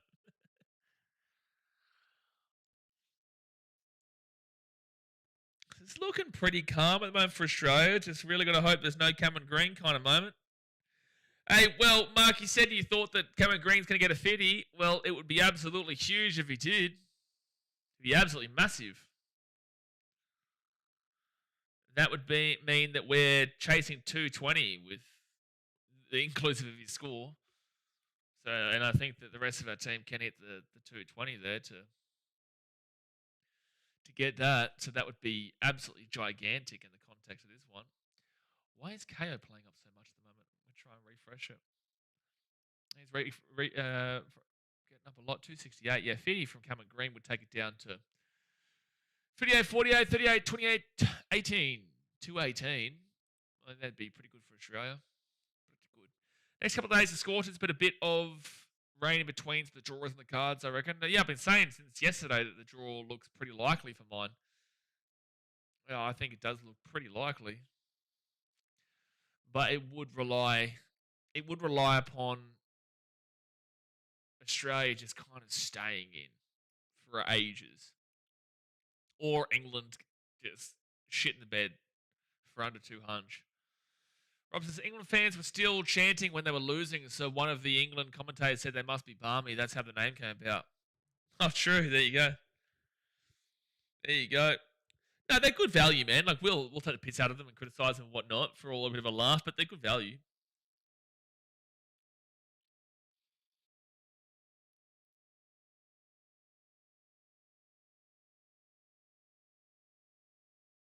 So, very good. Oh, it's drinks break. Oh, I can go to the bathroom. Oh, beautiful. I'm going to the bathroom. Beautiful. I waited my time, lads. I waited my time. Be back in a second.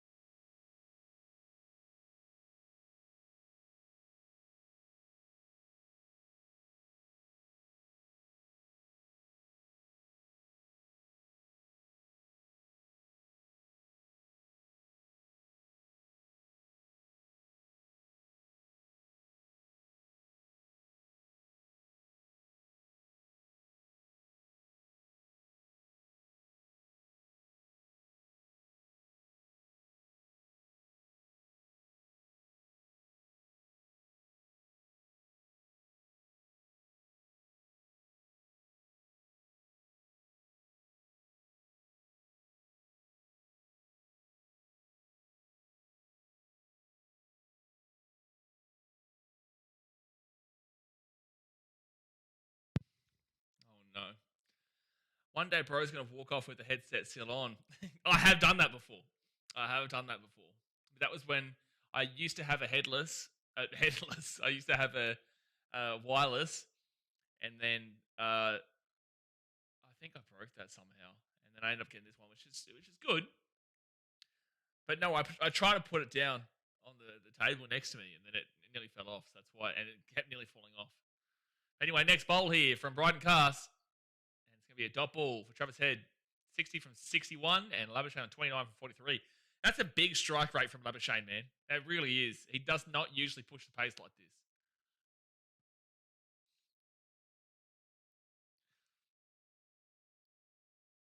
You know, if Travis Head gets to 100, I'll shave my beard. I'll shave it off. I'll shave it all off. If he gets to 100, I'll do it. It'll turn into OF. This isn't OnlyFans, mate. Oh! That's a shot, but there will be a fielder out there. Single for Travis Head. He'll be at 63. Be such a good score. I'd do it.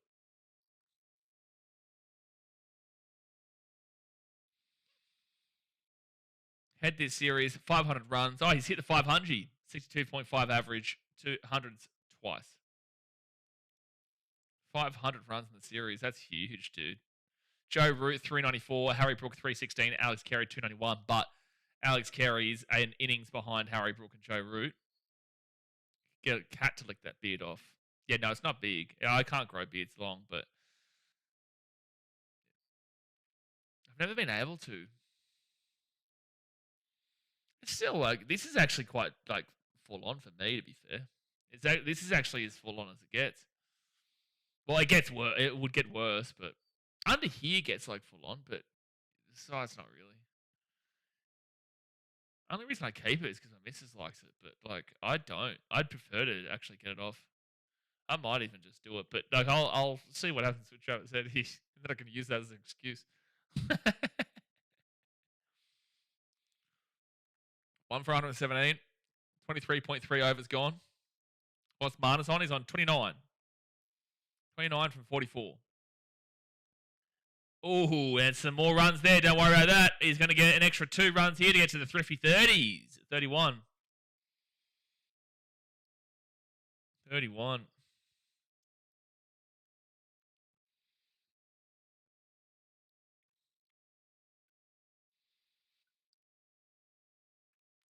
This is good here from the lads. This is good.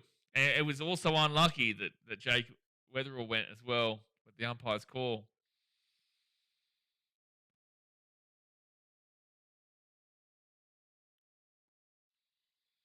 $265 runs is what we trail by. I reckon you should get a goatee. Oh, jeez, lover. That was close. Goatee. If Head gets to 150, we'll do the goatee. How about that? Oh, well, no. Yeah, if Head gets to the 150, we did a goatee.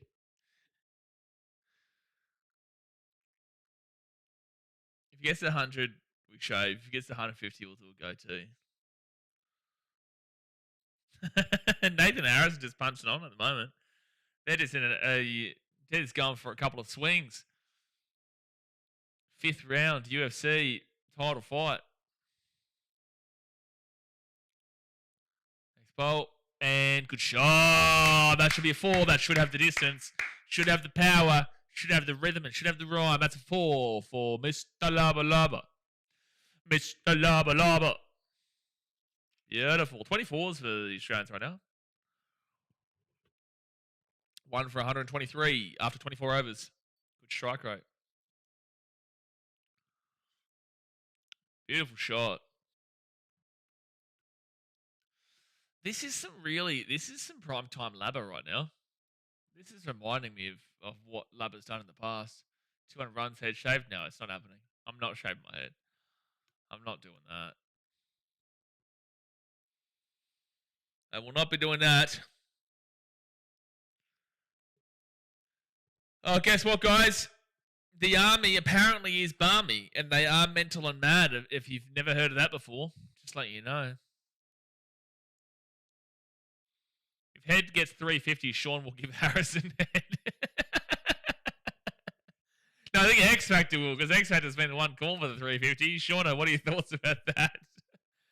Oh, he was going for a big shot there, Travis, but it doesn't work out. Dot ball. Matthew Potts, 41 runs off of 5 overs. What's he down to, like 7 now? No, that's off the top of my head. You need another wicket today here, England. You really do. You need another wicket. His economy currently, Matthew Potts, is 7.94. That's why. No thanks.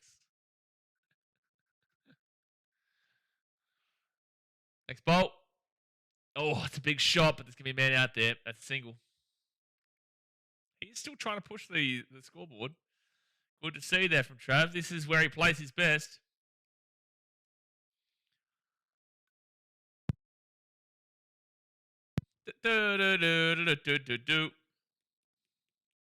We better see the Richie Benos again firing up. How many runs does he need, Sean? I'm saying if Trav gets 369. Not really worried, but a wicket would speed things up. No one's worried at this point, mate. Still early in the innings. That ball. There's a reason Australia is 69% chance to win right now on the WinViz. But draw is not looking too bad.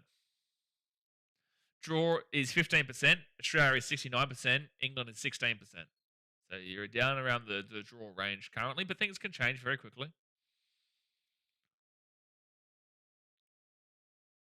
No, I won't show the NFL players. I need to be consistent through a season. I've done that before and I've not been consistent. I've just, like Baby Yellow goes, but no, I need to be consistent through a season. And thank you, Laba. Mr. Laba Laba with a 4. That's a 4 for Mr. Laba Laba. Mark's been with us the entire Ashes series. What you mean, Nate?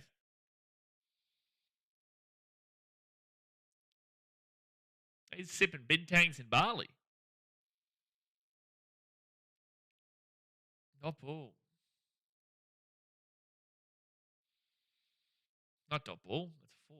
Why did I say dot ball just then? I just celebrated Mr. Laba Laba 4 and now I said dot ball. Well, it is that time of the day. We've been here for a while and we've still got a good 50 minutes left, I would say. Normally it'd be 20 minutes left, but I think they'll extend just as long as the light doesn't go. Where is Martin? Martin not here. Martin don't come. Martin came for a first test and then briefly turned up on, I think, day 2 of the second test. Didn't show his face third test. Surprisingly, didn't show his face fourth test.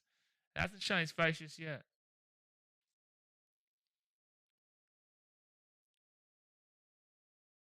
Jay. I love how Jay's just lurking, dude. I love it. I love how Jay's just lurking. And that's going to be a single. Oh, that was a good throw. They do hit the stumps there, but it is a single. Good throw. He's got one stump to aim at and he hit it, but it's just a single there for Labuschagne. Good throw. He's well in.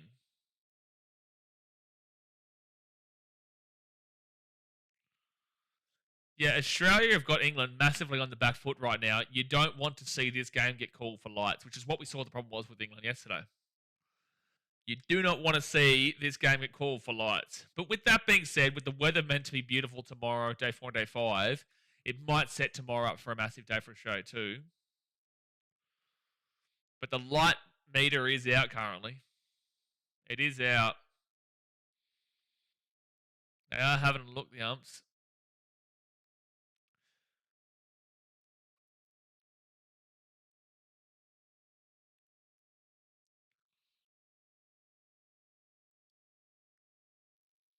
Just listening to the commentary right now. They're talking about, like, surely common sense applies here when you can see that the batters are seeing the ball quite fine right now.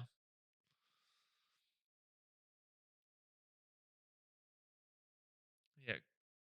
common sense surely tells you that batting at the moment, there's no problems with it. If there is a wicket,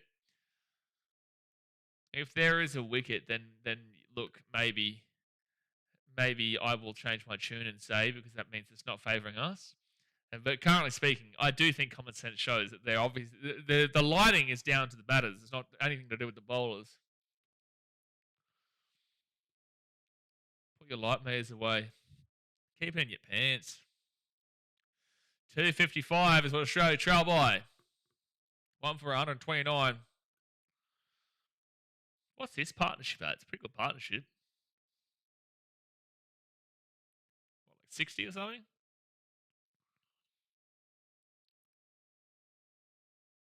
I think Head was on like 34 when Jake Weatherall got out, something similar. Labuschagne's on 40.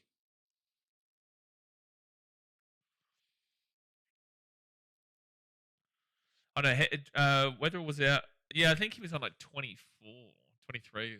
I think it's probably around the 60 marker for partnership. Who is this day? Nobody. Mount Druitt versus Barley. Get the headbutts flowing. Next bowl. And there's a single. Labuschagne 41. Any suggestions for dinner? I can't eat from now. I can't eat again until 12 o'clock tomorrow.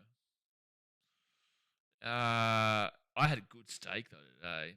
The steak was pretty damn well top notch. That was pretty damn well top notch. You know what? In Thailand, I've said this before, but I had a massive steak, a good tomahawk steak in Hua Hin. Oh my gosh, it was unbelievable. It was unbelievable. I shared it with my mate Chris. Gosh, it was superb. I think it cost like $80 Australian, but that's like for the two of us, and it was massive, and it came with like 3 sides and drinks. It was just incredible. Having T-bone tonight, yeah, that sounds good. Oh, we've got some technical issues with 7 Plus, do we? Got some technical issues with 7 Plus. Well, I hope I don't miss a 4 or a 6 or a wicket. From the butcher, none of this Coles woolly shit. Nah, in Fiji, I had a good steak today. We went to the butcher as well. You don't want to be getting the steak from just the general supermarket kind of deal. But there is a supermarket that is closed that has butcher meat, which is really, really good. But outside of that, you wouldn't go to the regular supermarkets for a top-notch steak. Right now, it's not letting me actually watch it. I'll try, and if I can see if I can go back to KO. Oh, my 7 is working again. Oh, Isha just said some tongue action for you. Oh, Isha, hello. Gee whiz, Isha's getting a little bit spicy right now. Some tongue action. Wow, Isha. I know we say it here on the channel, but on the commentary, it's a ballsy comment to make. But I'm all for it, Isha. I'm all for it. And it's going to be a single. I might go sweet and sour chicken or maybe satay and penne sauce. I think sweet and sour chicken sounds the go. A bit of fried rice as well. Fried rice and sweet and sour chicken. That is the go, I reckon. I reckon that's the go. Sensational water buffalo meat where I live. The old buffalo. The old sick buffalo. Family has a sick buffalo right now. It's a common theme. So 1 for 131.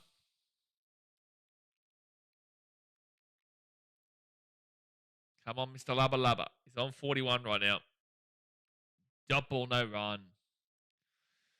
Get through the rest of the day, lads. You get through the rest of the day, and you are flying, son. You are flying with this. That would be just spectacular stuff. Especially if we can get to like one. If we can get to 170 for 1, that would be sexy stuff. That'd be sexy. Another 39 runs. Ah, that's a beautiful shot there from the Travie headmaster for the 4. Ah, spectacular stuff. He's on 69. Now we're talking. Now we're talking, Travie. 69 for head. That's the perfect way, to be fair.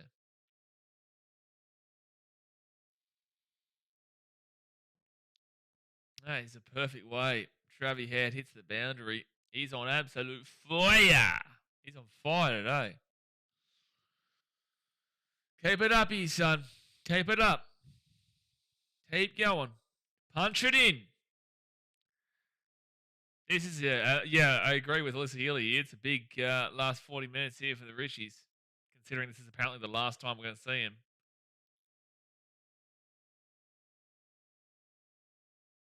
Look at him. There he goes. There they go. The Richies. Can't believe they're disbanding, dude. Can't believe they're disbanding. I'm going to Google, why are the Richie Bennos disbanding? The group known as the Richies is a dedicated group of cricket super fans, not a musical band. They are, 1 second, that's going to go through probably for 3. I don't think that has the pace for a 4. Oh, it's close, but they will get 3 out of it. The group originated as an idea. Oh, they made this not a musical band, but they are not exactly disbanding, but rather marking their final appearances as an organised collective. They made this decision to conclude their 16-year tradition on a high note during the 2026 Ashes summer. The group originated as an idea between 2 fans to honour the legendary Australian cricket captain and commentator Richie Benno, who died in 2015. They are famous for dressing up in his signature cream beige. Yep. A perfect finale. They view the 2026 Ashes test at the SCG as the ideal combination of their long-standing tradition. Fair enough. I feel like people might still dress up. It's not going to be organised, but I feel like people might dress up. Next ball. Double. Travie Head into the sexy 70s. He's on 72.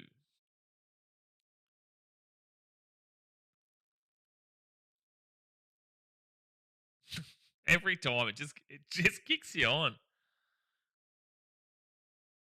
Someone in the crowd is going like this.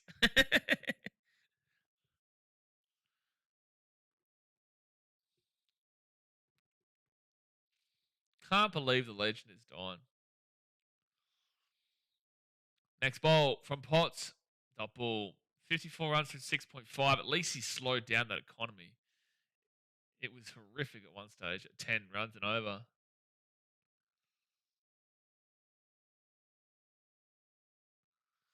I feel like some people will still dress up. I just don't think it's going to be organised.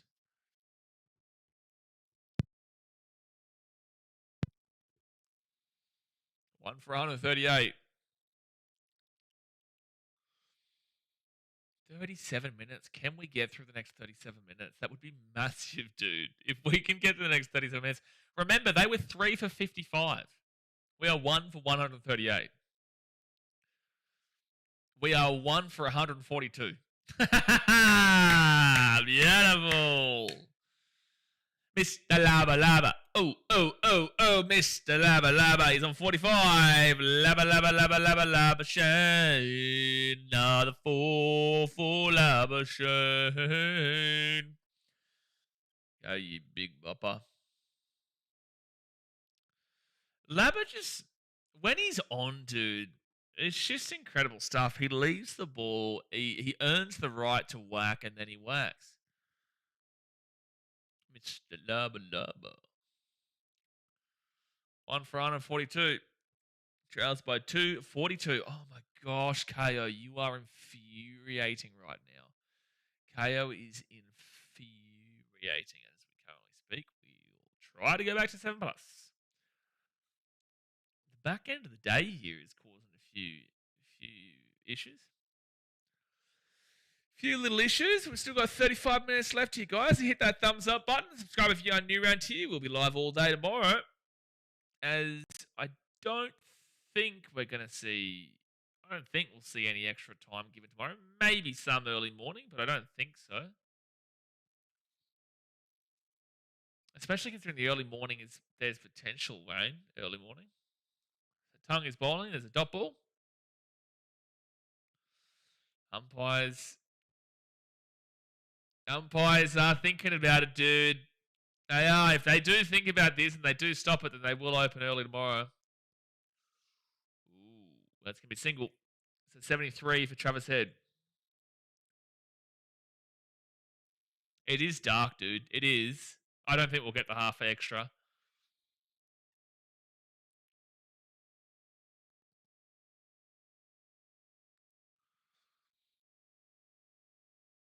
There's no way this game continues if they do take him off.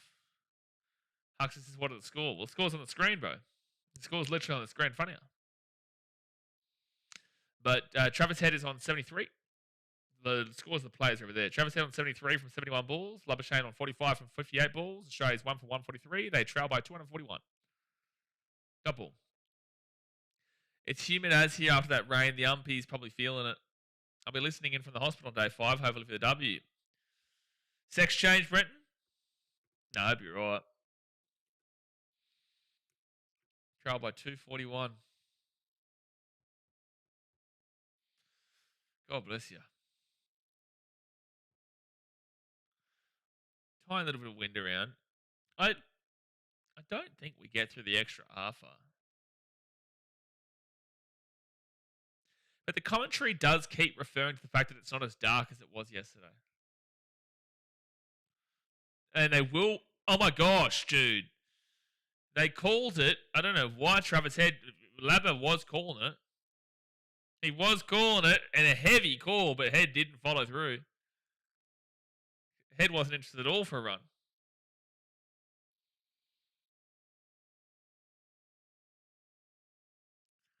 So Labra on 45, Travis Head 73.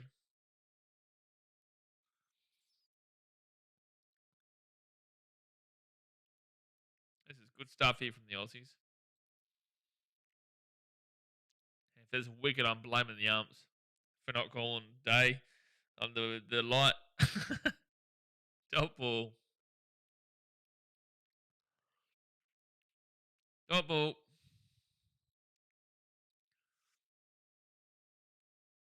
It's so weird with KO. Like, it just really just goes all over the shop. It works, then it doesn't work, and then it works, and then it doesn't work. But at the very least, we fixed the VPN from the first day.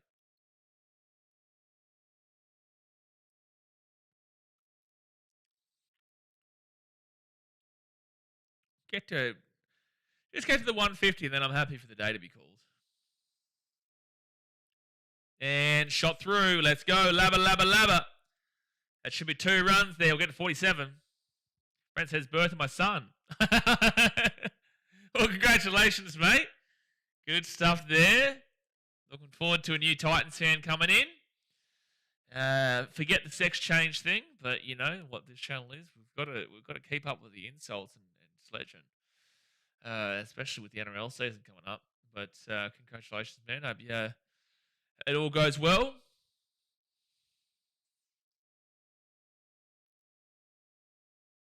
I'm expecting the boy's name to be Blaze.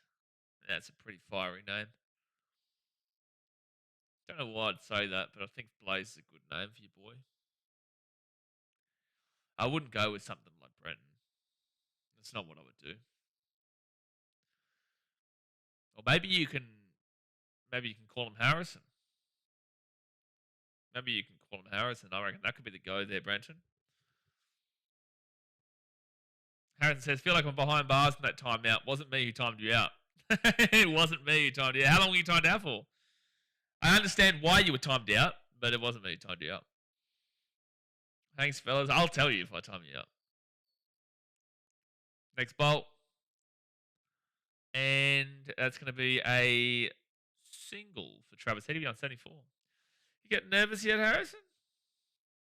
You're starting to understand what we were talking about before? Are you starting to understand the conversation we had before? Brent says if he wears a Titans jersey, he'll be a winner because the Titans always beat the Knights. Yeah, we did beat the Knights in 2025 both times. Yeah, no, that did happen. Lord knows why, but it didn't shock me. It's because you weren't getting involved in the conversation. You were just you were just calling Nath Pipsqueak and insulting him. That's why. Again, I didn't tell you.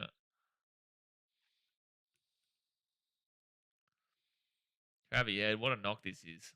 And Labuschagne. You know, he's needed to turn up, and he's turned up here, the old Labba.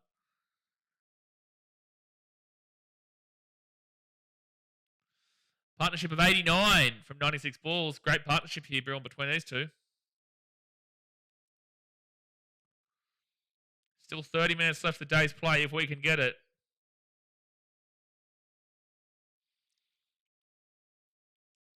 And nice little easy single there for Mr. Labba. He's on 48. Shove his head back on strike. Well, we're going to get to 150 today. So that's a positive.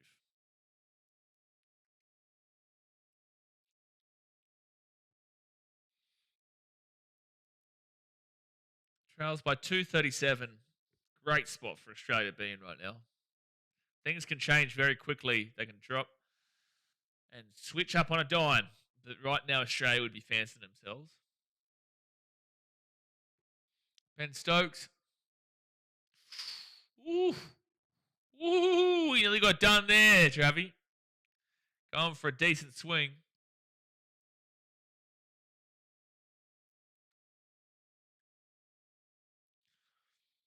Nate says he'll ease up. I don't think I've ever seen Nate ease up before.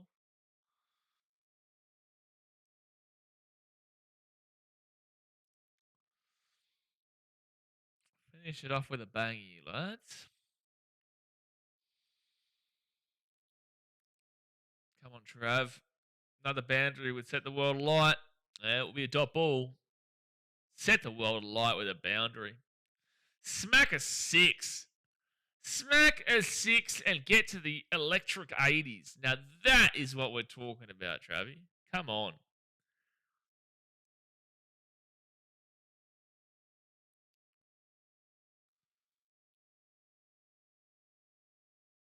Yeah, I think day 5 is looking pretty good. I think day 5 is looking gigantic. And good shot there. That's a boundary. Travi head with the 4. See you later. Tuska. That's a 4 for Travis Head. He's on 78. Call it home for the 4s. And call it home for the 4. This is exactly what you want to see to finish off the series, though. Well batted by Joe Root and Harry Brook. Trav Ball. I think Travis. I truly think that he's going to get a 4 there as well. He's into the electric 80s. 82 there for Travis Head. I think that Travis Head might get player of the series. I think he might. Because he's come up with some big knocks when needed. Australia with some significant momentum right now. Things can change, but right this very second, this is significant for Australia. You can see how frustrated Stokes is. Was that good between the two of Labrador Stokes, or was there an argument there?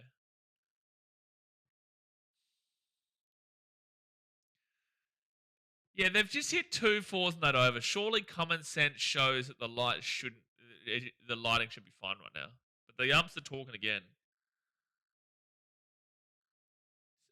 Look at Stokes. Shut your mouth.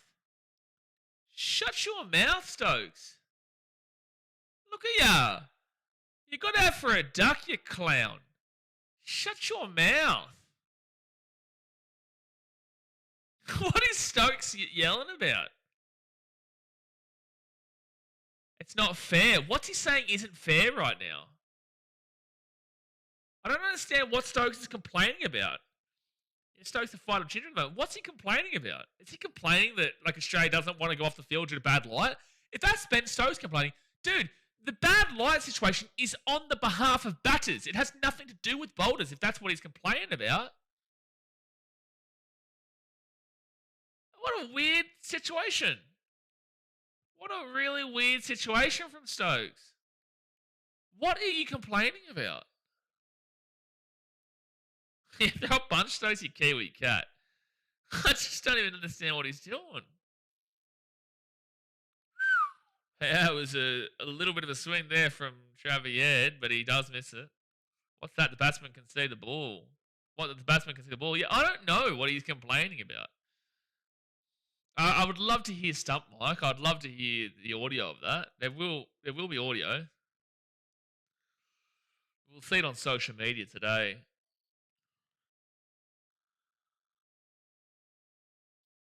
So you lost the series, mate. Just settle down and shush. Next ball. And Travi's going to get a nice little single there to get to 83.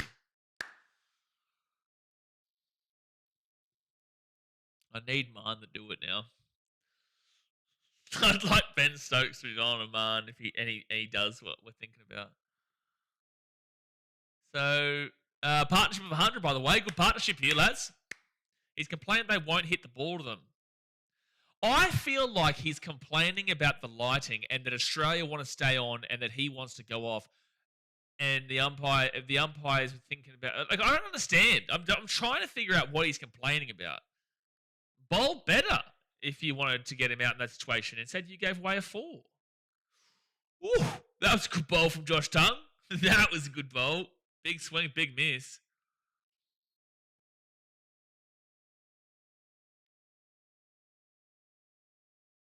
Jeez, big swing, big miss. And remember, England have lost the reviews. They've only got 2 reviews remaining. That wasn't hit, but I'm just saying. England are in a tight spot in regards to the reviews.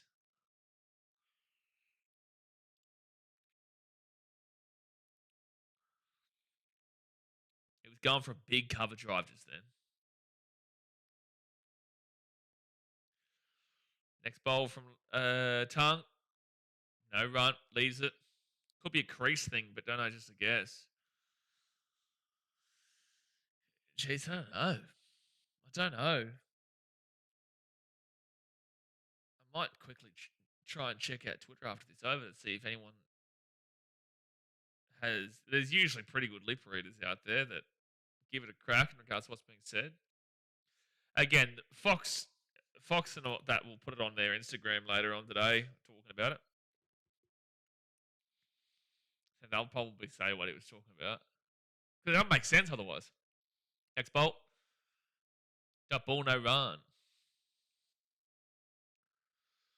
So 1 for 157, 30 overs down. They're referring to it.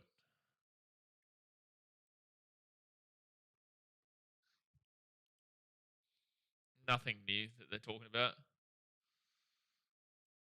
But a partnership 100, you're not complaining. Harrison will know what he said. Let's go look. Ben Stokes. Let's see what people are saying.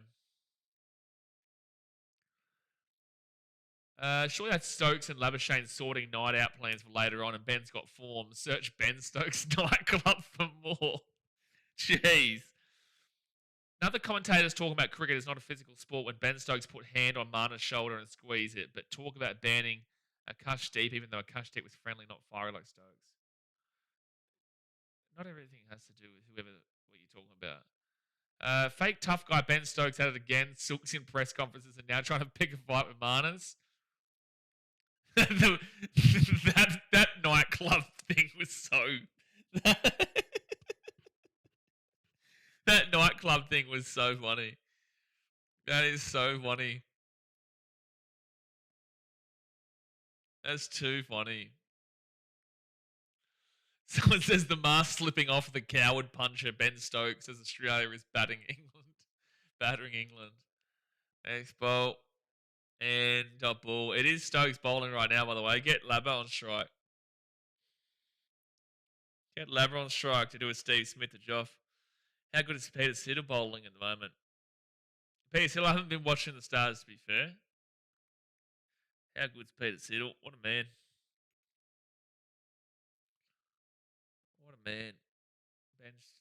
Ben Stokes nightclub. That's a bold reference, man.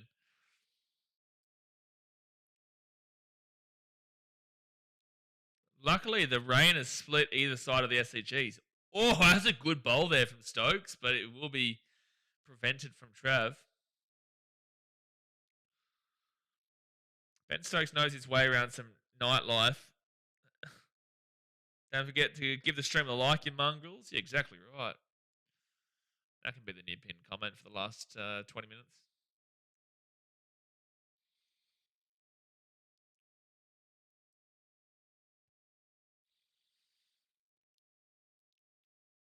Yeah, England have really let this game get away from where they were looking really good at one stage of this game.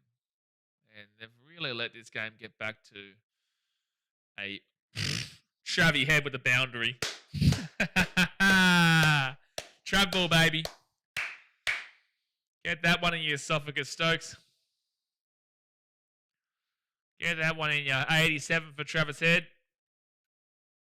What is he like? I know he's shaking his head, but this is why he was complaining about in the previous one when there was a 4 hit from Labuschagne.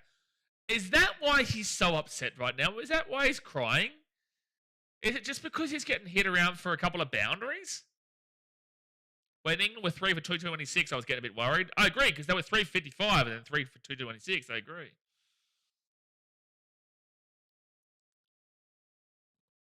I agree. And that's going to be a single there for Travis Head. He'll be on 88. He couldn't, could he, in 20 minutes? He couldn't.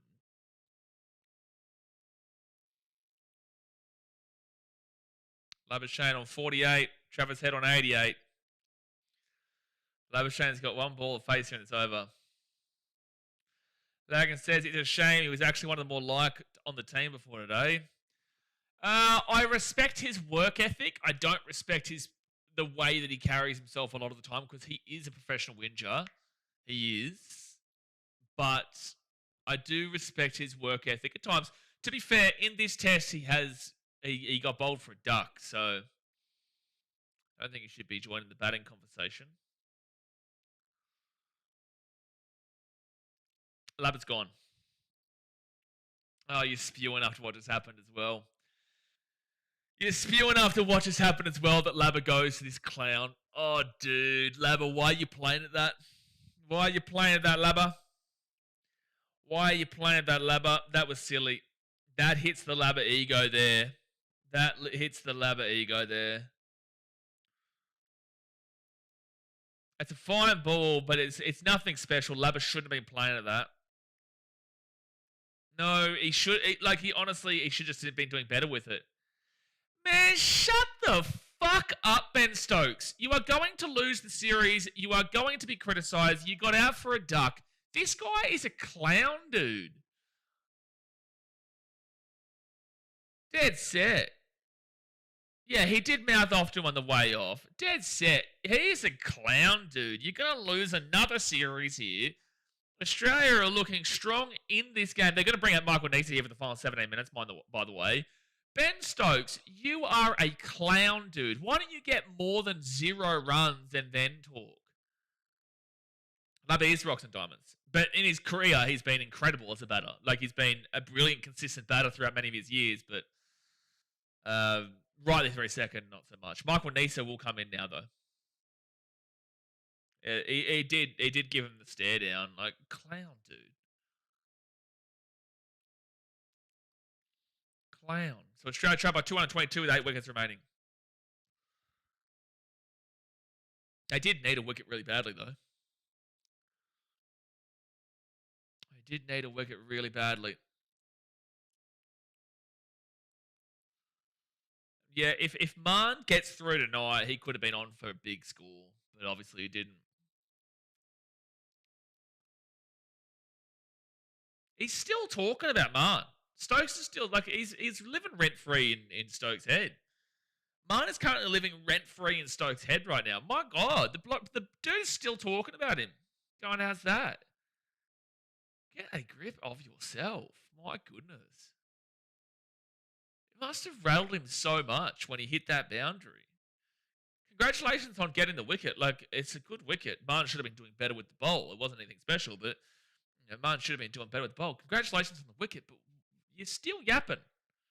Still yapping.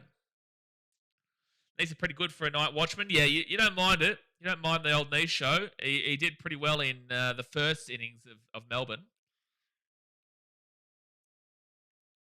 So Travi Head now on 89 after a single. Josh Tongue is bowling. Wouldn't like to see the end of Nisa here. Wouldn't like to see that. Wouldn't like to see the end of anyone for the next 15 minutes.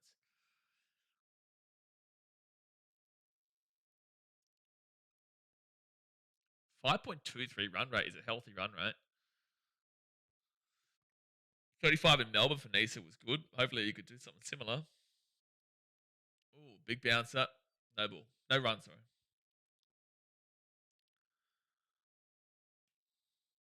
Let's go the niche man. The niche show. Get him in. Here's the niche show, ready to rock and roll.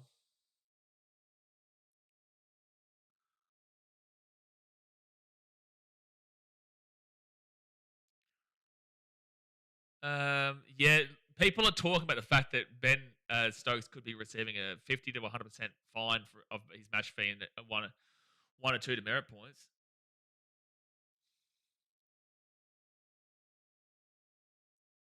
We're talking about a fine. He's not going to get 100% of his match fee, but he could be getting a fine for the grabbing of Labber's neck and pinching it. Why isn't the greatest night watchman of all time Scotty Boland out there? Because I think this is probably the right move here.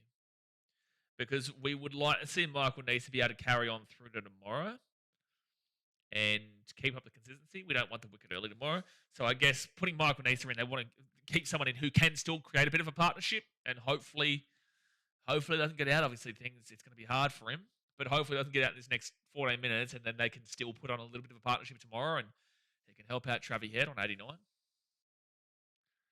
Did Stokes distract Marnus when he had words with him? You could say maybe he took his concentration away, sure. You could make that argument. That's just potential, but like that's not the reason. It's just that Marn does that. That is a Marn thing to get out on. That is a very Marn thing to get out on there. Next ball here to Nisa, and he will go dot ball. No run. One more ball here of the over from Josh Tongue.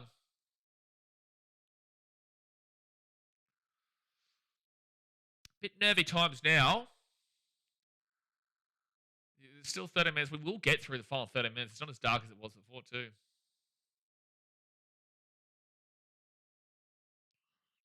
I think we will get through the final 30 minutes. I would not be surprised if we actually still got extra half of tomorrow.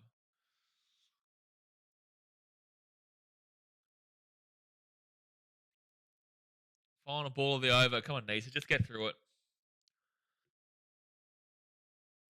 Just get through it.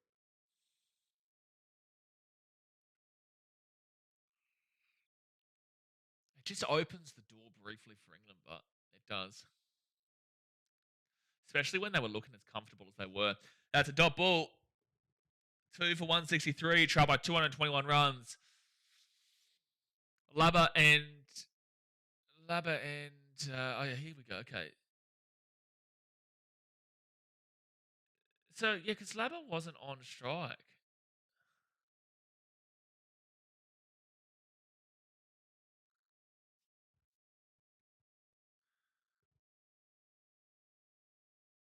What's happened?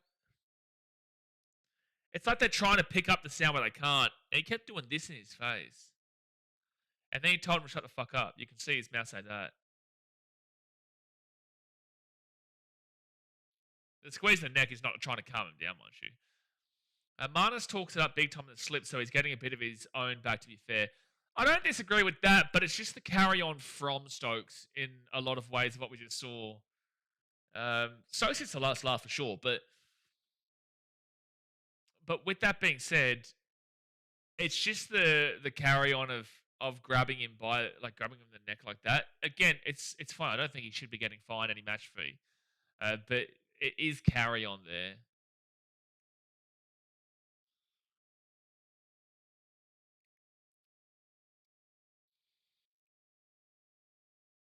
All right, 10 minutes of play remaining.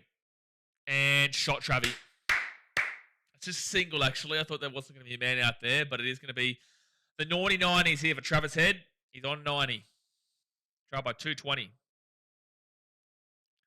11 minutes.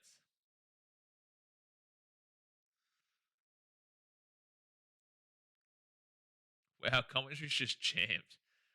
Just champed in the commentary.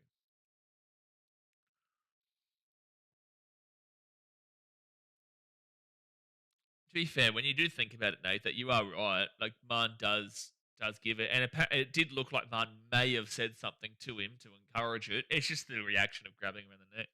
Marnus doesn't talk shit. By that I mean targeted individuals. He talks shit as in says absurd, weird things. Yeah, but I reckon there could have been something that was said based off of the four that was hit by Travis Head, or I think it was a four. It wasn't leg bias. I think it was a four. The four that was knocked from Travis Head out the back. He might have made like a sarcastic comment or something towards that. So I guess it wasn't insulting Stokes. But it might have been insulting the bowling. Might have been. Probably did. He probably did. You can give the batsman shit going off. No, we're not complaining about that. No, there's no problem with him staring him down. It's the before when Labba wasn't out and it was like 4 balls beforehand or whatever, or an hour over or so beforehand for Stokes. He came in and grabbed him like by the back of the neck and gave him a good squeeze and told him to shut the fuck up kind of deal. Like there was that. The words aren't a problem. There's way worse things that are said on a cricket field and way worse things that are said on a sports field. It's just about the grabbing that could be a problem for the ICC. Why is Stokes touching Marnus? Yeah, well, like I thought it was, as the commentary said, to kind of come in and calm it down and just put his hand around it. But when you look at it, he is giving the real, like the strong squeeze in the back of the net to kind of, assert, I guess, dominance in the situation a little bit. That's a different situation. Well, that's the situation we're referring to. Yeah, I couldn't care less about setting him off. Yeah, I would have found it. I would have been annoyed, but it would have been quite funny if Stokes had just gone like that or something like that as he goes off. Yeah, push him away after the grab. Yeah, you're right, Brenton. Yeah. And dot ball. Stokes is bowling to Nisa here. 8 minutes to play here. 8 minutes to play. Come on, Nice. Just get through, man. Just get through, Nice. He's a night watchman who can bat. He's a night watchman that can bat. No, you definitely don't see Cam McGreen as a night watchman. The good thing is that there probably is only about 4 minutes of. There's 8 minutes of play, but 4 minutes until there wouldn't be another batter. He's still shaking his head. He's still upset. So Traviehead will come back on strike here. He's into the nervy 90s, the naughty 90s.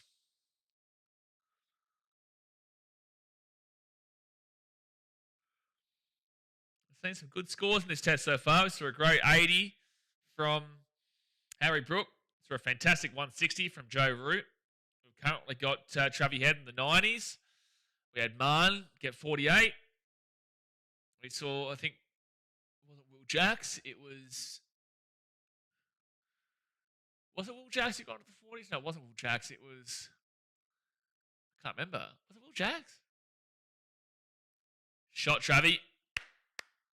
That is going to be a single, though, so they do keep putting Nathan back on strike. Stokes is lucky he's not playing in the... Well, you don't want head on strike right now, to be fair. You really don't. Stokes is lucky he's not playing the Mount Druitt District. He'd be minus a few teeth after that. Yeah, I wouldn't be surprised. I hope Root's all right. I don't think he's come back from his back injury.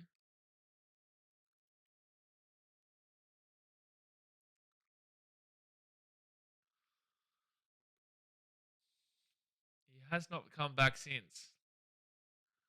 So worry. Come on, Nisa. Double.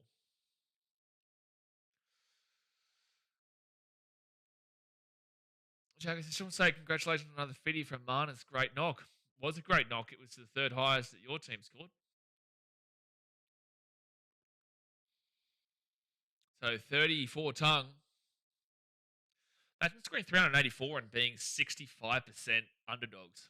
Australia are 65% to win this game. England are like 20%. And the draw is at like 20%. We'd have to ask a question at beer time. What are you doing? All right, so next bolt. Top bolt. Surely even you criticise Ben Stokes for how he carried himself just then, Jacko. Surely even you would see that and go, why is he grabbing Marnus by the back of the neck and then shoving him away? Don't care about the words, but grabbing him by the back of the neck, like strongly, and then shoving him away afterwards is something that we shouldn't be seeing in this. I love it. It's great entertainment, but it's not something that we should be seeing. I don't think the way that Stokes has carried himself here has been good. I don't care about the send-off of him staring him down. That's fine. But I don't think the way he carried on was appropriate. And 48 is a good score, mind you. I just want to throw that out there. 48 is a good score. Travis hit on 91. 48 is a great score, Tigers fan. Still the third highest from what England scored. The only two higher was Harry Brook on 82, and obviously Joe Root 160. Oh, okay. I'm going to have to go to 7+ because KO has just gone down. I hate that with 4 minutes to go as well. Marnus must have called Stokes champion 3 times. Yeah, I think the English have learnt the word champion now in regards to the way that Australians use it. And in regards to the way the Australians use it. But yeah, there's no problem with the words. Like, the words are nothing. That's all part of the sledging. And Marn gives it just as hard as he takes it there. That's what she said, but it's just the carry on. It was just the carry on there of the neck grabbing and shit. But it wasn't like a front on neck grab. It was just the neck grab from the back. It's just so strange. Why is this now playing up a little bit late? I hope I don't miss anything here. I really hope I don't miss anything here. We've had such a good day in regards to the KO and 7+ for the most part. Come on. You should give Stokes a timeout for his behaviour. I would. I'd give him an hour timeout too. I wouldn't just give him a 5-minute timeout. I'd give him an hour timeout. If Ben Stokes ever came here, you watch, that timeout's coming. Needs to stays on strike. Good stuff. Sorry, I'm just trying to get this KO back up and working because for some reason it wants to play up in the most important part of the day here. Most important part of the day is when it wants to mess around a little bit. I'm going to try and get 7 up while KO is still loading. Come on, knees. 2 for 166. Well, 7's on. Okay, 7's back on. At least I got 7 on and working.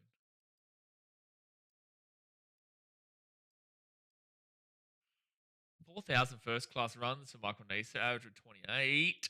Single. Let's go.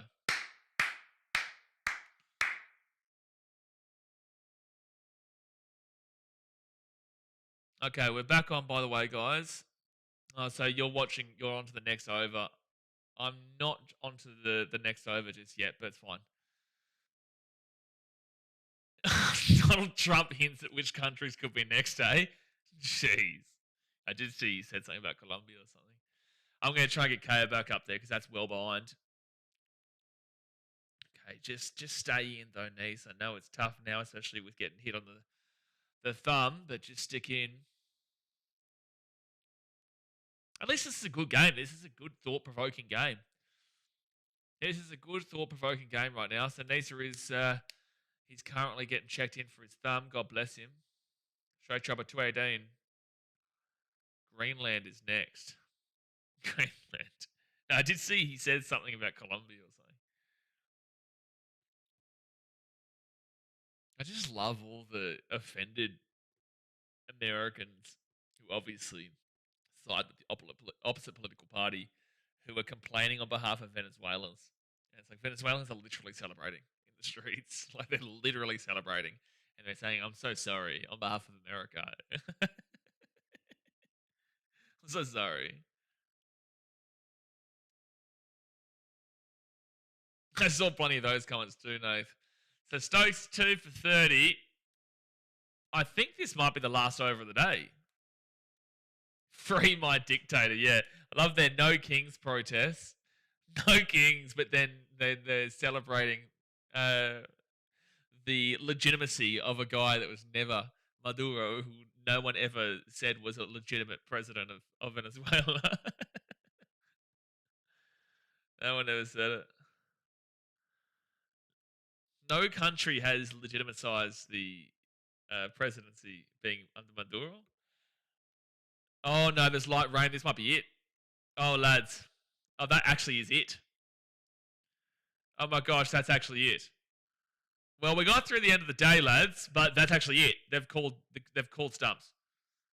Apparently, there's light rain. We couldn't get through the last 5 balls of the over.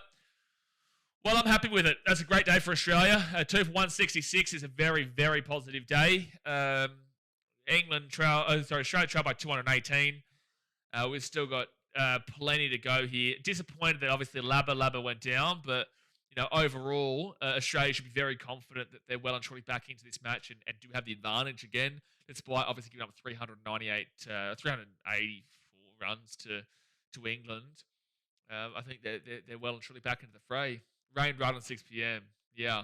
Well, we would have got that final over in had Nisa not done his injury, but obviously that is what happens. They called stumps on Stokes. Yeah. Yeah. Great call, good run, Chase. Yeah, no, that is a great call that benefits us in a lot of ways because that means we won't see another wicket today. But there we go, guys. Great day. Enjoyed today. Thought it was great fun. We've still got a full day tomorrow, and then there'll be a full day 4, and I know we're going to get a good chunk of day 5, if not the full day 5. This is still for mine, still shaping up to be a bit of a draw, but we will, Australia do have an advantage, and they are looking really clean right at this very moment. Would like to see Michael Nisa, go for another 30 odd, which is what he did in Melbourne. This is a better pitch for him as well. That was an awful pitch, and he's still got 35. So if he can go and get 40, that'd be massive for Michael Nisa. And obviously, we're looking for Travis Head to get a huge, huge number. But I appreciate you guys. Obviously, hit that like button. Subscribe if you're new around here. I will see you tomorrow for day number 3 of the 5th test, which Australia have already won the series, but at least England are pushing to try and lose 3-2. But, good luck to you. Because right now, Australia look pretty good. But all right, guys, we'll see you tomorrow. Like I said, thumbs up, subscribe. See you later. Thanks for watching. Catch you later.